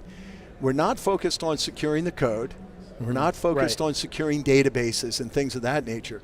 We're focused on the connectivity piece. Access to the application. The access to the application. And when you think about application flows, they're very complicated, a lot of different devices in path, and we're actually dealing with assessing risk associated with policy that allows those applications to connect. Right. In addition to that, We're also focused on, you mentioned orchestration. Yes, we're involved in that too, but more and more of our customers are actually looking to move deeper and deeper into automation and all kinds of different types of automation. Everything from speeding up change management requests for applications to be deployed all the way to zero touch. And we do all of that and everything in between. So when you think about the application, you think about speed to market, this is where we're focused in helping our customers get there. The last thing I just want to mention about this is that there's always this little battle that we see between the application owners and the developers that are all about speed and agility and the security side of the house. So we marry those two sides of the house and bring them together to speed the application folks deployment. Need to be able to keep up. You bet. Yeah. And the AlgoSec's a platform that actually enables that to happen. Yeah. I imagine you're kind of a key component for some of your customers in their zero trust initiatives as well. Yes, very much so. I mean, you know, this is all about, really for us, it's really all about how you actually make a customer move more rapidly. Yeah. And normally you think of us as just purely a technical sell. Yeah. And yes, we've got a lot of technology, a lot of innovation underlying our platform. But most of our discussions in the zero touch space is all about how you actually help a business move forward more rapidly. And normally when you think of what we do, you wouldn't think about, hey, we can actually help you generate revenue for a customer, or we can actually help you save a lot of money through more automation, things of that nature. So for us, in having these types of tech discussions, it's also a business discussion as well. AlgoSec actually, we can safely say, helps our companies deliver those applications which drive revenue forward. If you have bad policy that introduces risk, that impacts your ability to generate revenue. And the last thing that most of our customers want to be is on the cover of the Wall Street Journal or some other magazine, maybe one of yours, that is talking about a potential breach and things of that nature. So when that happens, it actually shuts the business down. They can't generate revenue. They can't service their customers. So we play a big role in actually helping ensure that connectivity is safe and it doesn't present any bottlenecks. So it's an exciting place for us. Yeah, absolutely. And it's you may have already answered this in some of what you've said, but what are some of the issues that your customers are dealing with at this point? What are the big pain points that you're helping people solve at the moment? So I think the big thing that we're on the journey with our customers on right now is cloud everything. You see it all over the place. And most of our customers have been in the cloud for years, and they're accelerating more and more their workloads into the cloud. So I think what we see most of the time is big customers are going through massive digital transformation right now. And they're really trying to figure out what is the best way for me to migrate my applications or create greenfield applications in the cloud so that I can be responsive to our business needs. In so doing, some of the big challenges that they're dealing with, one of the biggest ones is speed of delivery of those applications and ensuring that they're secure. Right. And this is always the challenge. So you have app owners that are really under pressure to actually deliver new solutions and capabilities so they can keep advancing their businesses. And at the same time, the security side wants to make sure that they're not introducing undue risk. So that's one of the biggest challenges that we find is a problem. So if you're spending all this time and energy on building a new application, but it takes you a long time, weeks and months to actually get it deployed, again, it impacts that business. So AlgoSec comes into play to actually speed that along, do the risk assessment, ensure that you're compliant. Compliance is a big issue. Ensure that the application owners can work with the security guys, make sure that app owners can actually ask for a change request in plain English and we can translate that into IP and subnets and source destination and all that and protocols and ports and all of that kind of technical stuff that the app owners don't understand. So we actually are sort of that Rosetta Stone that translates that. That introduces speed and agility. And I think not only do we manage risk, but we help those companies move faster. Yeah, I mean, the modern business needs speed as a competitive advantage. The company gets to market quicker. Yeah. So absolutely, all the tools and components and layers, needed to deliver those applications has to move as fast as possible. Yeah. And certainly I think took maybe security a few years to catch up with the whole DevOps and agile cloud trend and all that. Right. But yeah, it looks like everybody's starting to catch up with that. Yeah. and security teams are getting more comfortable with automation. And had a conversation earlier where we were talking about CISOs, you know, and the trend with CISOs is kind of following this, where CISOs, their roles are being seen more as business enablers with speed, as you said, and allowing companies to move faster, comfortably, you know, without, you know, having to worry as much about the, you know, the risk of missing things when they go too fast, missing security, you know, and having an accident the moment they, unveil a new application. Which we've certainly seen companies rush things to market, and bad things happen very quickly. So happens all the time. That's very necessary. Yeah. So, tell me a little bit more about some of the things you are doing with cloud. Yeah. You know, so I imagine just like you're multi-vendor when it comes to firewalls, you're multi-vendor when it comes to cloud as well? 100%. So we operate in, you know, most of the cloud environments, Azure, GCP, AWS. We have been for years, actually. Yeah. So I think that our point of view is it's a hybrid world. Yeah. So most of our customers are advancing more and more into cloud, but they're continuing to have a footprint in their data centers. Maybe they're doing a little consolidation. It's interesting. I just met with a major, fast food company just recently here at the show, and they were talking about, hey, everything they're pushing is going into cloud, but they still have all of their restaurants and they have all of their offices, and you know they still need to have security in those organizations, in those locations, while they're continuing to move more and more workloads into cloud. So basically, we enable our customers to give them the network visibility. We like to call this double layered security. You know, so you have sort of the configuration layer, then you have the network layer. If you look at cloud, it's sort of a next gen network. Right. The visibility of understanding potential risk at the network layer, we believe, is something that's not really being paid attention to so much. It's something we've been doing for 20 years in the data center, and now we're taking that whole network security policy management capability and moving that into the cloud. So we give customers a lot of visibility into potential risk and policy that allows applications to connect. It's all done through that application perspective and point of view. And you think about the security devices that are in cloud, and it's pretty significant and it's proliferating. So much like you have firewalling traditionally in corporate data centers, and now you have SASE, and now you have SD-WAN, which, by the way, we cover it all. I think you had the Zscaler guy sitting here before. We cover Zscaler as well. On the cloud side, you know, we're dealing with security groups, we're dealing with native firewalling, we're dealing with other branded firewalling. So there's a lot of different security devices that exist. The key is to understand how the applications are connecting to all of that and what the policy is that exists. Is it good policy? Is it old policy? Is it misconfigured? Identify that risk, score it, make sure it's compliant, but then also help through any change requests that come through so that you can introduce new applications quickly and provision that connectivity as rapidly as possible. This is not easy to do. We made an acquisition called Provasio. We're integrating that into our whole network security platform, and we're now applying that into the cloud environment. It includes that network visibility, which is very unique to us, and we basically cover well over 150 different network configurations and identify any potential risks. That's deeper than just about anybody else in the marketplace. But we also have the CNAPP capabilities. You know, we have CSPM capabilities, but we lead with the network security side in the cloud. And I assure you, every customer we talk to, and these are big major customers, they're always a little concerned that they're missing something on the network because it just doesn't get the right attention. And this is a big, big gap in their portfolio, and we're filling that big gap for them. Awesome. Yeah. Well, thank you so much, Chris, for joining us on Security Weekly today. You bet. Thank you. Yeah. All right. And to learn more about AlgoSec, you can visit securityweekly.com/AlgoSec RSAC.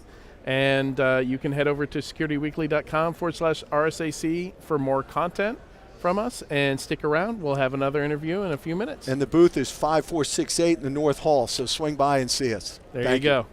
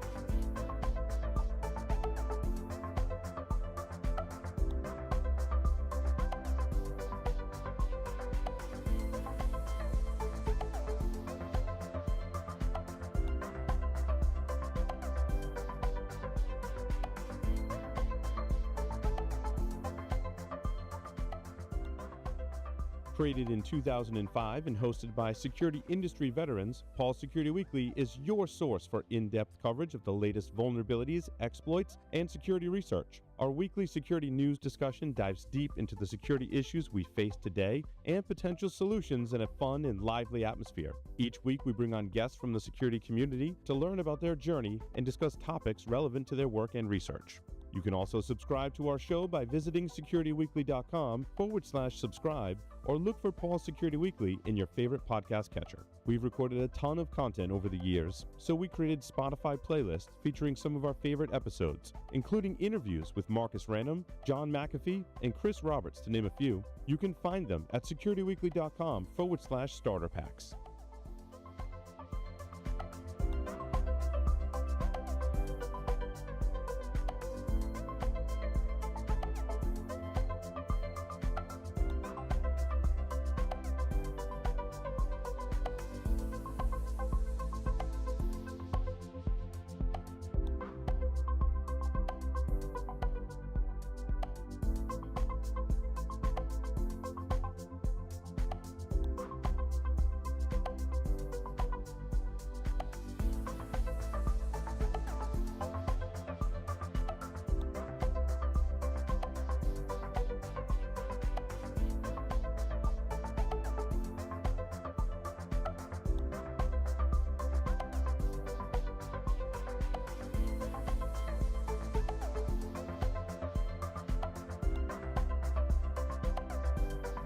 On the Security Weekly News, I try to scan and produce a quick look at some of the major stories to help you keep up with what's going on in and around the industry in a short format.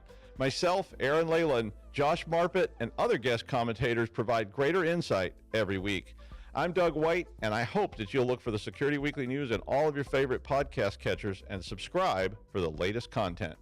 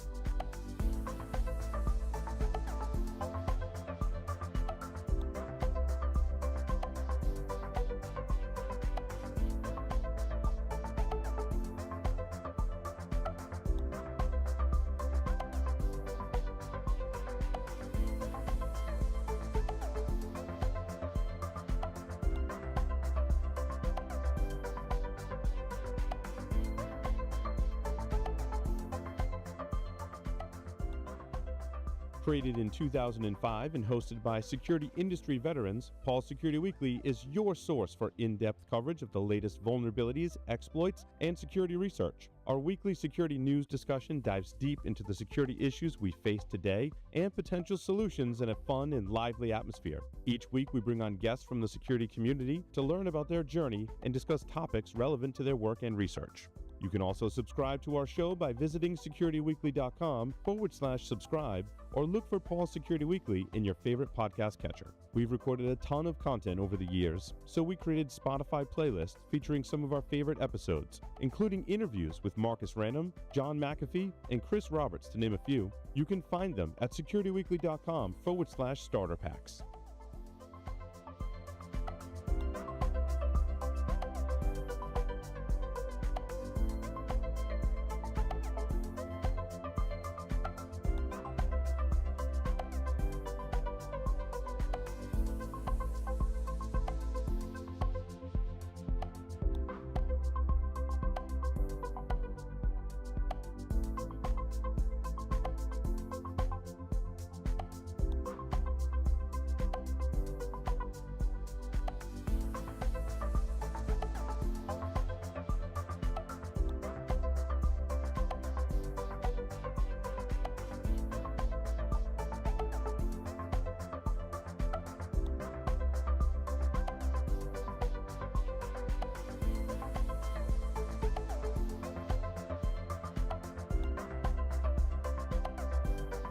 On the Security Weekly News, I try to scan and produce a quick look at some of the major stories to help you keep up with what's going on in and around the industry in a short format.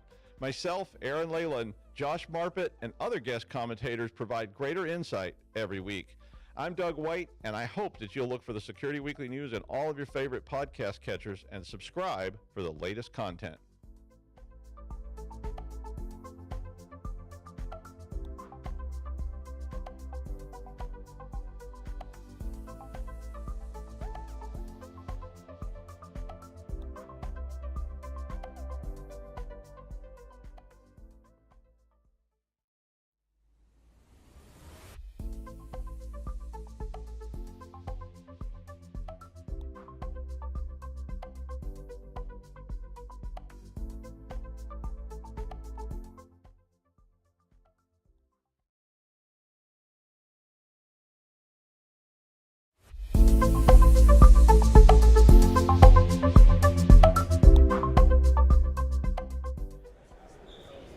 Welcome to RSA Conference. We're here recording live from Broadcast Alley in Moscone West. This interview is sponsored by Aryaka. I'm your host, Mandy Logan. And joining me today for this interview is Renuka Nadkarni, Chief Product Officer. What is Chief Technical Officer? Product Officer. It is Product Officer? Yes. Well, it's so refreshing to speak with somebody who enjoys the technical side. Yes. And just before our interview, we were discussing some of the technicalities of SASE. Yes. And why is unified SASE as a service different than SASE? So please, Renuka, will you go into anything that you would like to share on that? Absolutely. So as you pointed out, for me, I'm really very passionate about bringing vision to life with execution. So that's why I dwell on both sides of business as well as on the technical side of things. And SASE is this really very beautiful promise of making sure that the networking and the security technologies are integrated. And back in the day, I remember in August 2019, there was a paper that was, that described it, and it seemed like, too good to be true. And sure enough, I was at a different place, and it made a lot of sense. And if you look at around the industry, if you talk to large companies, whether they're in the security space or the networking space, generally speaking, everybody believes that this is essentially what the future should be and how these things should be integrated. Now, the real challenge is how do you in fact make it work? How do you make it happen? Because there are many aspects and elements to it. So at a very basic level, we say it's a network and security. But you know that network has many elements to it. Security has many, many technologies. There are hundreds of sub-markets, hundreds of security problems. So how do you make sure that you combine all these things from a technology perspective and the operational angle as well? So what Aryaka did was, when we looked at this problem from a customer's perspective, we said, what are the problems customers are trying to solve for? And what we use that as our guiding principle, and this has been our guiding principle ever since the company was formed 14 years ago. Yeah. So it's not like we woke up one day and said, "Hey, I'm gonna build this." It just so happened that we were building this really awesome technology that would provide the best network connectivity globally with least amount of packet loss and low latency. So that was our mission, and we actually went ahead and invested in building this global architecture, global private network, which was the foundational part of our SASE. So once we had that, we added security technologies. And again, it's not like in 2019 we suddenly decided to add these. Our customers were already asking us for this. So we had been building it for a while. And when this industry and the customer requirements converged, that's when we coined this term unified SASE as a service. And it has 4 big elements in our perspective, the way we define it. The first and the foremost is, how do you process a connection, a packet, a flow that comes to you? And we call it process to completion, which is when we are connecting a user to an application, we provide WAN optimization, compression, encryption, all of these things together from the networking perspective. Then we do inspection for access control. Is this user and this application allowed? We look at threat protection. So we open up the packets and we see what kinds of potential threats it could have and mitigate those on the fly, in line. And then we also provide metrics from observability perspective. Okay. So when we are processing a connection or a flow or the packets, we are actually doing 3 things. providing the best possible connectivity, including compression, optimization, all of those, providing security with access control, threat protection, and data leakage prevention. Like, is there any sensitive thing going on? Yeah. And then the third thing is observability, which is having access to all this information gives you new intelligence that you had not imagined that you could get. Right? So that is really a combination of everything in a one-pass architecture with a global private backbone that we offer, which defines the unified SASE as a service as we define it. So going back to the observability, because I'm also curious that for organizations looking to switch over to a unified SASE as a service solution, do they have do you think there's more of a issue with the technology being implemented or with the teams being able to very quickly understand what they're actually seeing from the one-pass architecture feedback? Yeah, I mean, that's actually an excellent point you bring up, Mandy, which is, sometimes we have technology and, security has so many advanced technologies. But what I always say is security is only meaningful if it can be enforced. Right. And to make sure that it is enforced, it has to be in the right places. So we have built what we call as distributed data plane architecture, which is we apply enforcement closer to the source. So if the users are coming from the office, we have a CPE appliance which actually has full security capabilities. We have similar processing if users are coming from the remote place in the cloud. So the distributed data plane essentially makes sure that the security enforcement happens close to the source of the traffic. Right? Now, when you start thinking about how do you apply consistent policies across these, and then who manages those policies, like how do you operationalize these processes, how do you operationalize change management, I think that's where most of our customers stumble with those problems. So even if there is technologies available, even if there's budget available, when you try to buy things from 4 different vendors, like what people today call SASE is typically a combination of one acquisition that the company did, had some product line, combined it with something else. But it has different management, it has different people who will actually be using it. So how do you synchronize the operational aspects of change management? I think that's really very critical. So when we designed, because of this single pass, the one pass architecture that we have built, we actually took into account the configuration part of it as well. Okay. Right? So from the get-go, and we had the benefit of doing this from a clean slate. We didn't have the baggage. Like one of the challenges with most security vendors is they have so much baggage because they have already configure things in a certain way, and like now adding more workflows to it, you have to change the object model. So part of the one-pass architecture also is that our networking and security policies apply to the same object model. So when I say a user is XYZ, that is the same user that is in all the policies for networking and security and observability, right? And it's not easy thing when you are not architected that way. Oh, absolutely. Now, does that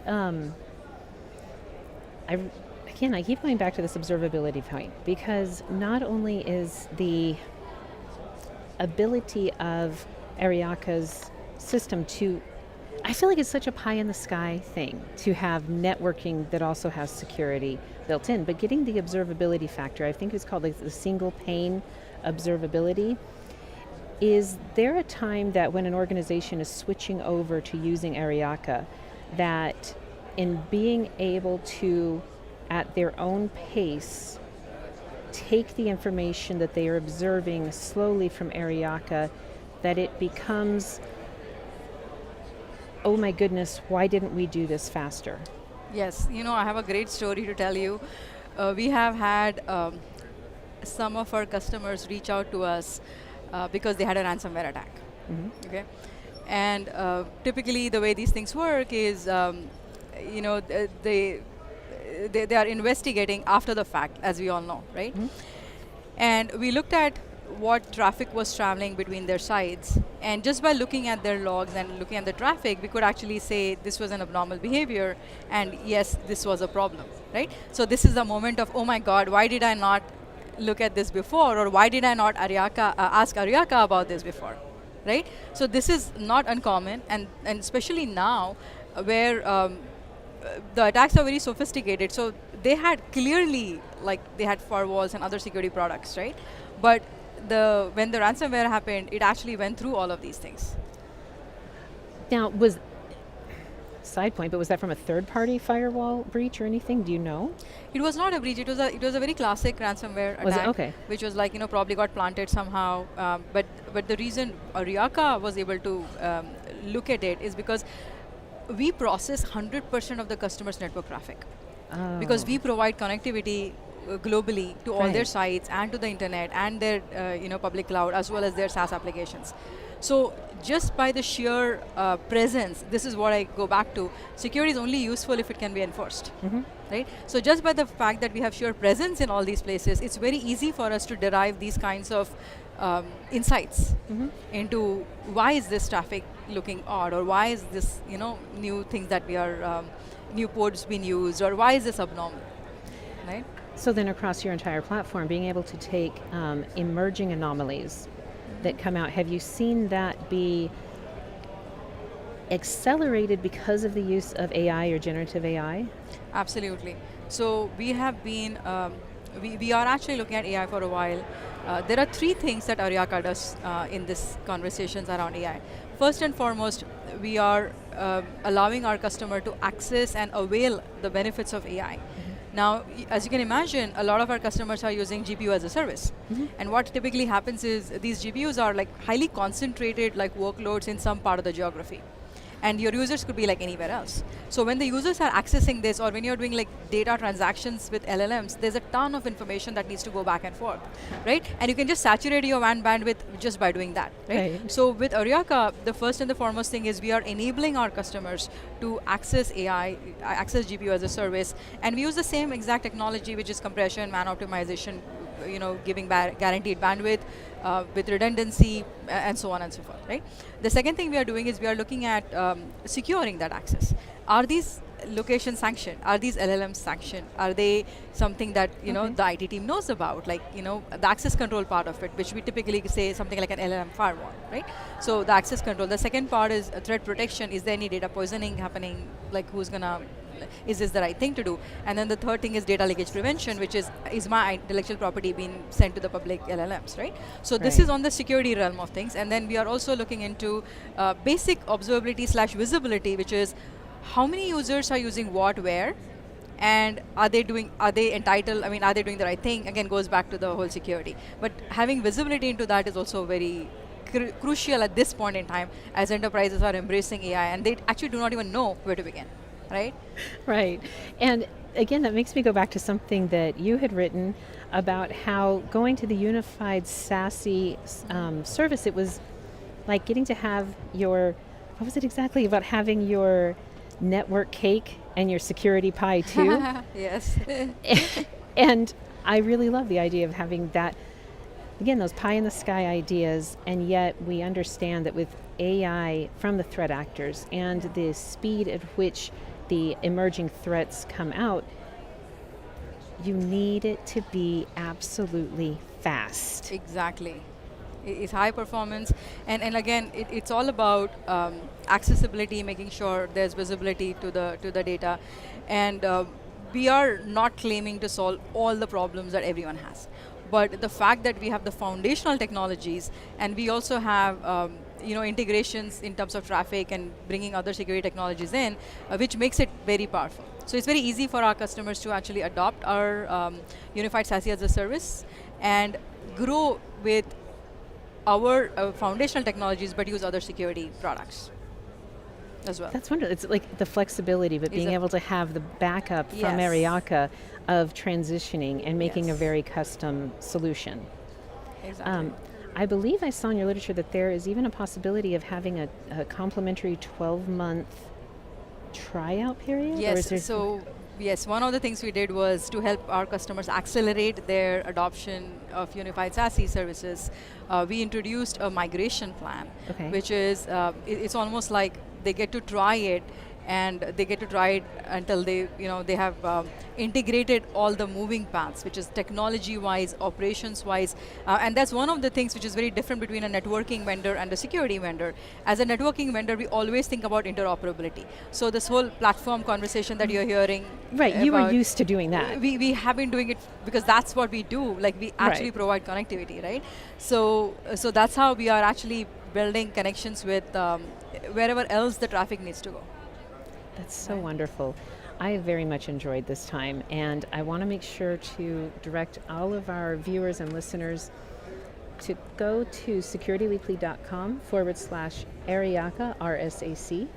So thanks for joining us here at Security Weekly. Again, Renuka, thank you so much, and be sure to look at securityweekly.com/Aryaka, RSAC. On behalf of Security Weekly, thank you. Thank you, Mandy.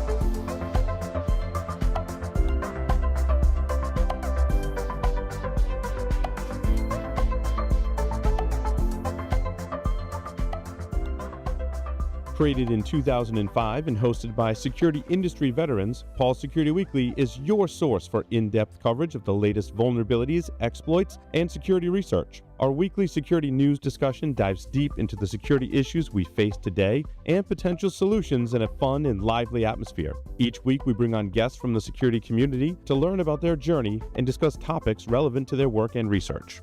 You can also subscribe to our show by visiting securityweekly.com/subscribe or look for Paul Security Weekly in your favorite podcast catcher. We've recorded a ton of content over the years, so we created Spotify playlists featuring some of our favorite episodes, including interviews with Marcus Random, John McAfee, and Chris Roberts, to name a few. You can find them at securityweekly.com/starter packs.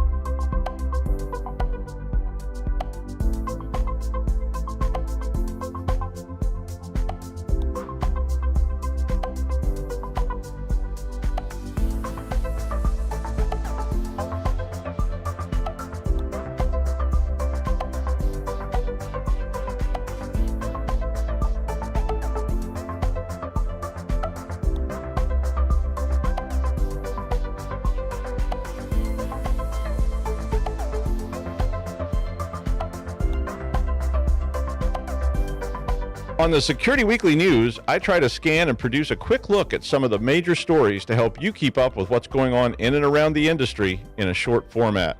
Myself, Aaron Leyland, Josh Marpet, and other guest commentators provide greater insight every week.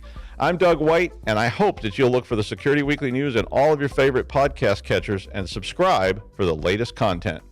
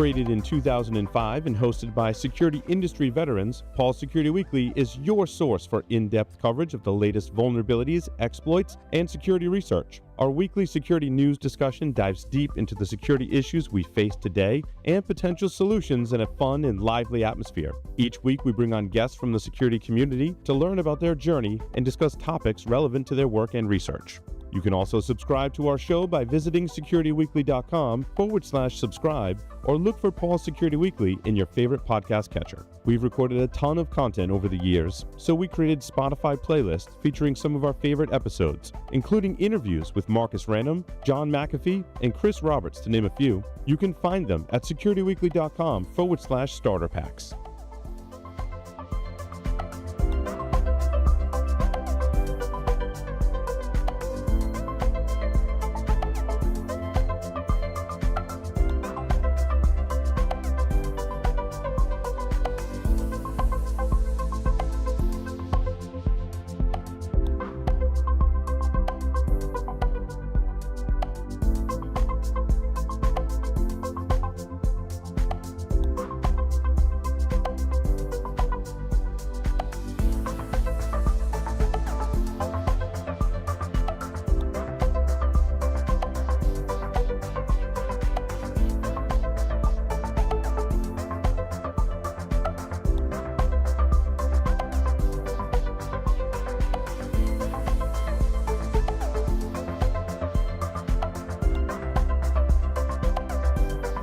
On the Security Weekly News, I try to scan and produce a quick look at some of the major stories to help you keep up with what's going on in and around the industry in a short format. Myself, Aaron Leyland, Josh Marpet, and other guest commentators provide greater insight every week. I'm Doug White, and I hope that you'll look for the Security Weekly News in all of your favorite podcast catchers and subscribe for the latest content.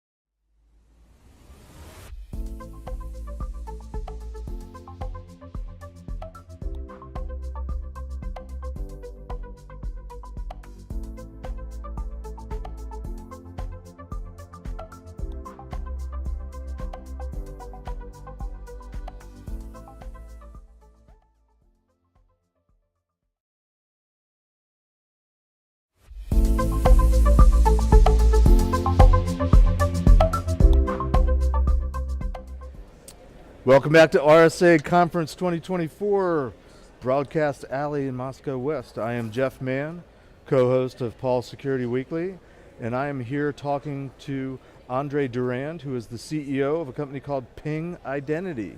Andre, welcome. It's great to be here, Jeff. Andre, tell us a little bit about yourself and your background, how you got here, being here at this kind of conference today, cybersecurity related. Well, my journey here started in 2001.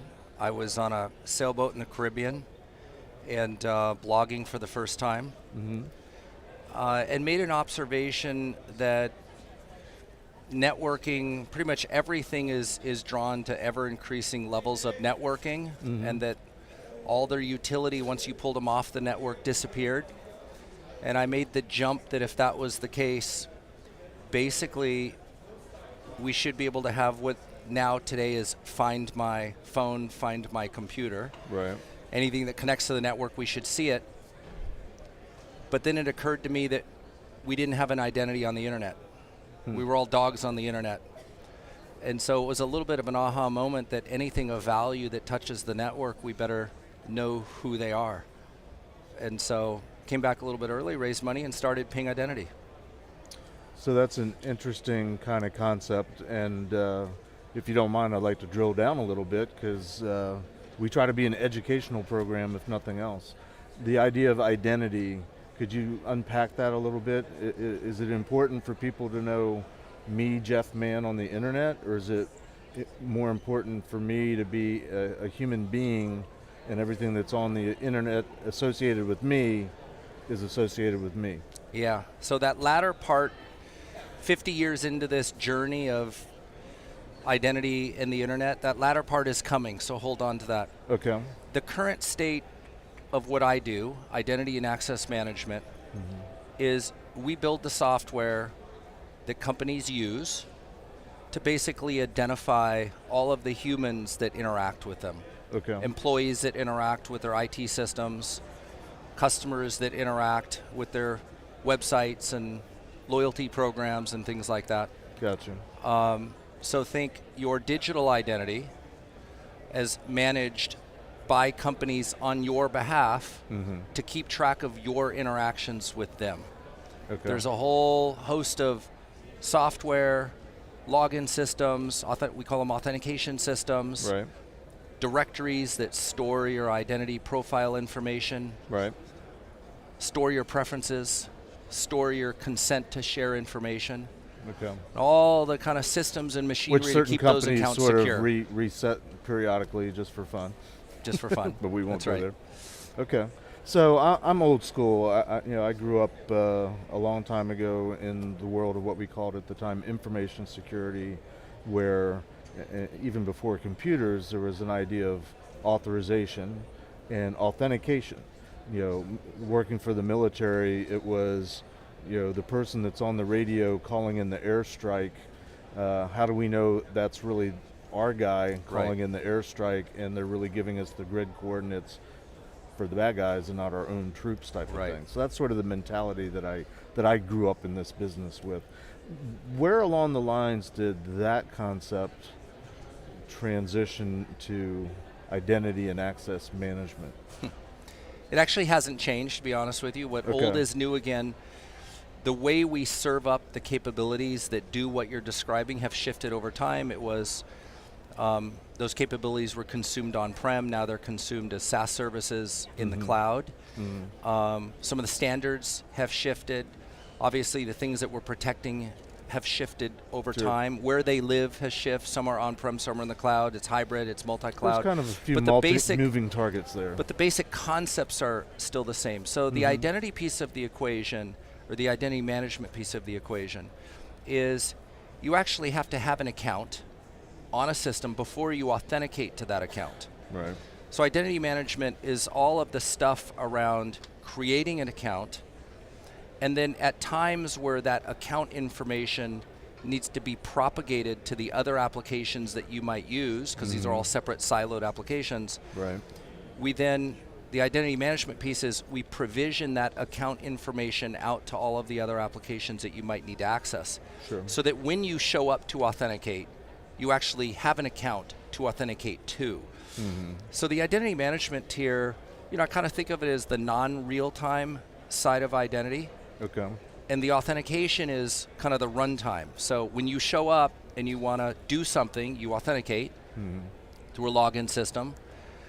And then once you have a session or you've authenticated, then you're allowed to do things. The things that you're allowed to do is referred to as authorization. Right. So authentication is making sure that it's you. Yep.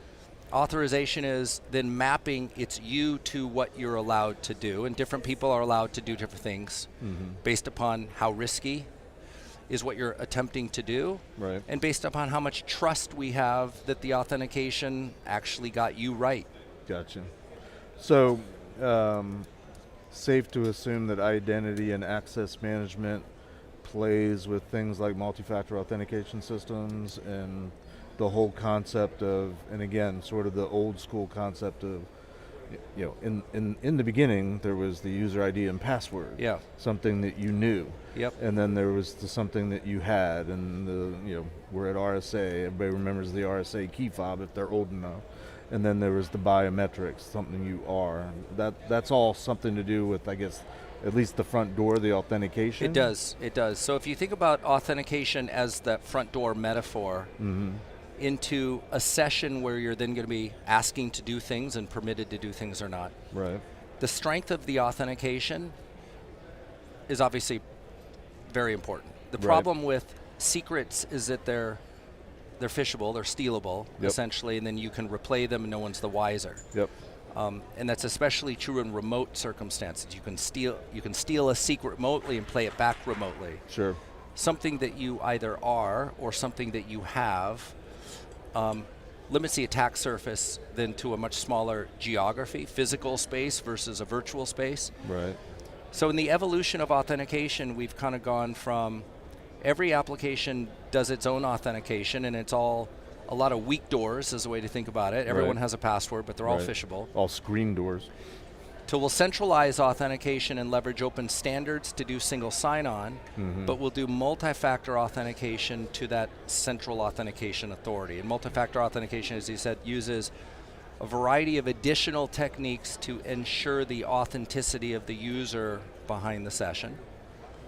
And there's even been an evolution there that there's more things like, the fact that everybody's glued to a smartphone that's got GPS in it so they could track your movements. That's correct. There's more and more techniques. There's more and more techniques, more and more signals that we have access to, which essentially allow us to map the level of assurance of the authentication and the authenticity of you. We have more signals, and that's referred to as multi-factor, if that makes sense. And we're leveraging all of those signals to ensure the integrity of the user. So if I'm understanding correctly, and again using sort of our front door mentality and then where can you go type of thing, metaphor, once I get in the front door, you're reasonably sure I'm Jeff Mann. And so then it's a matter of what is Jeff Mann listed and authorized of being able to access. Well, I'll go one step further than that. Okay. In old world thinking, there was like a gate to trust. You're untrusted, then you're trusted. Right. In new world thinking, zero trust, don't trust the user, the network, or the device by default. Right. There's also an element of the time continuum, the amount of time that you trust. Okay. So the notion that you would authenticate once and be in is not necessarily where we're going. Okay. It could be that we want to continuously authenticate. Interesting. So that the dimension of trust in time also shortens, if that makes sense. Yeah, that makes perfect sense. So you have an accounting role at a company, and you typically log in Monday morning, and you spend about 4 hours updating some report. You don't necessarily need to be doing it for 6 or 8 or 10 hours, and then again that's doing all it part on a of Wednesday the night. recognition of your behavior, which is a pattern of authenticity. Right. And some behaviors look different than the way you normally behave, and that's a signal that can be leveraged to, in essence, ensure the integrity of an account. Okay. So in today's modern world, with the technological advances that are out there and a certain theme of this conference, how is that impacting identity? I mean, how do you trust anything these days? Well, it's harder and harder to trust anything, which is why the principles of zero trust become the centerpiece of the future of the cybersecurity principles. So don't trust the user, the network, or device by default. Verify always. And if you could afford to, verify continuously if you don't kill the user in the friction of doing so. Does that make sense? Absolutely. So we're trying to find the There's sweet a spot, balance. the balance, the intersection of what's enough security, and how can we deliver that security in a way that doesn't disrupt the user's flow, what they're actually trying to do. So can we make the security invisible? Passwordless is a form of stronger authentication because the methods, the non-phishable methods, can't be remotely stolen and replayed. Right. But it's actually a better user experience. We don't have to remember them. We don't have to type them in. So it's a great example of where we achieve a higher security construct and improve the user experience. And we're always looking for that. We're always looking for techniques that up the level of assurance, and reduce the friction at the same time. Okay. And is that the essence of what Ping Identity is trying to do? It's one of many things we do. We've helped companies on that journey to centralize identity and access management, to centralize the way that the techniques that they use to authenticate users through multi-factor authentication, evolving that into adaptive authentication that says you don't have one bar for everyone, If they're doing low-risk things, just let them in. If they're doing high-risk things, then we want to adapt the level of authentication to meet the level of risk, so adaptive authentication. Right. To leveraging signals to do continuous authentication on the user's behalf behind the scenes without obstructing the user. Right. The authorization systems that then define the security policies of what users can access and under what conditions can they access it. Right. So all of those authorization systems. The systems that store your profile information in a secure way so that that can be retrieved and your preferences can be retrieved and tied to your account. Right. The ability for you to verify your real identity prior to authenticating, and all of the other constructs that go into delivering a secure identity and access management experience, and essentially connecting every user to every resource across a very complex, multi-generational IT landscape. Now, the last couple of years with COVID and everybody working from home, or more people working from home, was that a sweet spot for you guys? Were you ready to ramp up for that? Well, it certainly accelerated. Many of our customers were actually in a good position prior to that. Many companies were caught. They were following a modern roadmap to secure identity. But there was a rush to put MFA on people accessing corporate systems from home. So I'd say there were two things that seemed to rush. One was VPNs, so let's get people on the network, because many of the security controls were tethered to the network, which was proxied by physical security, so the network was inside the boundary of physical. You had to badge in and then gain access to the network. VPN was the virtual instance of that. And then put strong authentication on everything remotely. Those were the two things I think we saw just kind of an immediate rush towards. But any company that was moving towards the concept of zero trust, there's no difference between, there's no inside and outside. Right. You presume bad actors are on the inside. So when you presume that already, there's no inside and outside, trusted or untrusted. Everyone's untrusted by default. Right. You're in a much stronger position to deal with the sorts of realities and threats we're seeing. Right. Well, we could talk all day, it seems like, on this topic, but our time is running out. I do want to thank you for being with us today and at least giving me the education and the background just to help make it all work in my head, old as it is. That's going to wrap us for this session. Andre Duran from Ping Identity. If you want to learn more about the company, go to securityweekly.com/Ping Identity RSAC. That's going to wrap. Thanks a lot, Andre. Thank you, Jeff.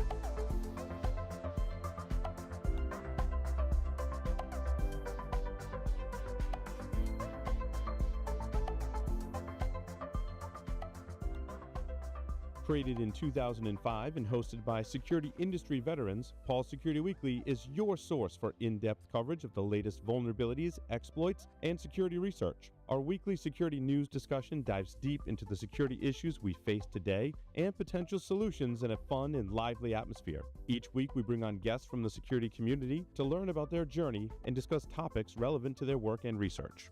You can also subscribe to our show by visiting securityweekly.com/subscribe or look for Paul's Security Weekly in your favorite podcast catcher. We've recorded a ton of content over the years, so we created Spotify playlists featuring some of our favorite episodes, including interviews with Marcus Random, John McAfee, and Chris Roberts, to name a few. You can find them at securityweekly.com/starter packs.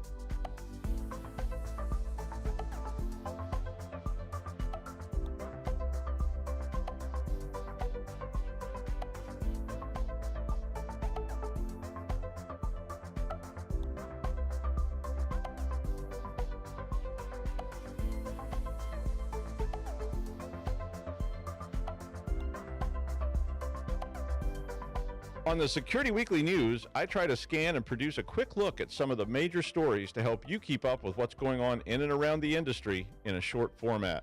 Myself, Aaron Leyland, Josh Marpet, and other guest commentators provide greater insight every week. I'm Doug White, and I hope that you'll look for the Security Weekly News in all of your favorite podcast catchers and subscribe for the latest content.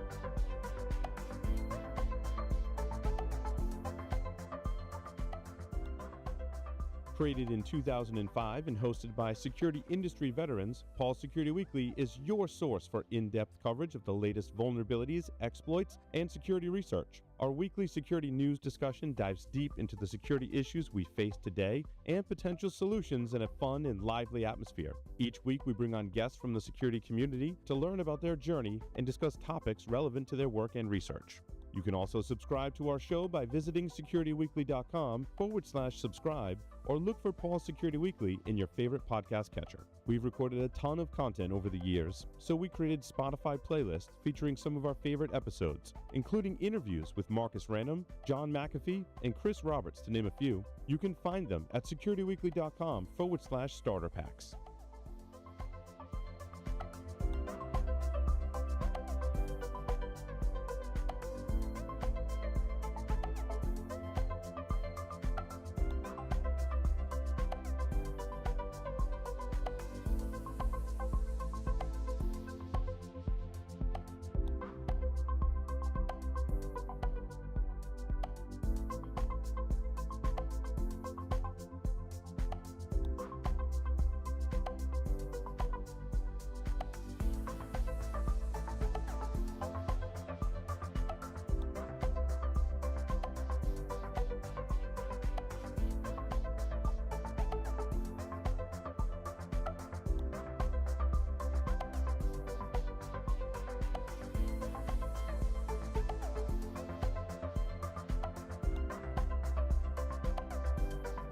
On the Security Weekly News, I try to scan and produce a quick look at some of the major stories to help you keep up with what's going on in and around the industry in a short format. Myself, Aaron Leyland, Josh Marpet, and other guest commentators provide greater insight every week. I'm Doug White, and I hope that you'll look for the Security Weekly News in all of your favorite podcast catchers and subscribe for the latest content.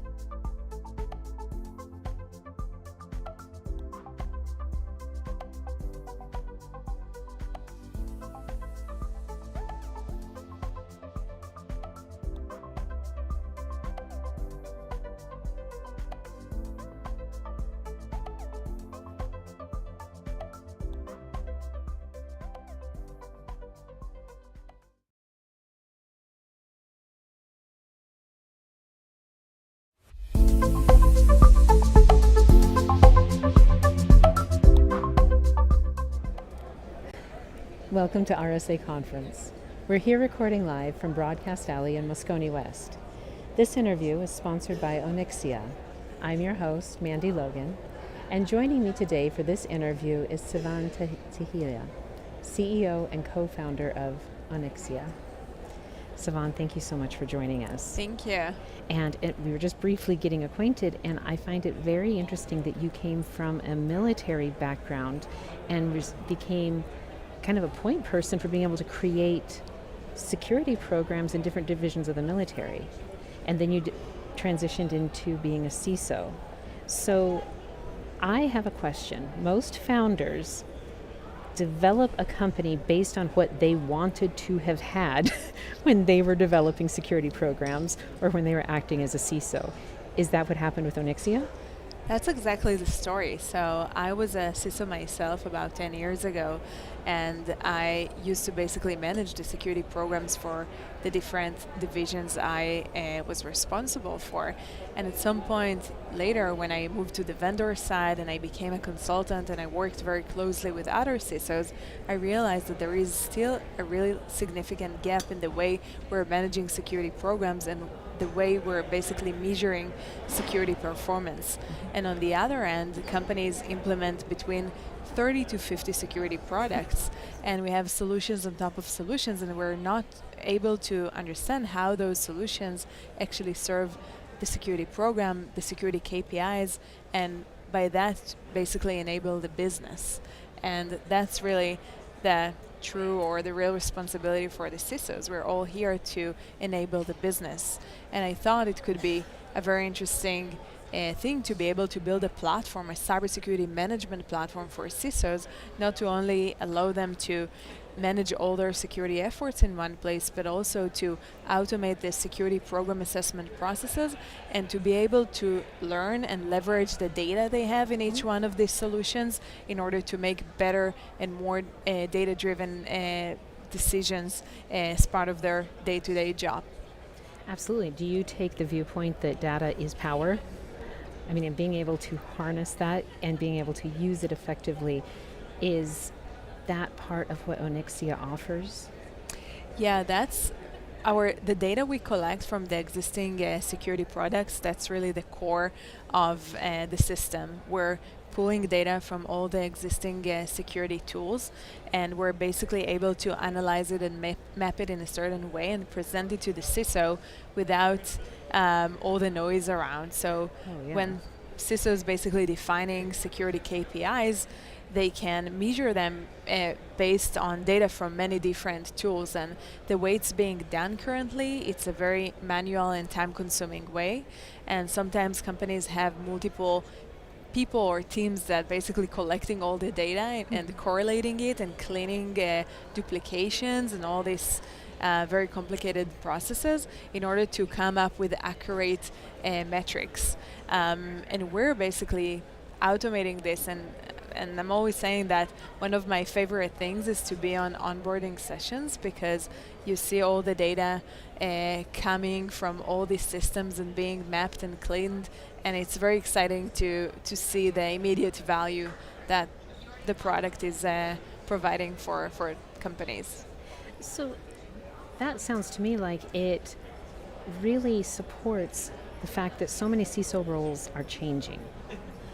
What do you see as the emerging role of a CISO, and how are they being more incorporated into the actual business-driven side? So I think that's a great question. I think the role of the CISO is really different from one company to another. And the other side of it is that there is no real standard for security programs and KPIs, and most of the CISOs need to come up with their own program and best practices.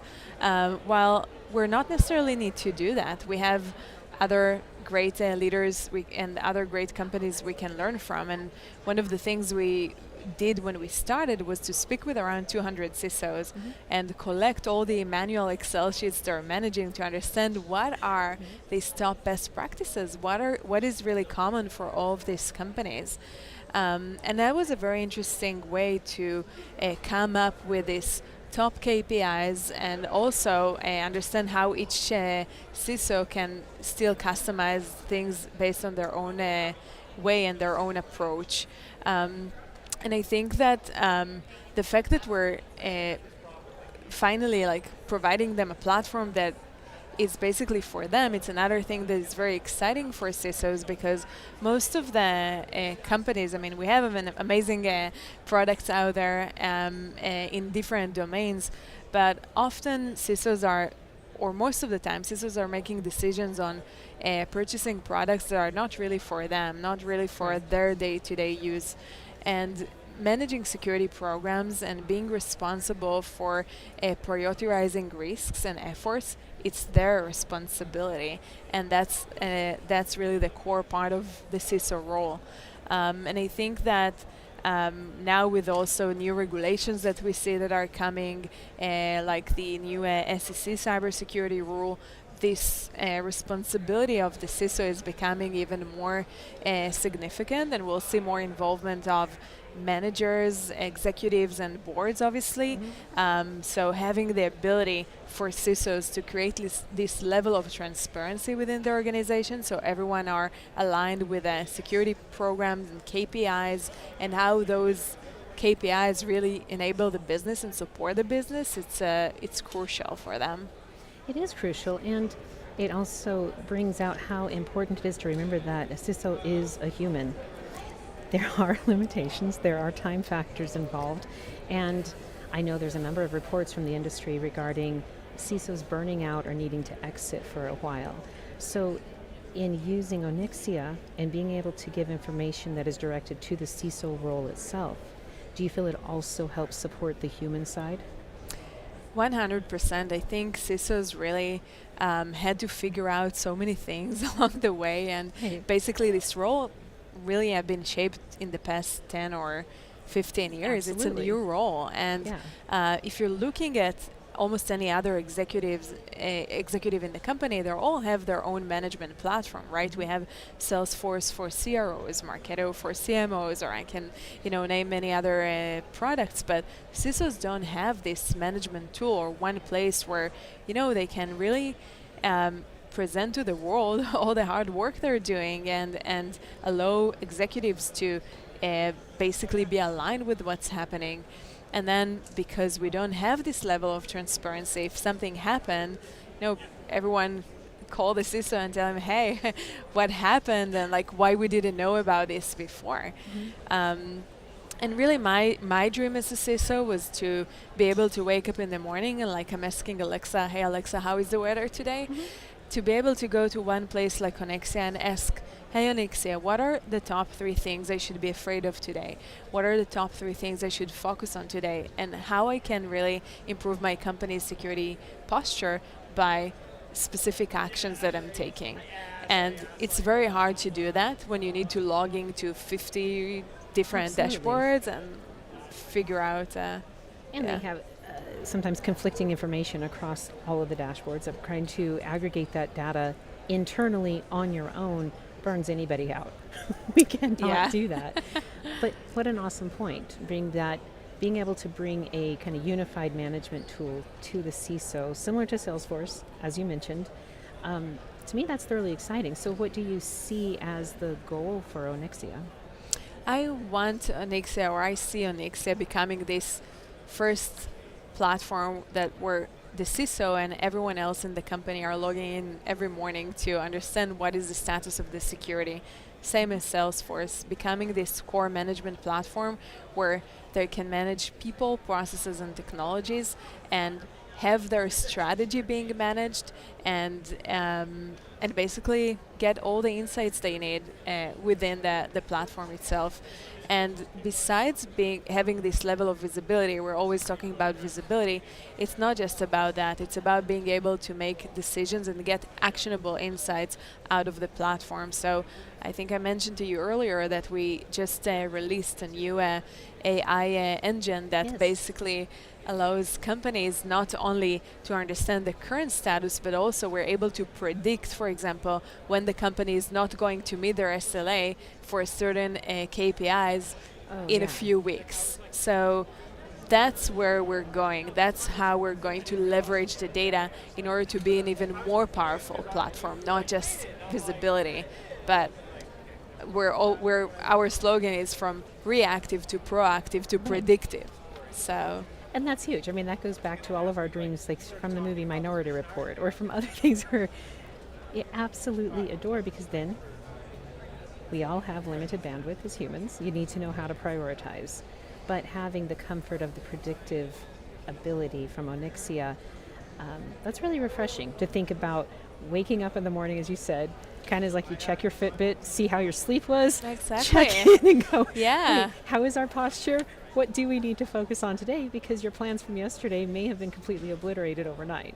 Yeah, and you know, another thing we did was to develop everything we have on web and in a mobile app. So CISOs can basically download the Onexia app on Google Store or App Store, and literally log in every morning and just get their insights as they go from everywhere.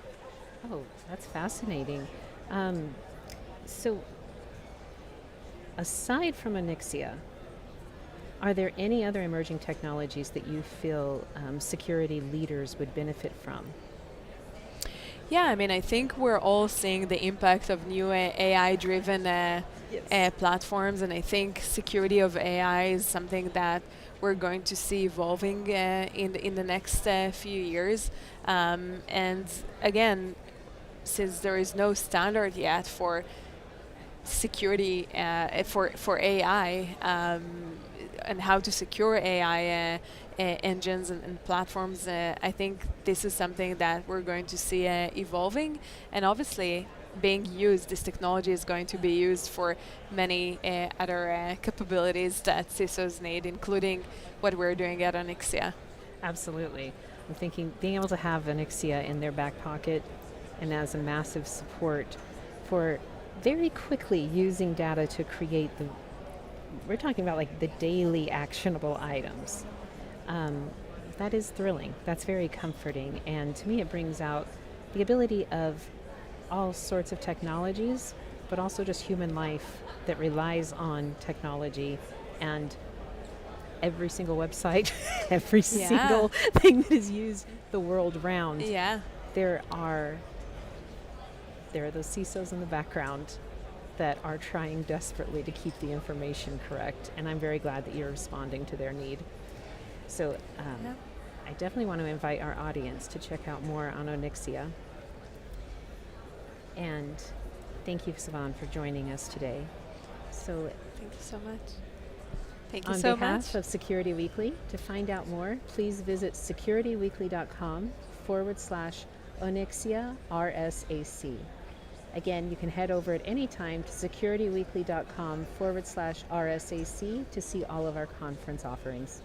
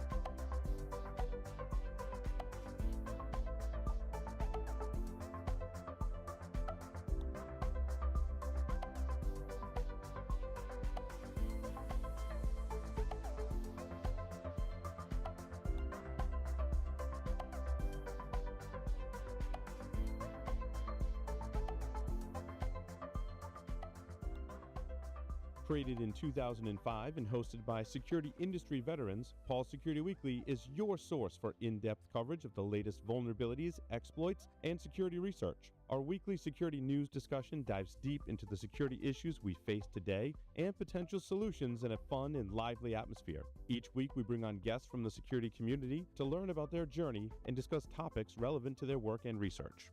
You can also subscribe to our show by visiting securityweekly.com/subscribe or look for Paul Security Weekly in your favorite podcast catcher. We've recorded a ton of content over the years, so we created Spotify playlists featuring some of our favorite episodes, including interviews with Marcus Random, John McAfee, and Chris Roberts, to name a few. You can find them at securityweekly.com/starter packs.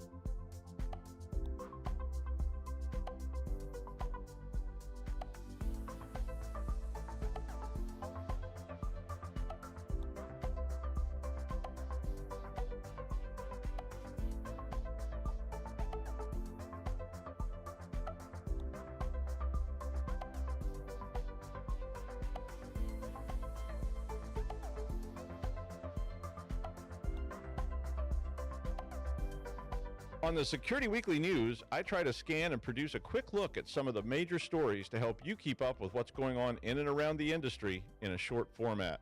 Myself, Aaron Leyland, Josh Marpet, and other guest commentators provide greater insight every week.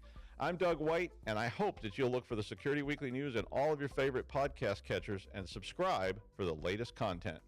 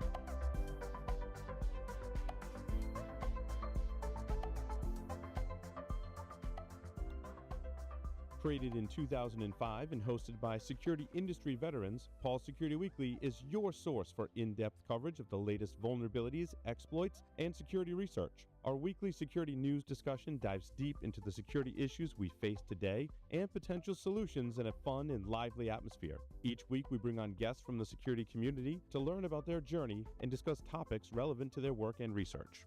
You can also subscribe to our show by visiting securityweekly.com/subscribe or look for Paul Security Weekly in your favorite podcast catcher. We've recorded a ton of content over the years, so we created Spotify playlists featuring some of our favorite episodes, including interviews with Marcus Random, John McAfee, and Chris Roberts, to name a few. You can find them at securityweekly.com/starter packs.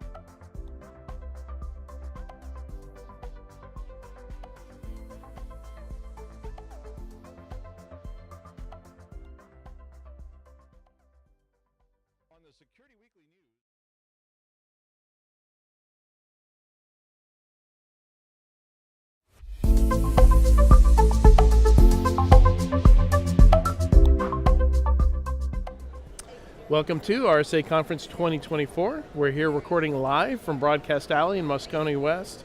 This interview is sponsored by Direct Defense.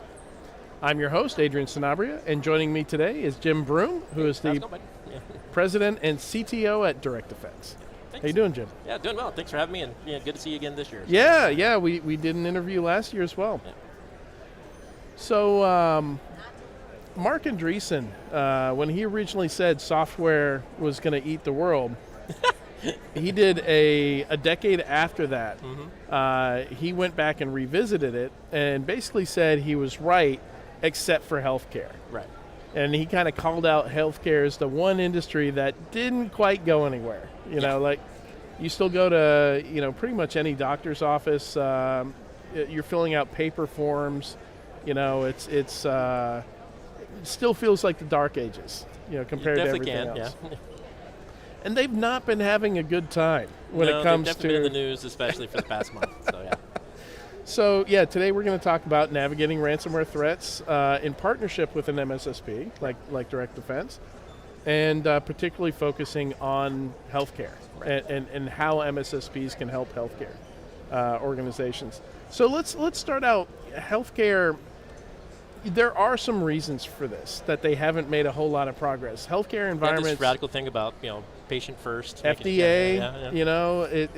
It's hard to update technology in hospitals. A lot of hospitals have, and it's healthcare isn't just hospitals, but there's a lot of old technology that's very difficult to patch, to update. So what are some of the challenges here, that are specific to that? Yeah, I mean, realistically, kind of hitting the nail on the head of we have a lot of legacy stuff. Yeah. We may or may not have really good network segmentation, which is one of the principles we've been talking about for forever. Flat networks. Yeah, extremely flat networks, or just zero trust is not a real thing in there. Yeah. And we also have procedural problems. So we've been working with health customers for a long time now, but specifically in the last year, with the rise of ransomware threat actors going directly against them and targeting them, what we found is, while there are processes, procedures, run books for how to operate the hospital during a natural disaster or continuation of services for patient care, they haven't really done the same due diligence when we get into cyber and just uptime availability of IT infrastructure. And so while they still have the path to go back to paper, right, what they haven't really thought about is what if you have a truly disaster event of your core infrastructure. And ransomware is unfortunately a real world field test of that. So. Yeah, rebuilding, they're not doing infrastructure as code, so rebuilding infrastructure is not running a Terraform script. No, no, and scalability is the issue. You've also just got the assumptions is the best way to kind of describe it, which is, my backups are going to work. Yeah. And as from reporting on it, as being an incident responder, your backups are the second thing they go after. And so they pretty much wipe out and destroy those. And so what has not happened at the business level of running that healthcare organization is, what's the resiliency on offsite backup? When was the last time that backup was done? And or is tested. that that's now you're getting into procedural problems. Yeah. But just what's the viability of that solution, and is it in line with the business expectation? In many cases, the answer is no. The business is like, I can't live with more than an hour missing in my gap in my data, and you find out, the last backup was a month ago. Yeah. So there's not a lot of parity or realism in, yes, we're making backups, we're taking them off site, but it's not aligned back with the business initiatives as well. Right. And that's core. Then we get into the things about cyber and taking care of the ransomware side of things. Yeah, I've got some personal trauma in that in that area. I remember once doing the math with our backup tapes and the speed of restoring from backup, and realizing, if we had an incident at the absolute worst time before the next full backup, the day before the next full backup, it was something like 6 weeks to restore every single thing. Just our main CRM. Oh, okay. Yeah, from if we were to do DR, and that was nowhere near the BIA tier, that exactly. That was, Yeah, I mean, and just that is the realm of reality, that as an incident coordinator, like, you've got to sit down with the C-suite's hand. It's like, hey, so this is how long we're looking at just to do restoration of services and get back. So when can we find these jump-off points, and why haven't we tested these in the before we got here as part of your disaster recovery business continuity plans? So as an MSSP, where can you help here? know? Well, that comes back really, that is one of our core services. From a direct defense standpoint, is, we are consultative in nature, and so we sit down with our customers and just be, this transparent. Yeah. Like, hey, I can help you here and here, but I might struggle because of this permission. I don't have that permission. Case in point is with this past summer with Scattered Spider. And a lot of the activity we saw there, we knew we went head-to-head with them on 8 different occasions. Yeah. We had the benefit of some really mature customers that allowed us to test some early alarms of monitoring the state of MFA and changes to downgrading from push notification or PIN code down to a phone number for text messaging. That's one of the alarms we have in our ecosystem, just looking for that downgrade attack. That was our early warning. We were able to actually identify, they were getting in successfully by doing SIM swapping of key administration staff that were still using text messaging as an option. So having that collaboration, sitting down with customers and just like, hey, here's the reality, here's the things I can do, but you need to do your side of the equation as well. If we can't eradicate text messaging as an MFA factor, at least do it for your admins, at least do it for your C-suite. Or even spinning it, specifically with, the ransomware part of it is, what don't you have protected today? We have a really good partnership with a company called Halcyon. They're running around here. And they're singularly focused on ransomware. But we've seen threat actors. We do some joint work around incident response. We've seen threat actors have enough time to break into the VPN device, brute force over 25 days to get into the domain controller, and then walk around until they found the antiquated box off to the side that didn't have any modern EDR on it to protect the organization. So again, it's that kind of conversation of, hey, what's your asset awareness? Where's this? Where are we at in your program? There's and just always being that consultative. box. Yeah. Especially talking about healthcare. Absolutely. Like, not only do you have the weird one-off systems that are maybe an older operating system or something like that, because the or a bed. The hill run beds are a smart bed. Yeah. Whatever vendor makes the product that system is connected to, doesn't work with the latest version of Windows or doesn't have drivers for something. Or they don't even own it. Right. I mean, if you're not familiar with most hospitals, in hospitals, administration is all part of the main hospital organization, but on the actual ambulatory care side, it's probably outsourced to the original OEM vendor, be it GE or HP or Philips and Expert, all the way to a service provider. And so teasingly as a red teamer, it's always easy. Go read the manual because the passwords are in there. But then I also understand that a lot of doctors are contractors essentially. Yes. And they will bring in their laptops, so there's a lot of BYOD. Tablets especially. Yep. So, at this day, that's a bigger conversation on just the current state of the medical industry in the United States. But yeah, a typical doctor is working for anywhere from 3 to 4 different hospitals, depending on your region and how many hospitals you have. Yeah. So they're running into multiple systems, and then the scariest part is, they're carrying some of that patient data into their own ecosystem for billing and things like that.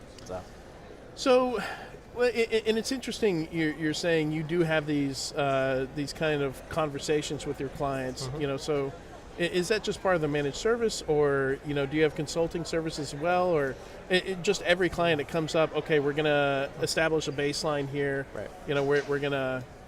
Short answer is both. Yeah. Okay. So we actually have penetration testing both on the traditional enterprise side as well as application is our core business. Yeah. Managed services actually grew from organic demand. I got you. For our clients, because we were doing so much IR work. They're like, hey, you're finding solutions that work, manage them for us. Like, all right, so that became a business line for us. And then we actually have a dedicated practice on OT, SCADA, and IIoT for manufacturing lines. Yeah. So short answer is yes. We have several ways of getting down and just being consultative to our customer, even at, over beer at a restaurant, just, hey, this is, the things you need to look at. We just recently released our threat report, which is from the managed services side. And thematically, the things we kind of talk about in there is, first part is being or providing custom alerts to clients. Making sure they get what they want from a service standpoint, not just the MDR in a box doesn't work for everybody. Right. But the second part of that was really, what's the themes we saw, which was, again, compromising MFA. Big threat actors were actually jumping into single sign-on and jumping out to the third-party solutions you have integrated your MFA into. Right. So we're definitely seeing a lot of that. And then, more importantly, living off the land, those type of techniques, we all, threat hunters, we all go and create, detections for, but when you look at it at scale, how is this going, and then by vertical, what are they doing that's unique to your vertical? Right. And so having that conversation as well with that specific vertical. That's ultimately our approach to it. So you're coming into a healthcare organization. They're missing just about everything. That never happens. What? No. Where do you even start? Obviously, they need an incident response plan. Right. You've mentioned MFA multiple times already, so I'm guessing you at least want to do kind of an audit of, is it enabled? All the public-facing applications that currently don't have it. Yeah. Yeah, and that is a common thing. We have a discovery service that we're actually doing a promo for right now, but that was actually one of the findings just recently was sitting down with a healthcare organization. They signed up for it, and it's like, I'm actually finding it's actually from the Verizon breach report talking about the ecosystem of the dark web reselling stolen passwords and sharing those around, and actually finding legitimate patient logins to this healthcare provider. So you're doing some external attack surface scanning, some OSINT scanning, stuff like that. I imagine you want to know if they're already compromised. Yep. Like that's a big piece of it. I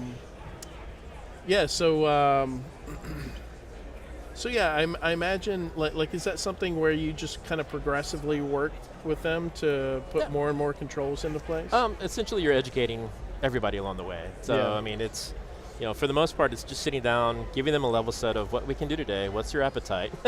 Let's kind of build out a 12, 36-month program for you on how we can get to a more ideal state. And more importantly, sit down with the business side of this. And there is a cost. So having that conversation with what the tangible cost of actually delivering that is going to be. So. What should healthcare CISOs be looking for in a managed solution? Today, number one is making sure they're actually getting the coverage they need. So just, are you staffed? Do you actually have, here in the United States, just to have 7x24, you need, physically need 9 people there to wait for the red light to flash. But you need 12. And we're talking about a SOC kind of function here? I mean, just for someone to acknowledge that a red light flashed, yes, that is going to be a SOC conversation. Right. But the other part of that is really where you at in the, your insurance providers dictating what you have. Right. What's the quality of solutions you're currently invested in? How operationalized, to use a fun buzzword to it, but how effectively are you guys using these? Do you have high confidence alerts? Do you have this, or are you getting death by 1,000 paper cuts with 85% false positive alerts coming down and killing your poor SOC? Yeah. Those are all part of the just taking security and making it a real operational state for the organization. For you guys, is partnering with cyber insurance is that a pretty important thing these days? I mean. Yes, especially if you're into the incident response side of the house, your insurance providers are typically dictating who you have to use. We're a little bit different. We do work with several insurance providers, but we're also a little bit different in that we're typically the advocate for the business. Right. Playing myself and the other colleague that actually runs the incident response team, we play disaster bingo. So the only 2 checkboxes we haven't hit off. I haven't gone through Locust in a data center yet. I haven't done that one. And he hasn't done Tsunami, but we've done everything else. Volcanic eruption, a train derailment that went through a data center. Wow. So just helping organizations get recovery services outside of cyber, just continuity, but taking that back to a cyber conversation of how do we get back to business? How do you take care of patients? How do you secure your data? Where's your data at? All that becomes just general conversational things, unfortunately because of experience. Yeah. But the other part of that is it actually directly talks back to the CISO on can I start answering these for myself, and can I actually have a quantified checkbox or scoring metric on where are we at from a maturity standpoint for these things. A train through a data center. That's a new one for me. Without naming names, a very large, prominent financial institution that built a state-of-the-art campus with a data center at the end of an active runway. Oh, wow. And they dropped unfortunately, 2 planes got dropped in the middle of the parking lot in the first month they were there. Wow. Yeah, so got some fun ones. Wow. Yeah, that's, I don't think I ever accounted for that when I was in charge of DR BCP. I don't think we're close to any airports or railroad tracks. I mean, the building was beautiful. Yeah. The site was beautiful, but no one did an active, risk analysis on, plane, we're in the path, Yeah, maybe they looked at flooding, but forgot the other things. And the derailment, we never had a problem, and literally the train came off and it moved 85 feet that way and went right through the side of the building. Wow. So the spindles were in the front yard. Yeah. Wow, that's incredible. Well, Jim, thank you so much for joining me on Security Weekly today. Thanks, man. This is great. And to learn more about Direct Defense, you can visit securityweekly.com/Direct Defense RSAC. And please head over to securityweekly.com/RSAC for more content from us live from RSA Conference 2024. And we'll be back in a few moments with another interview. Thanks.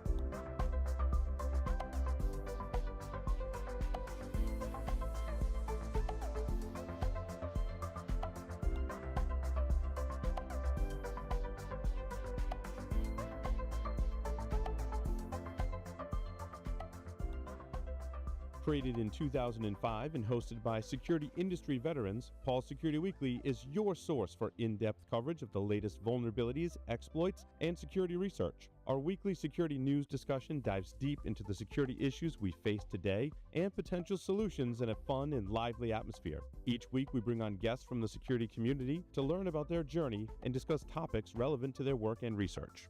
You can also subscribe to our show by visiting securityweekly.com/subscribe or look for Paul Security Weekly in your favorite podcast catcher. We've recorded a ton of content over the years, so we created Spotify playlists featuring some of our favorite episodes, including interviews with Marcus Random, John McAfee, and Chris Roberts, to name a few. You can find them at securityweekly.com/starter packs.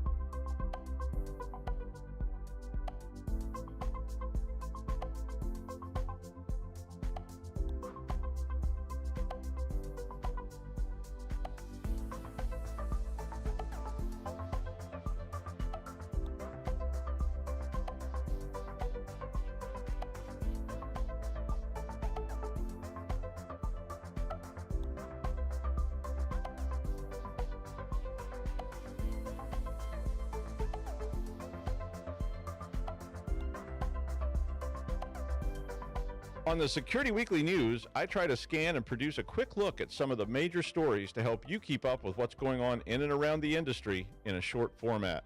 Myself, Aaron Leyland, Josh Marpet, and other guest commentators provide greater insight every week. I'm Doug White, and I hope that you'll look for the Security Weekly News in all of your favorite podcast catchers and subscribe for the latest content.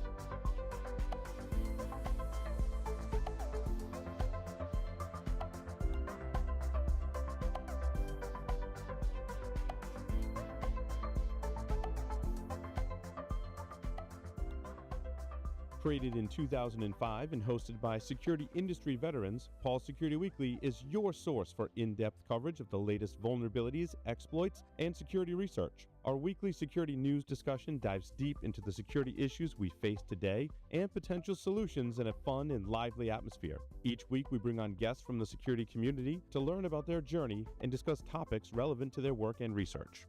You can also subscribe to our show by visiting securityweekly.com/subscribe or look for Paul Security Weekly in your favorite podcast catcher. We've recorded a ton of content over the years, so we created Spotify playlists featuring some of our favorite episodes, including interviews with Marcus Random, John McAfee, and Chris Roberts, to name a few. You can find them at securityweekly.com/starter packs.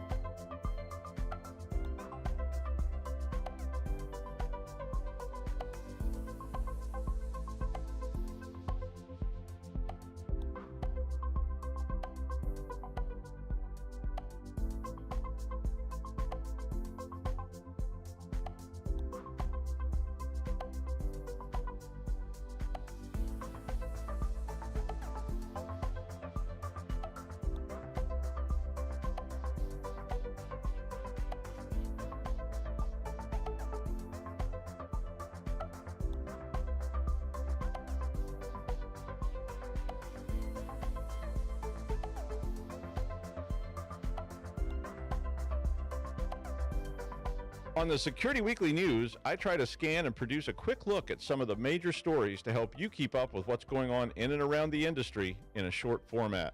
Myself, Aaron Leyland, Josh Marpet, and other guest commentators provide greater insight every week.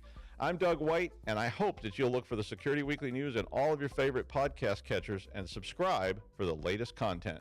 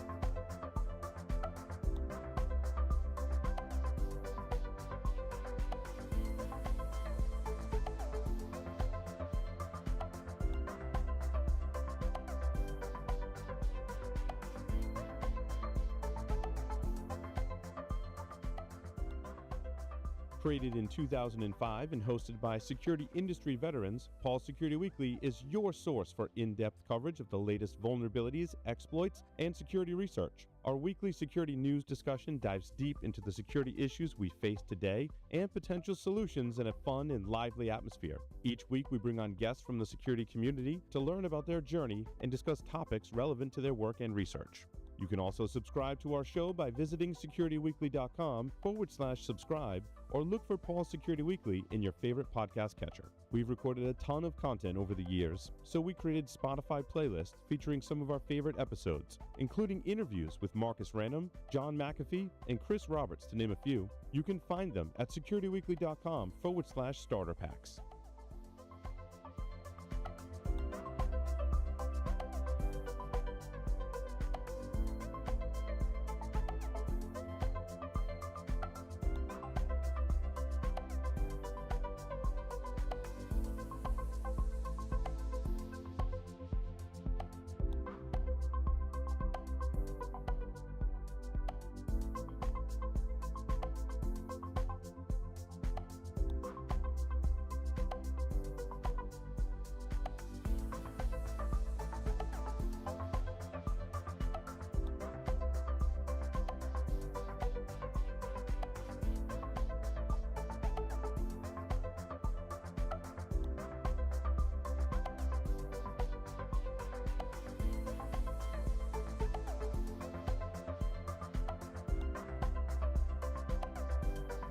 On the Security Weekly News, I try to scan and produce a quick look at some of the major stories to help you keep up with what's going on in and around the industry in a short format. Myself, Aaron Leyland, Josh Marpet, and other guest commentators provide greater insight every week. I'm Doug White, and I hope that you'll look for the Security Weekly News in all of your favorite podcast catchers and subscribe for the latest content.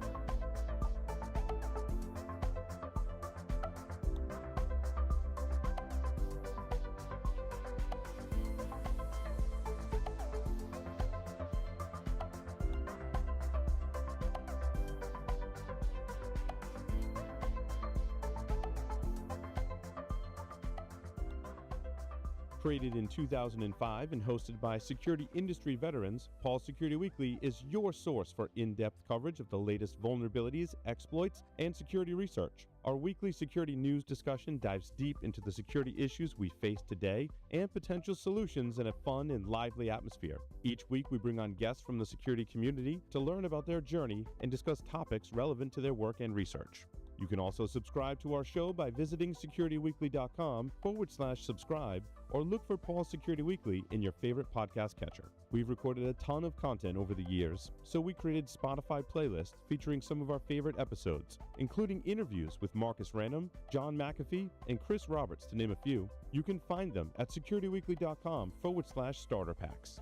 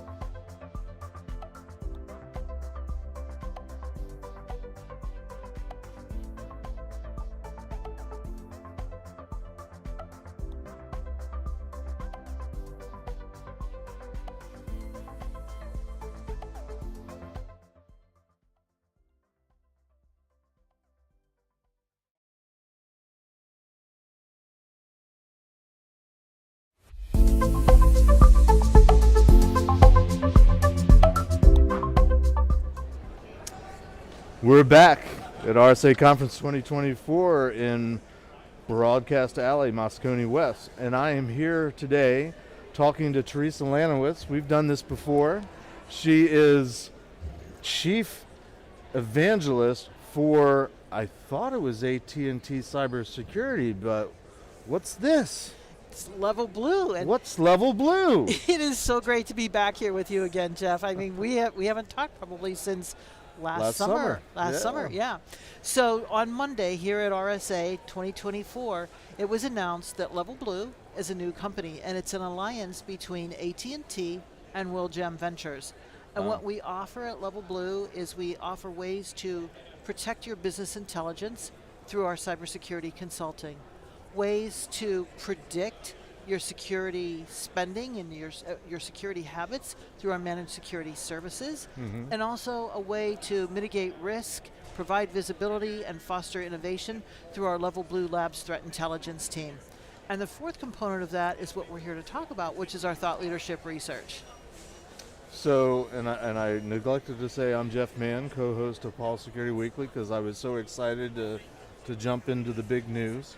And of course, being a member of the media, I got the advance notice about a week ago, so I've been like, when can I talk about it? And I think we've talked in the past that I used to work for AT&T, gosh, over 10 years ago now. So I might know some of the people that are still there, so we'll definitely have to talk later and find out who's where and what's what. But in general, how's everybody that's now Level Blue? Is there excitement? This is definitely curiosity. Yeah, definitely an exciting time. A new chapter, a way to be far more focused on cybersecurity in general, to really act as strategic extension of the teams that are out there. And that's one of the things that dovetails quite nicely into our thought leadership report, is this concept of cyber resilience, bringing in those trusted third-party advisors, such as managed security services, consulting, bringing in threat intelligence, and so on. Things that, at least in my experience a long time ago with AT&T, we kind of got lost. I mean, we were this much in a very large company. And so I would imagine that there's a lot of excitement just in terms of, jettisoning from the mothership, being able to be focused, and you can do identity and not have to worry about all the things that we used to have to worry about that we probably shouldn't share on air. But yes, and just pretty exciting. Yeah, it's very exciting. And just to be clear, it is an alliance between AT&T and Willjam. And so AT&T will still have a minority share in us. And AT&T will still continue to sell Level Blue services. So and AT&T will have board representation. But more clear lines of demarcation and hopefully less confusion and that type of thing. Yeah. Interesting. So you're here with the cyber resilience report, because that's what we usually talk about. Right. What's new and exciting or concerning and disturbing about this year's report? Where do you want to go? So this is our first piece of thought leadership research to come from Level Blue. And the data in here is extremely fresh. We just finished collecting it at the end of March. Wow. And we focused on cyber resilience this year, and it's the futures report. And what it is it's a quantitative survey of 1,050 IT and cybersecurity executives, C-level and one below C-level, who wanted to tell us about their cyber resilience journeys. We surveyed 18 different countries, and we also surveyed 7 different vertical markets. So it's an incredible bit of research, an incredible piece of research that everybody should download from levelblue.com. And take it, read it, share it with your executives, share it with your leadership, because I guarantee it will help you fight some of those battles that you've been fighting with internally for so long. Things such as collaboration, getting closer to the line of business, understanding how to work with senior leadership, making sure that cybersecurity is a top-line budget issue. So rather than being isolated, bringing it more integrated. So pretty much all the stuff we've been saying for the last 30 years, but you have some data to back it up. We have a now. lot of data to back it up. Gotcha. And I'll tell you, the first exciting thing that we found in here is that across the board, all the 7 different vertical industries that we surveyed, they all say they're struggling with the same problems with cyber resilience. And you might ask, well, what is cyber resilience? It's a word. That might be a good place to start. Probably a good place to start. What are we talking about here? So cyber resilience is this idea of the entire IT estate and how that IT estate, as well as the business, can recover from certainly a cyber attack, a cyber event, but also some sort of natural disaster, a hurricane, a flood, a fire, or some type of man-made accident. And it's about being able to bring that business back online. And an example I always use is this idea of, let's say you have a river with some moisture sensors watching the high water mark, and if water rises to a certain level, an alarm will be tripped and people will be told in the area to evacuate. Right. That's a fairly common scenario now. So from a cyber resilience perspective, let's say there's a tornado that comes through, dismantles those sensors, knocks down the poles that they're attached to, it just completely obliterates that supply chain of where the emergency messages are going and so on. That's cyber resilience. How do you get that back up so that the people in that area can feel safe that those sensors are doing the job? Right. So bringing in everything from your legal team, perhaps, your marketing team, your line of business, the product team, the cybersecurity team, certainly. And then cybersecurity resilience is those same sensors. They're sitting there along that river waiting for high water. But let's say some adversary decides to come in, hack into that one of those sensors and execute a DDoS attack. Sure. That's part of the cybersecurity estate. Now, how do you recover from the cybersecurity estate? And all of this is being brought about by this idea of dynamic computing, this idea of innovation, bringing a lot of innovation through computing outside the four walls of our organization. Right. You've used the term estate now several times. We're no longer talking about a network or a system. Unpack that a little bit. Is that a level blue term, or is that something you coined, or is that something it's an industry term. Industry term. Yeah, and it is everything, because if you think of the entire IT estate, we have mainframes. Once we became more democratized, we had local area networks. Sure. We have client server. We have all of those custom software applications that we've built. We have all of those commercial off-the-shelf products that we use. Right. We're still using, it's amazing just talking to people about this, running into the commercial off-the-shelf products that people are still using. Oh, yeah. And now we have the proliferation of endpoints beyond the usual suspects of laptops, desktops, tablets, and phones. So looking at things such as sensors, and those sensors can be out remote. They can be along that riverbank, in a cornfield, on a tractor. Sure. You can have cameras inside your manufacturing environment, and then that entire supply chain that you work with. So going as deep as that supply chain, the physical supply chain, as well as the software supply chain. Yeah, as we evolve, we're not making things any easier. We aren't, yeah, because nothing ever goes away. Yeah. Yeah. Interesting. Safe to assume that most of the respondents to the survey are part of the portfolio of the company, or did you open it up to anybody? This is a broad survey. We engaged with Financial Times to go out and do this survey. So I'm sure some of them are probably Level Blue clients, but we did not say we only want this to be Level Blue clients. This was an open survey across 18 countries.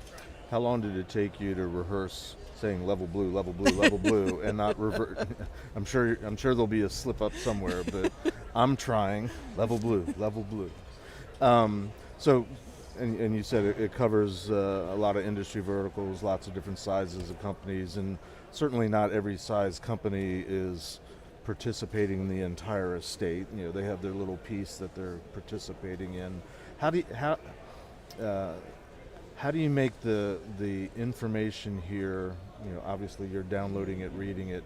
How do you encourage maybe the smaller organizations that don't get a lot of the attention of a lot of the vendors here, let's say, to give them a leg up and give them a fighting chance in this estate?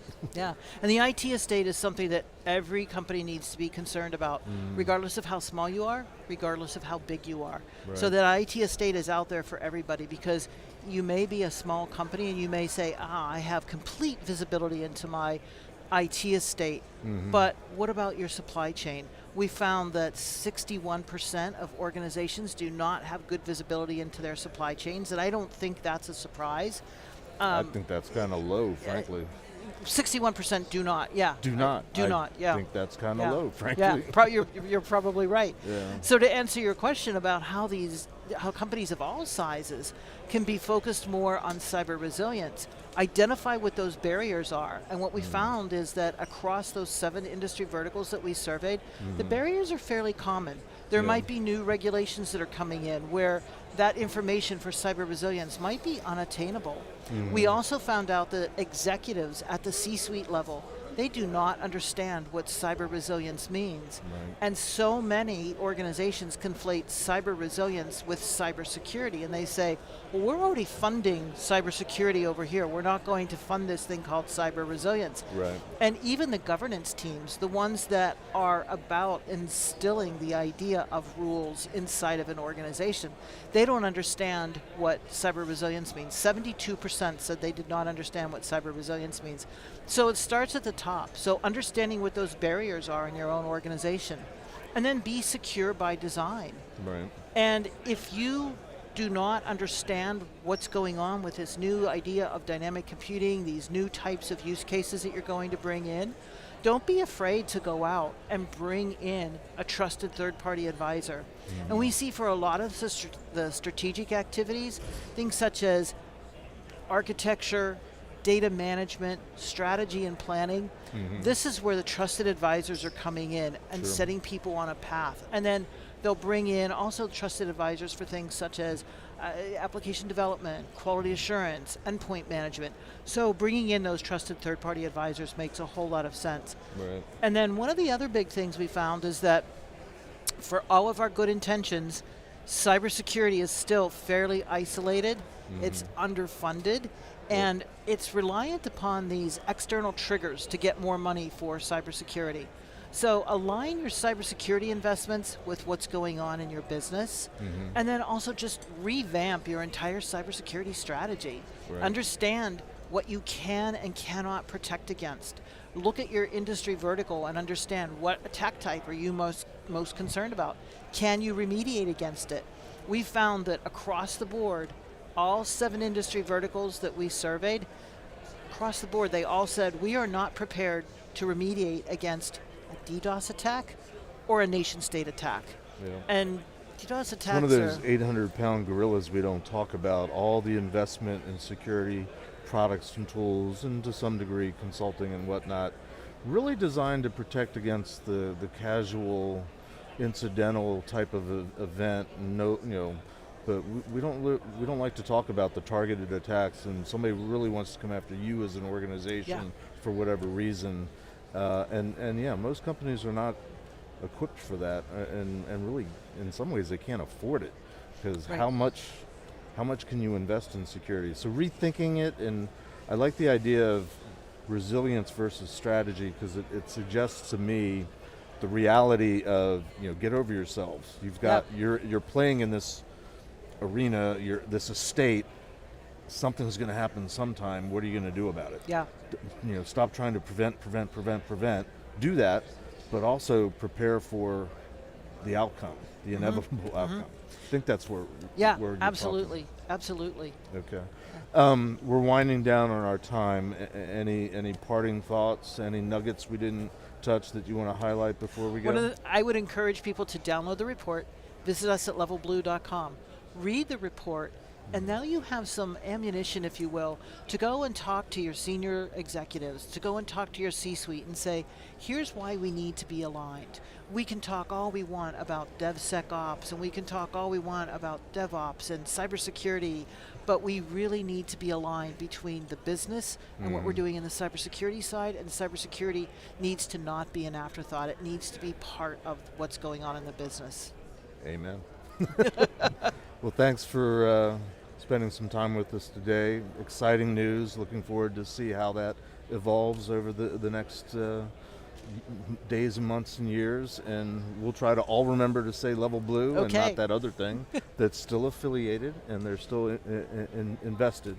For more information, as you said, levelblue.com, or also you can go to securityweekly.com/levelblue RSAC. That's going to wrap us. Thanks very much, Teresa. Thank you, Jeff.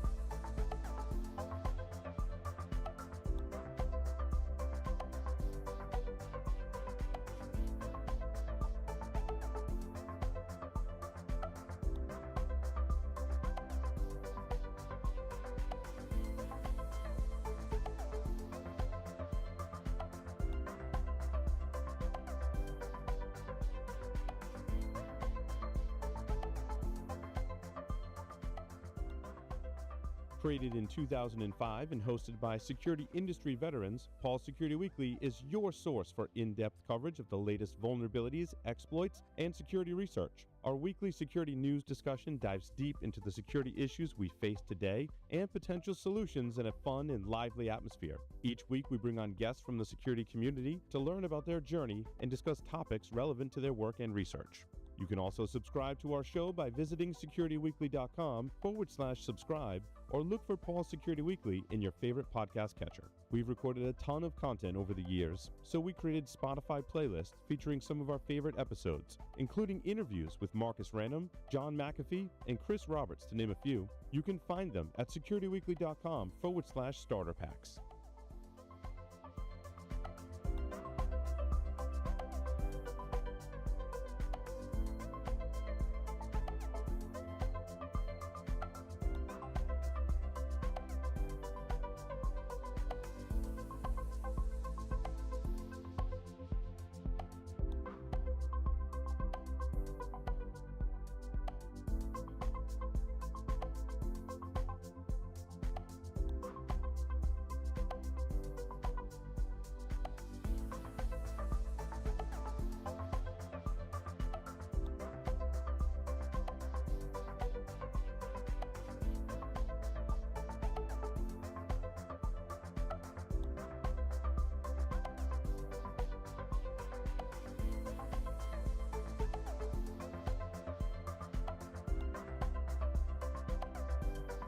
On the Security Weekly News, I try to scan and produce a quick look at some of the major stories to help you keep up with what's going on in and around the industry in a short format. Myself, Aaron Leyland, Josh Marpet, and other guest commentators provide greater insight every week. I'm Doug White, and I hope that you'll look for the Security Weekly News in all of your favorite podcast catchers and subscribe for the latest content.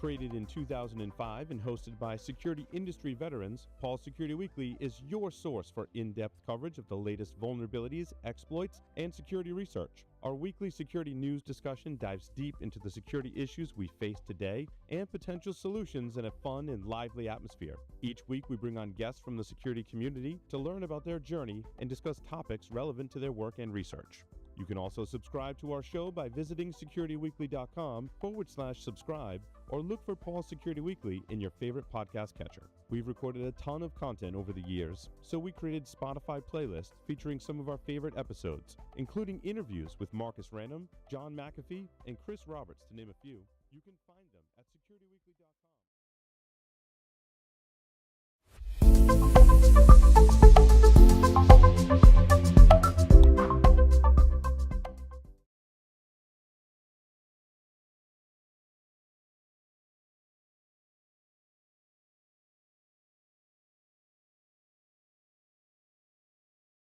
Who is Director of Product Security and Research at a company called Finite State, but also a co-host of Paul Security Weekly.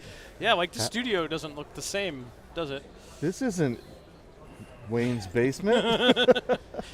No, it is not. This is definitely not Wayne's basement. It is not. But well, Larry, welcome. We've Thanks, not done RSA before, I don't think. No, I mean I was at the last time I was at RSA was almost a decade ago, And I that's was about not when speaking. I started.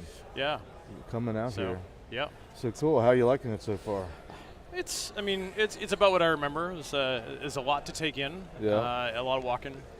Bigger expo floor. I don't know if you've made it there or Yes. not yet. Yeah, I got over there this morning. It's crazy yes, big.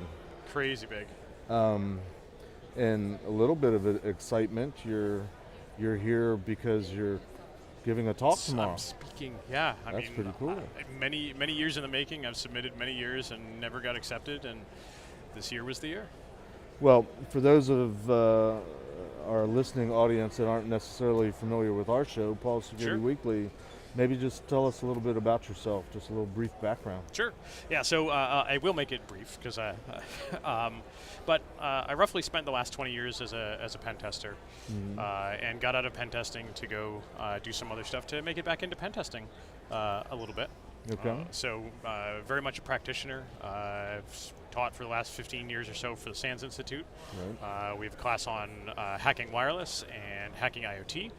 So IoT has been a passion for a long time, and back when it was called embedded devices, right. were some of the things that back when we called it hardware and firmware. Right, exactly. Well, we still do, but still do, but not as much. Not as much. IoT is sexier. Yes. Somehow. So I work for some new folks doing some thought leadership and some marketing and some hacking and some research around IoT and all sorts of fun stuff. Well, and tell us a little bit about the, Finite State, the and company also you the work for. co-host of Paul's Security Weekly. Paul and I started that 19 years ago. Are we planning anything for our 20th anniversary? We should. Certainly hope so. We need to. We do need to do but I don't know that. what that's going to be yet. So. But you've been at Finite State for how long now? Almost 2 years. Okay. Yep, almost 2 years. So at Finite State, we do supply chain security. Okay. So broadly, we do supply chain security, but we do the product takes in firmware and a bunch of other ingests as well. But we do binary reverse engineering to do effectively binary source code analysis. So we're taking binaries, reversing them to source code, doing source code analysis, and grabbing all the binaries from a firmware and so forth in the effort to build a very accurate software bill of materials. So you're looking at devices, you're looking at hardware, you're looking at appliances, but sooner or later you got to get down to the code. Yep, and that's really where we excel is the firmware running on the device and or other software applications. So we can do Windows, we can do Android, and a bunch of other stuff. Okay, and software bill of materials comes into play with that. Yes. And what's the talk that you're giving tomorrow about? So I work for a software bill of materials company. My talk's on software bill of materials. In fact, it's what a coincidence. S-bombs for evil. S-bombs for evil. Yep, taking an unremediated supply chain issue and turning it into an attack path. So I put on my pen tester's hat in approaching software bill of materials. Is this... So it's awkward because your talk's tomorrow. I don't want to do any spoilers or anything. It's fine. It's totally fine. In your research with your company or collaboration with others that are interested, have there been any documented incidents of exploitation of S-bombs yet? So not exploitation of the S-bombs themselves, but using the material within an S-bomb, because it's a highly accurate inventory of all the capabilities of a device, software-wise. Sure. But then leveraging that to give you some ideas about where you want to attack so and so forth. And leveraging the informational low-level findings from a scan type of thing. Or even critical and high-level findings. The joke has been for many years that the S in IoT stands for security. So, as you can imagine, some of these devices have some pretty serious issues. Sure. With vulnerable code, whether they've been libraries that have been found to be vulnerable, services, and so forth. So is your talk a tale of caution? Are you trying to raise awareness that this is something that we should be thinking about as well as everything else? So, or are you providing a roadmap for how to So absolutely not a tale of caution. In fact, completely the opposite. We want folks to use SBOMs. I want folks to use SBOMs. We want to see folks who adopt SBOMs. So it's totally not an anti-SBOM talk. It is. You're going to need to have SBOMs. There's been lots of talk in the security industry about needing SBOMs. We're kind of hearing that by 2025, the end of 2025, every electronic device that you buy should have an SBOM available to someone. We don't know who that's going to be, whether it's public or private. And we've talked about this on the show absolutely a few times. Yep, absolutely. So if there's SBOMs available, it now becomes another piece of data that an adversary, a pen tester, can use to help inform their attack path. Now, not in a cautionary tale, the talk is very much pro SBOM. But take your SBOM that you're generating for your stuff, or take the SBOM that you're receiving from your suppliers, and put your red team hat on and approach the SBOM from that adversarial perspective. I think my goal is to have folks use that SBOM to think about the attack paths, to see what's vulnerable, to fix the problem, generate a new SBOM. Are there still more problems? Fix more problems. Do that in an iterative process. So folks are saying, like, Larry, you're teaching people how to hack devices by using SBOMs, and like, that's anti-SBOM. I'm like, no, it's not anti-SBOM. I want you to use the SBOM to make your stuff better by putting on, the red informing blue, so that by the time you release an SBOM, you have a really secure device. It's kind of reminding me of that meme where they have the picture of the bomber from World War II shot up and riddled with holes in certain places. And then the question is, where should we be applying more armor? More armor. Right. And it's sort of a counterintuitive question to ask when you look at it at first. Yeah, you don't put the armor where all the bullet holes are. You put them where they are. Because that plane made came it back. right. Right. And you put it where the people are that are flying those planes. Yeah. So I'm hearing also kind of like, know the limitations of SBOMs, but know the possibilities of SBOMs, and more like responsible use of SBOMs. I'm also hearing a little bit of, like you were saying, use this as something to think about what could go wrong, and here's the roadmap type of thing. Any suggestions within SBOMs of privatizing them, putting them under a seal, and not making, not having it printed on the label type of thing? Right. Yeah, so there's still a lot of discussion in the SBOM community about whether these should be public, they should be private. I'm of the opinion make them public, but it's not my decision for every company, unfortunately. And so folks are going to do what they will. There may be some vetting about who gets access to SBOMs and so forth, and that's fine.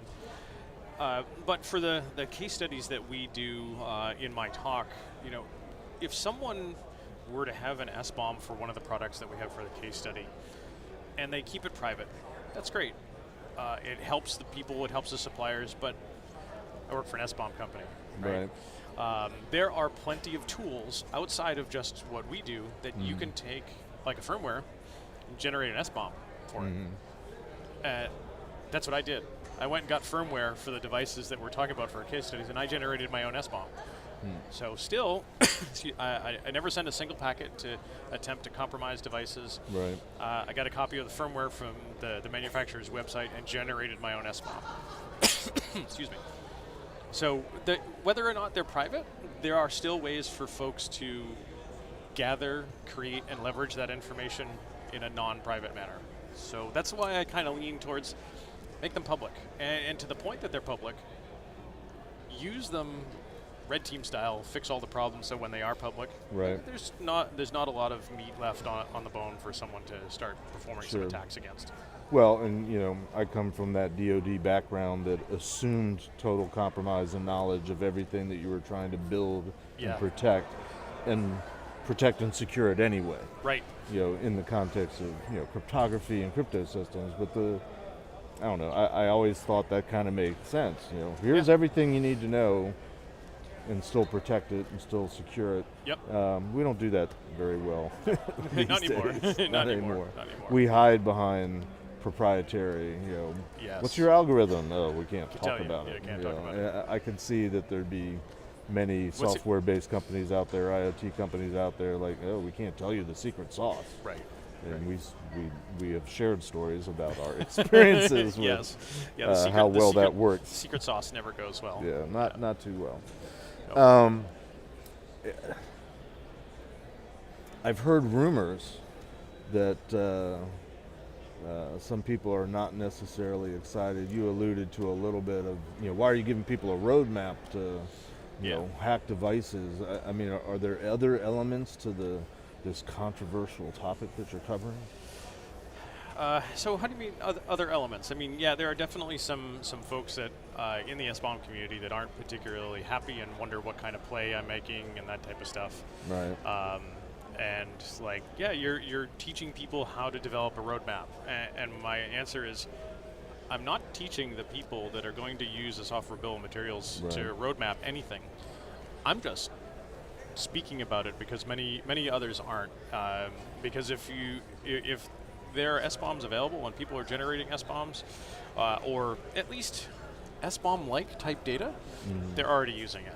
I'm being the mouthpiece saying, hey, you should think about this. And if we're going to be doing SBOMs, maybe we should get ahead of some of this problem. And that's really my intent. The bad guys, they follow rules, and if they're not supposed to read something, they're not going to do it, and they're not going to tinker, and they're not going to probe or anything like that. They just that's not the nature of the bad guy. And I'm thinking about the bad guys wanting to go into some compromise. And being as informed as they possibly can about their target, and I see software bill of materials adding to that information that they can build about the target, and I saw some quotes from some folks that aren't particularly happy about you're teaching folks to build that attack path and how to do it. That the hackers they don't need a software bill of materials to find vulnerable stuff. They're just going to scan the crap out of it anyways. Right. And then they're just going to throw a bunch of stuff at it. And I'm like, a really good attacker does not operate in that way. Right. I think about all of the stuff that, the one that keeps coming up to mind is Natanz, the enrichment facility for nuclear material. Like, the U.S. government in that attack to slow down the centrifuges, they just didn't launch a bunch of stuff. It was very tailored. It was very precise. They spent a long time doing research about the types of things in that facility, about the types of exploits that they could do. And if it had been network connected and not air gapped, they wouldn't have been sending a bunch of packets. That's how you get caught, right? Right. And I think about even some of the things that our good friend Tyler Robinson has said, like. He, for a long time, when was doing pen test work, would go on a pen test and not use a single exploit because he didn't need to. Right. So because he was well informed. Yeah. So he was well informed. I mean, to me, the biggest controversy of SBOMs, at least what I think it is, it's all the companies that don't want to, lift the lift the lid, veil, or open the closet, and reveal just how jerry-rigged, MacGyvered together the software is. They don't want to and you're only giving people another reason to dig into that type of thing. And I think that's where a lot of folks are going, and ultimately, it's not that we're trying to get them to go, oh my gosh, like our stuff is horrible. No, we want you to use that to improve. It is likely that you're going to have to start generating SBOMs as part of your business to be able to sell into various organizations and to get various security certifications for your devices. Yeah. So, hey Larry, our time is up actually. Oh no. You're talking tomorrow. What time? 8:30 in the morning. 8:30 in the morning. That's it. Larry Pesce of Security Weekly. He is going to be at the RSA Conference speaking tomorrow morning.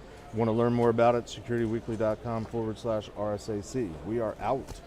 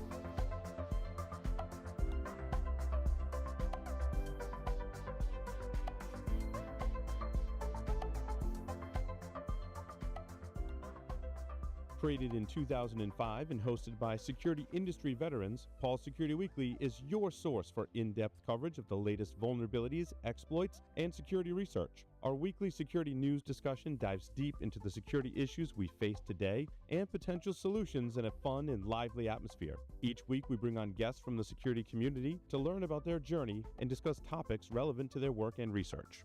You can also subscribe to our show by visiting securityweekly.com/subscribe or look for Paul Security Weekly in your favorite podcast catcher. We've recorded a ton of content over the years, so we created Spotify playlists featuring some of our favorite episodes, including interviews with Marcus Random, John McAfee, and Chris Roberts, to name a few. You can find them at securityweekly.com/starter packs.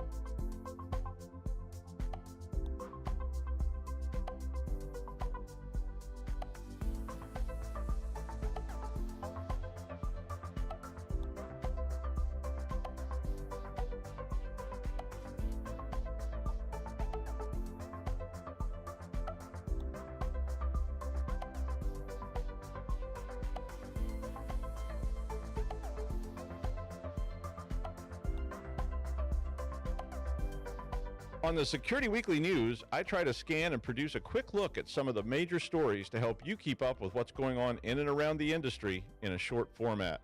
Myself, Aaron Leyland, Josh Marpet, and other guest commentators provide greater insight every week.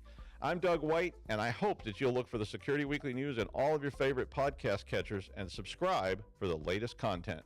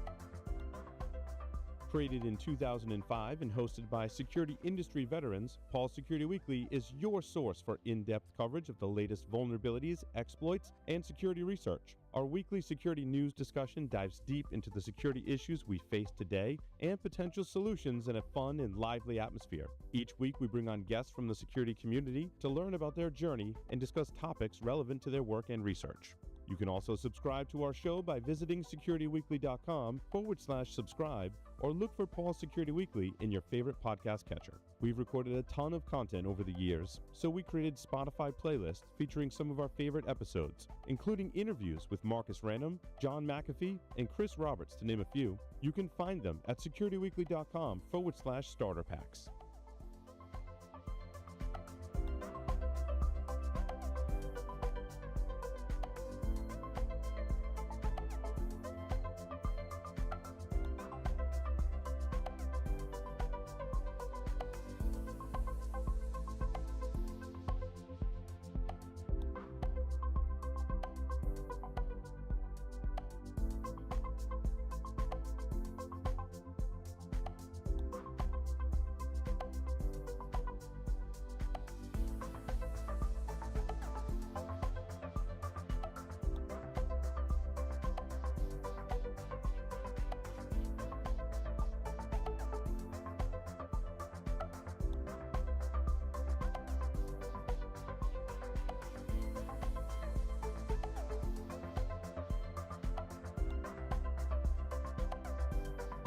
On the Security Weekly News, I try to scan and produce a quick look at some of the major stories to help you keep up with what's going on in and around the industry in a short format. Myself, Aaron Leyland, Josh Marpet, and other guest commentators provide greater insight every week. I'm Doug White, and I hope that you'll look for the Security Weekly News in all of your favorite podcast catchers and subscribe for the latest content.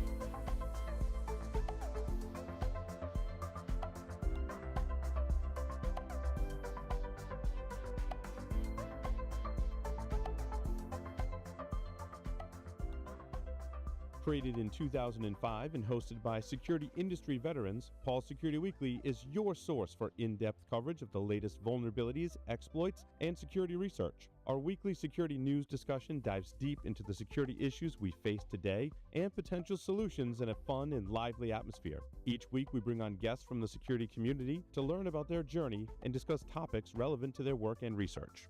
You can also subscribe to our show by visiting securityweekly.com/subscribe or look for Paul Security Weekly in your favorite podcast catcher. We've recorded a ton of content over the years, so we created Spotify playlists featuring some of our favorite episodes, including interviews with Marcus Random, John McAfee, and Chris Roberts, to name a few. You can find them at securityweekly.com/starter packs.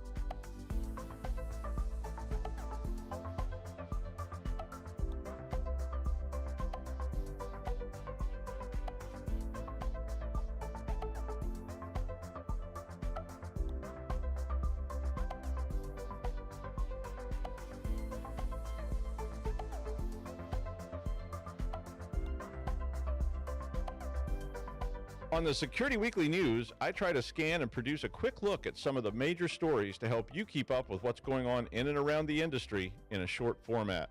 Myself, Aaron Leyland, Josh Marpet, and other guest commentators provide greater insight every week.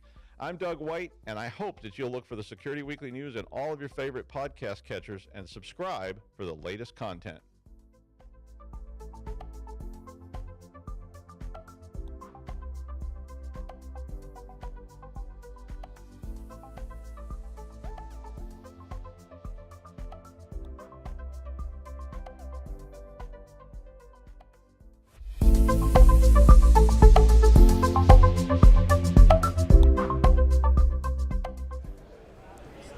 Welcome to RSA Conference 2024. We're here recording live from Broadcast Alley in Moscone West.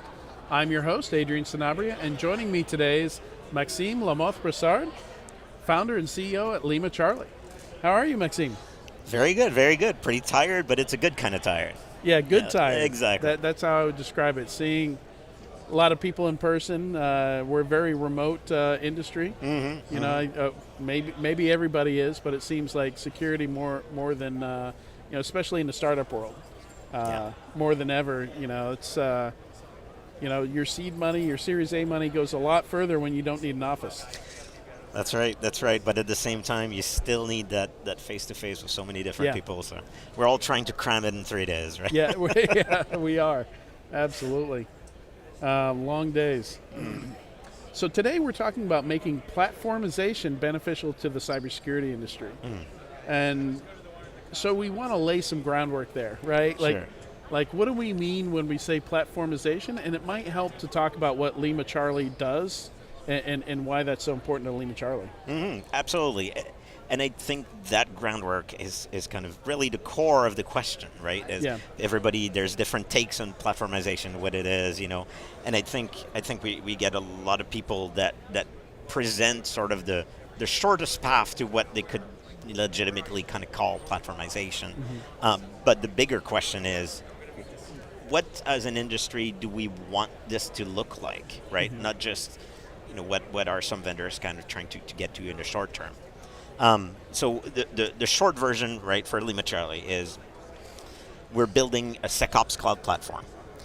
What it means is, and bear with me, I know it sounds cliche, right? But it's this cloud provider for cybersecurity. So we're building like a cloud provider, right? Meaning you interact with us, you know, self-serve and multi-tenant API first, and they're primitives that we build onto that platform, right? So we're not building like, hey, you know, this thing is the bad guy.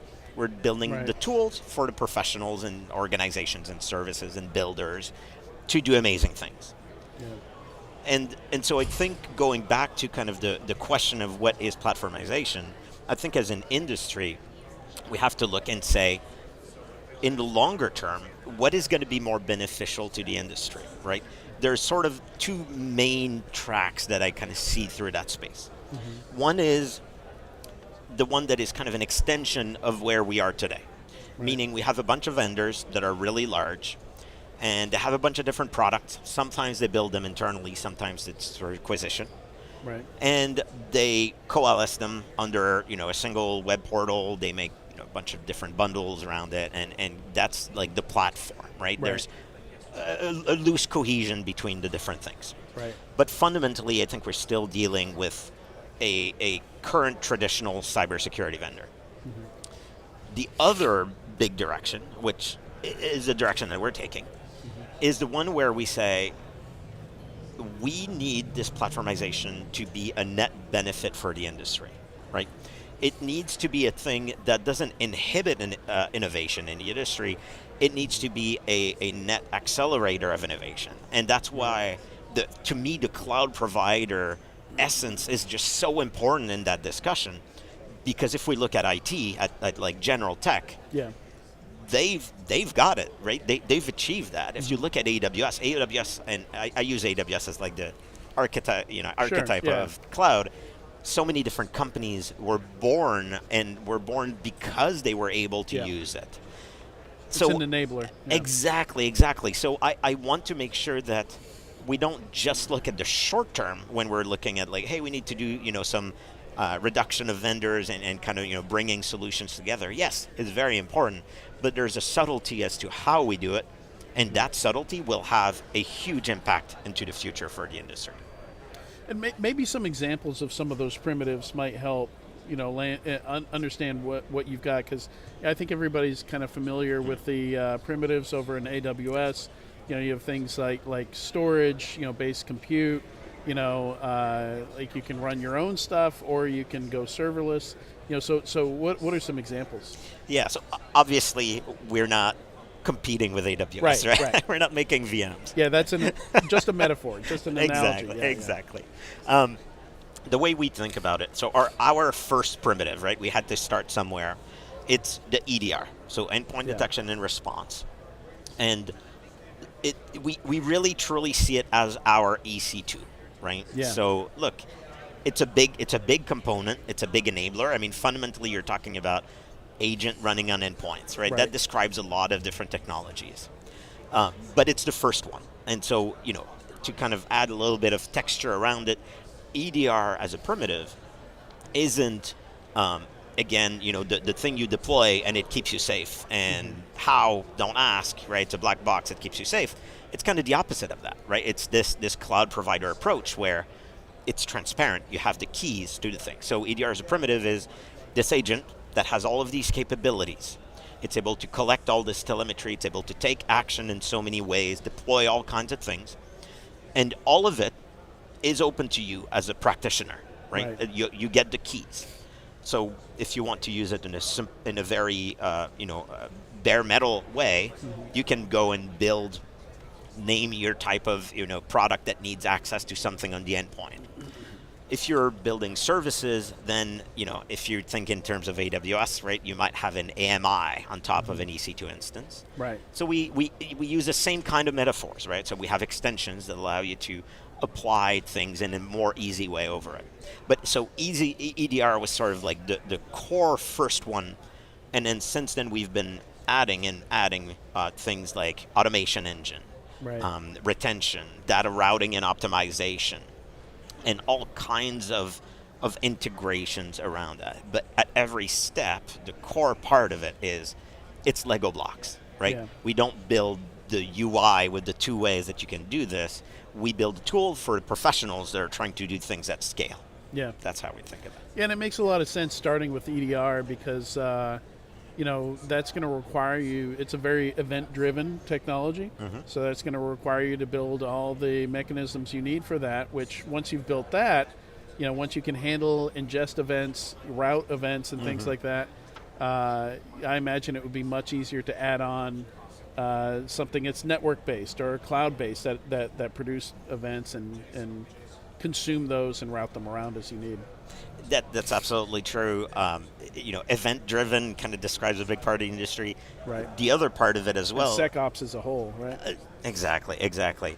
And the other part of it is it's sort of one of the easiest examples of reducing the number of solutions, right, is around the endpoint, right? Yeah. Who likes to have more and more agents? Like nobody, right? So it's a very convenient vessel to start and do EDR things, to do log things, to do prevention, to take action, to do all kinds of things. So maybe let's talk about some examples of how people have used Lima Charlie's. You call it the SecOps Cloud Platform. Is that the product name? Yeah. So we've been looking for a long time for what's the word that describes what we're doing. Right. It's hard. It's hard. Yeah. It's shockingly Naming things hard. and branding is hard. Exactly. So we settled in the SecOps Cloud Platform. I think it describes that it's SecOps, right? It's not AppSec. It's really the operations. And Cloud Platform, we're not building VMs, but it's in the cloud, right? All again the kind of the mapping to AWS or to Lego blocks works surprisingly well. Meaning, we get all kinds of people building all kinds of things on Lima Charlie or assembling them for their use. Right. The common thread is we're for cybersecurity professionals, right? In the same way as AWS is for IT professionals and not for mom and pop. Same thing for us. We have people that build services. So they want to build an MDR or IR. And so they need access to the core technologies. They need access on demand. They need things like infrastructure as code, right? They're looking for a very kind of mature approach to it, not the web portal and doing 50,000 clicks to onboard a new customer. Like that doesn't fly anymore. But we also get people building products, which I think is, as a product builder, it's kind of the thing that gets to me the most, right? We get people that look at those primitives and say, hey, I have this idea of how I can, detect this type of activity, and I want to go and build a company around it, or this new type of product. And they use us in exactly the same way as they would use an AWS. Right. Which is super different in security. I don't think anybody else really is doing that. So there's a little bit of a mind shift, I haven't right? seen anyone. Yeah. Right. It's really interesting. But once you make that realization, I think to me it's one of those things. Once you realize the value of it. So one of our customers was Blue Mira. They were a cloud SIM product, and they wanted to become an XDR. And they came to us. They started using our EDR product. And they went 0 to generally available, GA, in 4 to 5 months. Yeah, that's incredible. It changes. Because they didn't have to build an agent. Exactly. And when you're thinking in terms of a company, it means they didn't have to raise millions to spend a year building a team, to spend another year building a product, that at the end of the day, so much of it doesn't differentiate them from anybody else. What differentiates them is what you do with the tool, right? So it's... And it occurs to me, not only vendors and service providers could build stuff on your platform, but enterprises could as well, right? Absolutely. Look, again, like the analogy to like AWS, right? It's not for the small businesses usually, right? Unless they're a cybersecurity. You would need a dev team, Exactly. You need, I wouldn't say a dev team. I think more about it in terms of a security team, right? So it's not code. But it's, you need to have a security analyst or a security architect or a detection engineer, somebody like that. But absolutely, what we're seeing is the teams that do have folks that do these types of jobs really appreciate Lima Charlie because it gives them the capability and then it gets out of the way, right? It's not a product that you have to go and do this long negotiation to get access to the doc after a month, and maybe eventually you kind of build this complex thing. It's just capability that is just fundamentally there, fundamentally available, and however you want to integrate it, it's designed to just be integrated with everything else. And we're never in the middle saying no, you can't do this. It's if it's there, you use it, and everybody's happy. Yeah, imagine. Most companies are, roadmaps are driven by customers and things like that. But I would imagine even more in this case, like again, making the comparison to AWS, most of the early AWS primitives came from their internal needs for their own products. That Amazon's retail side was run, that's where AWS came from.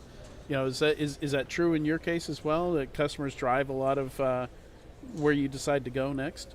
A lot. And I would kind of say they do, and I think in the same way, one of the great things I think AWS did was, and most cloud providers, is that they did not build the, I don't think it's quite as strong in their industry, but like the acronym, right? They built the capability. And so we really try to do the same thing with our users, which is, classic case for us as user comes in and says, hey, we're trying to do these, these things, plug these things together. How can we do that? And we look at it and we, tell them, like, actually, you can't do that right now. But if we make this generic mechanism, and we add it to this ecosystem of the platform, now you can do this and you can do so many other things. It's not that we built a SOAR or we built a SIM or a, insert the acronym. It's a feature, it's a capability, and that's the focus. That's very cool. Thank you, Maxime, so much for joining me on Security Weekly today. My pleasure. Thanks for having me. And thank you for Thanks everybody for listening today. If you want to learn more about Lima Charlie, you can visit securityweekly.com/Lima Charlie RSAC to find out more. And again, our coverage is at securityweekly.com/RSAC. This is the last interview for today, so we're going to wrap up here. Thanks to anybody watching or listening today, and we'll be back with you 8:30 a.m. Pacific tomorrow.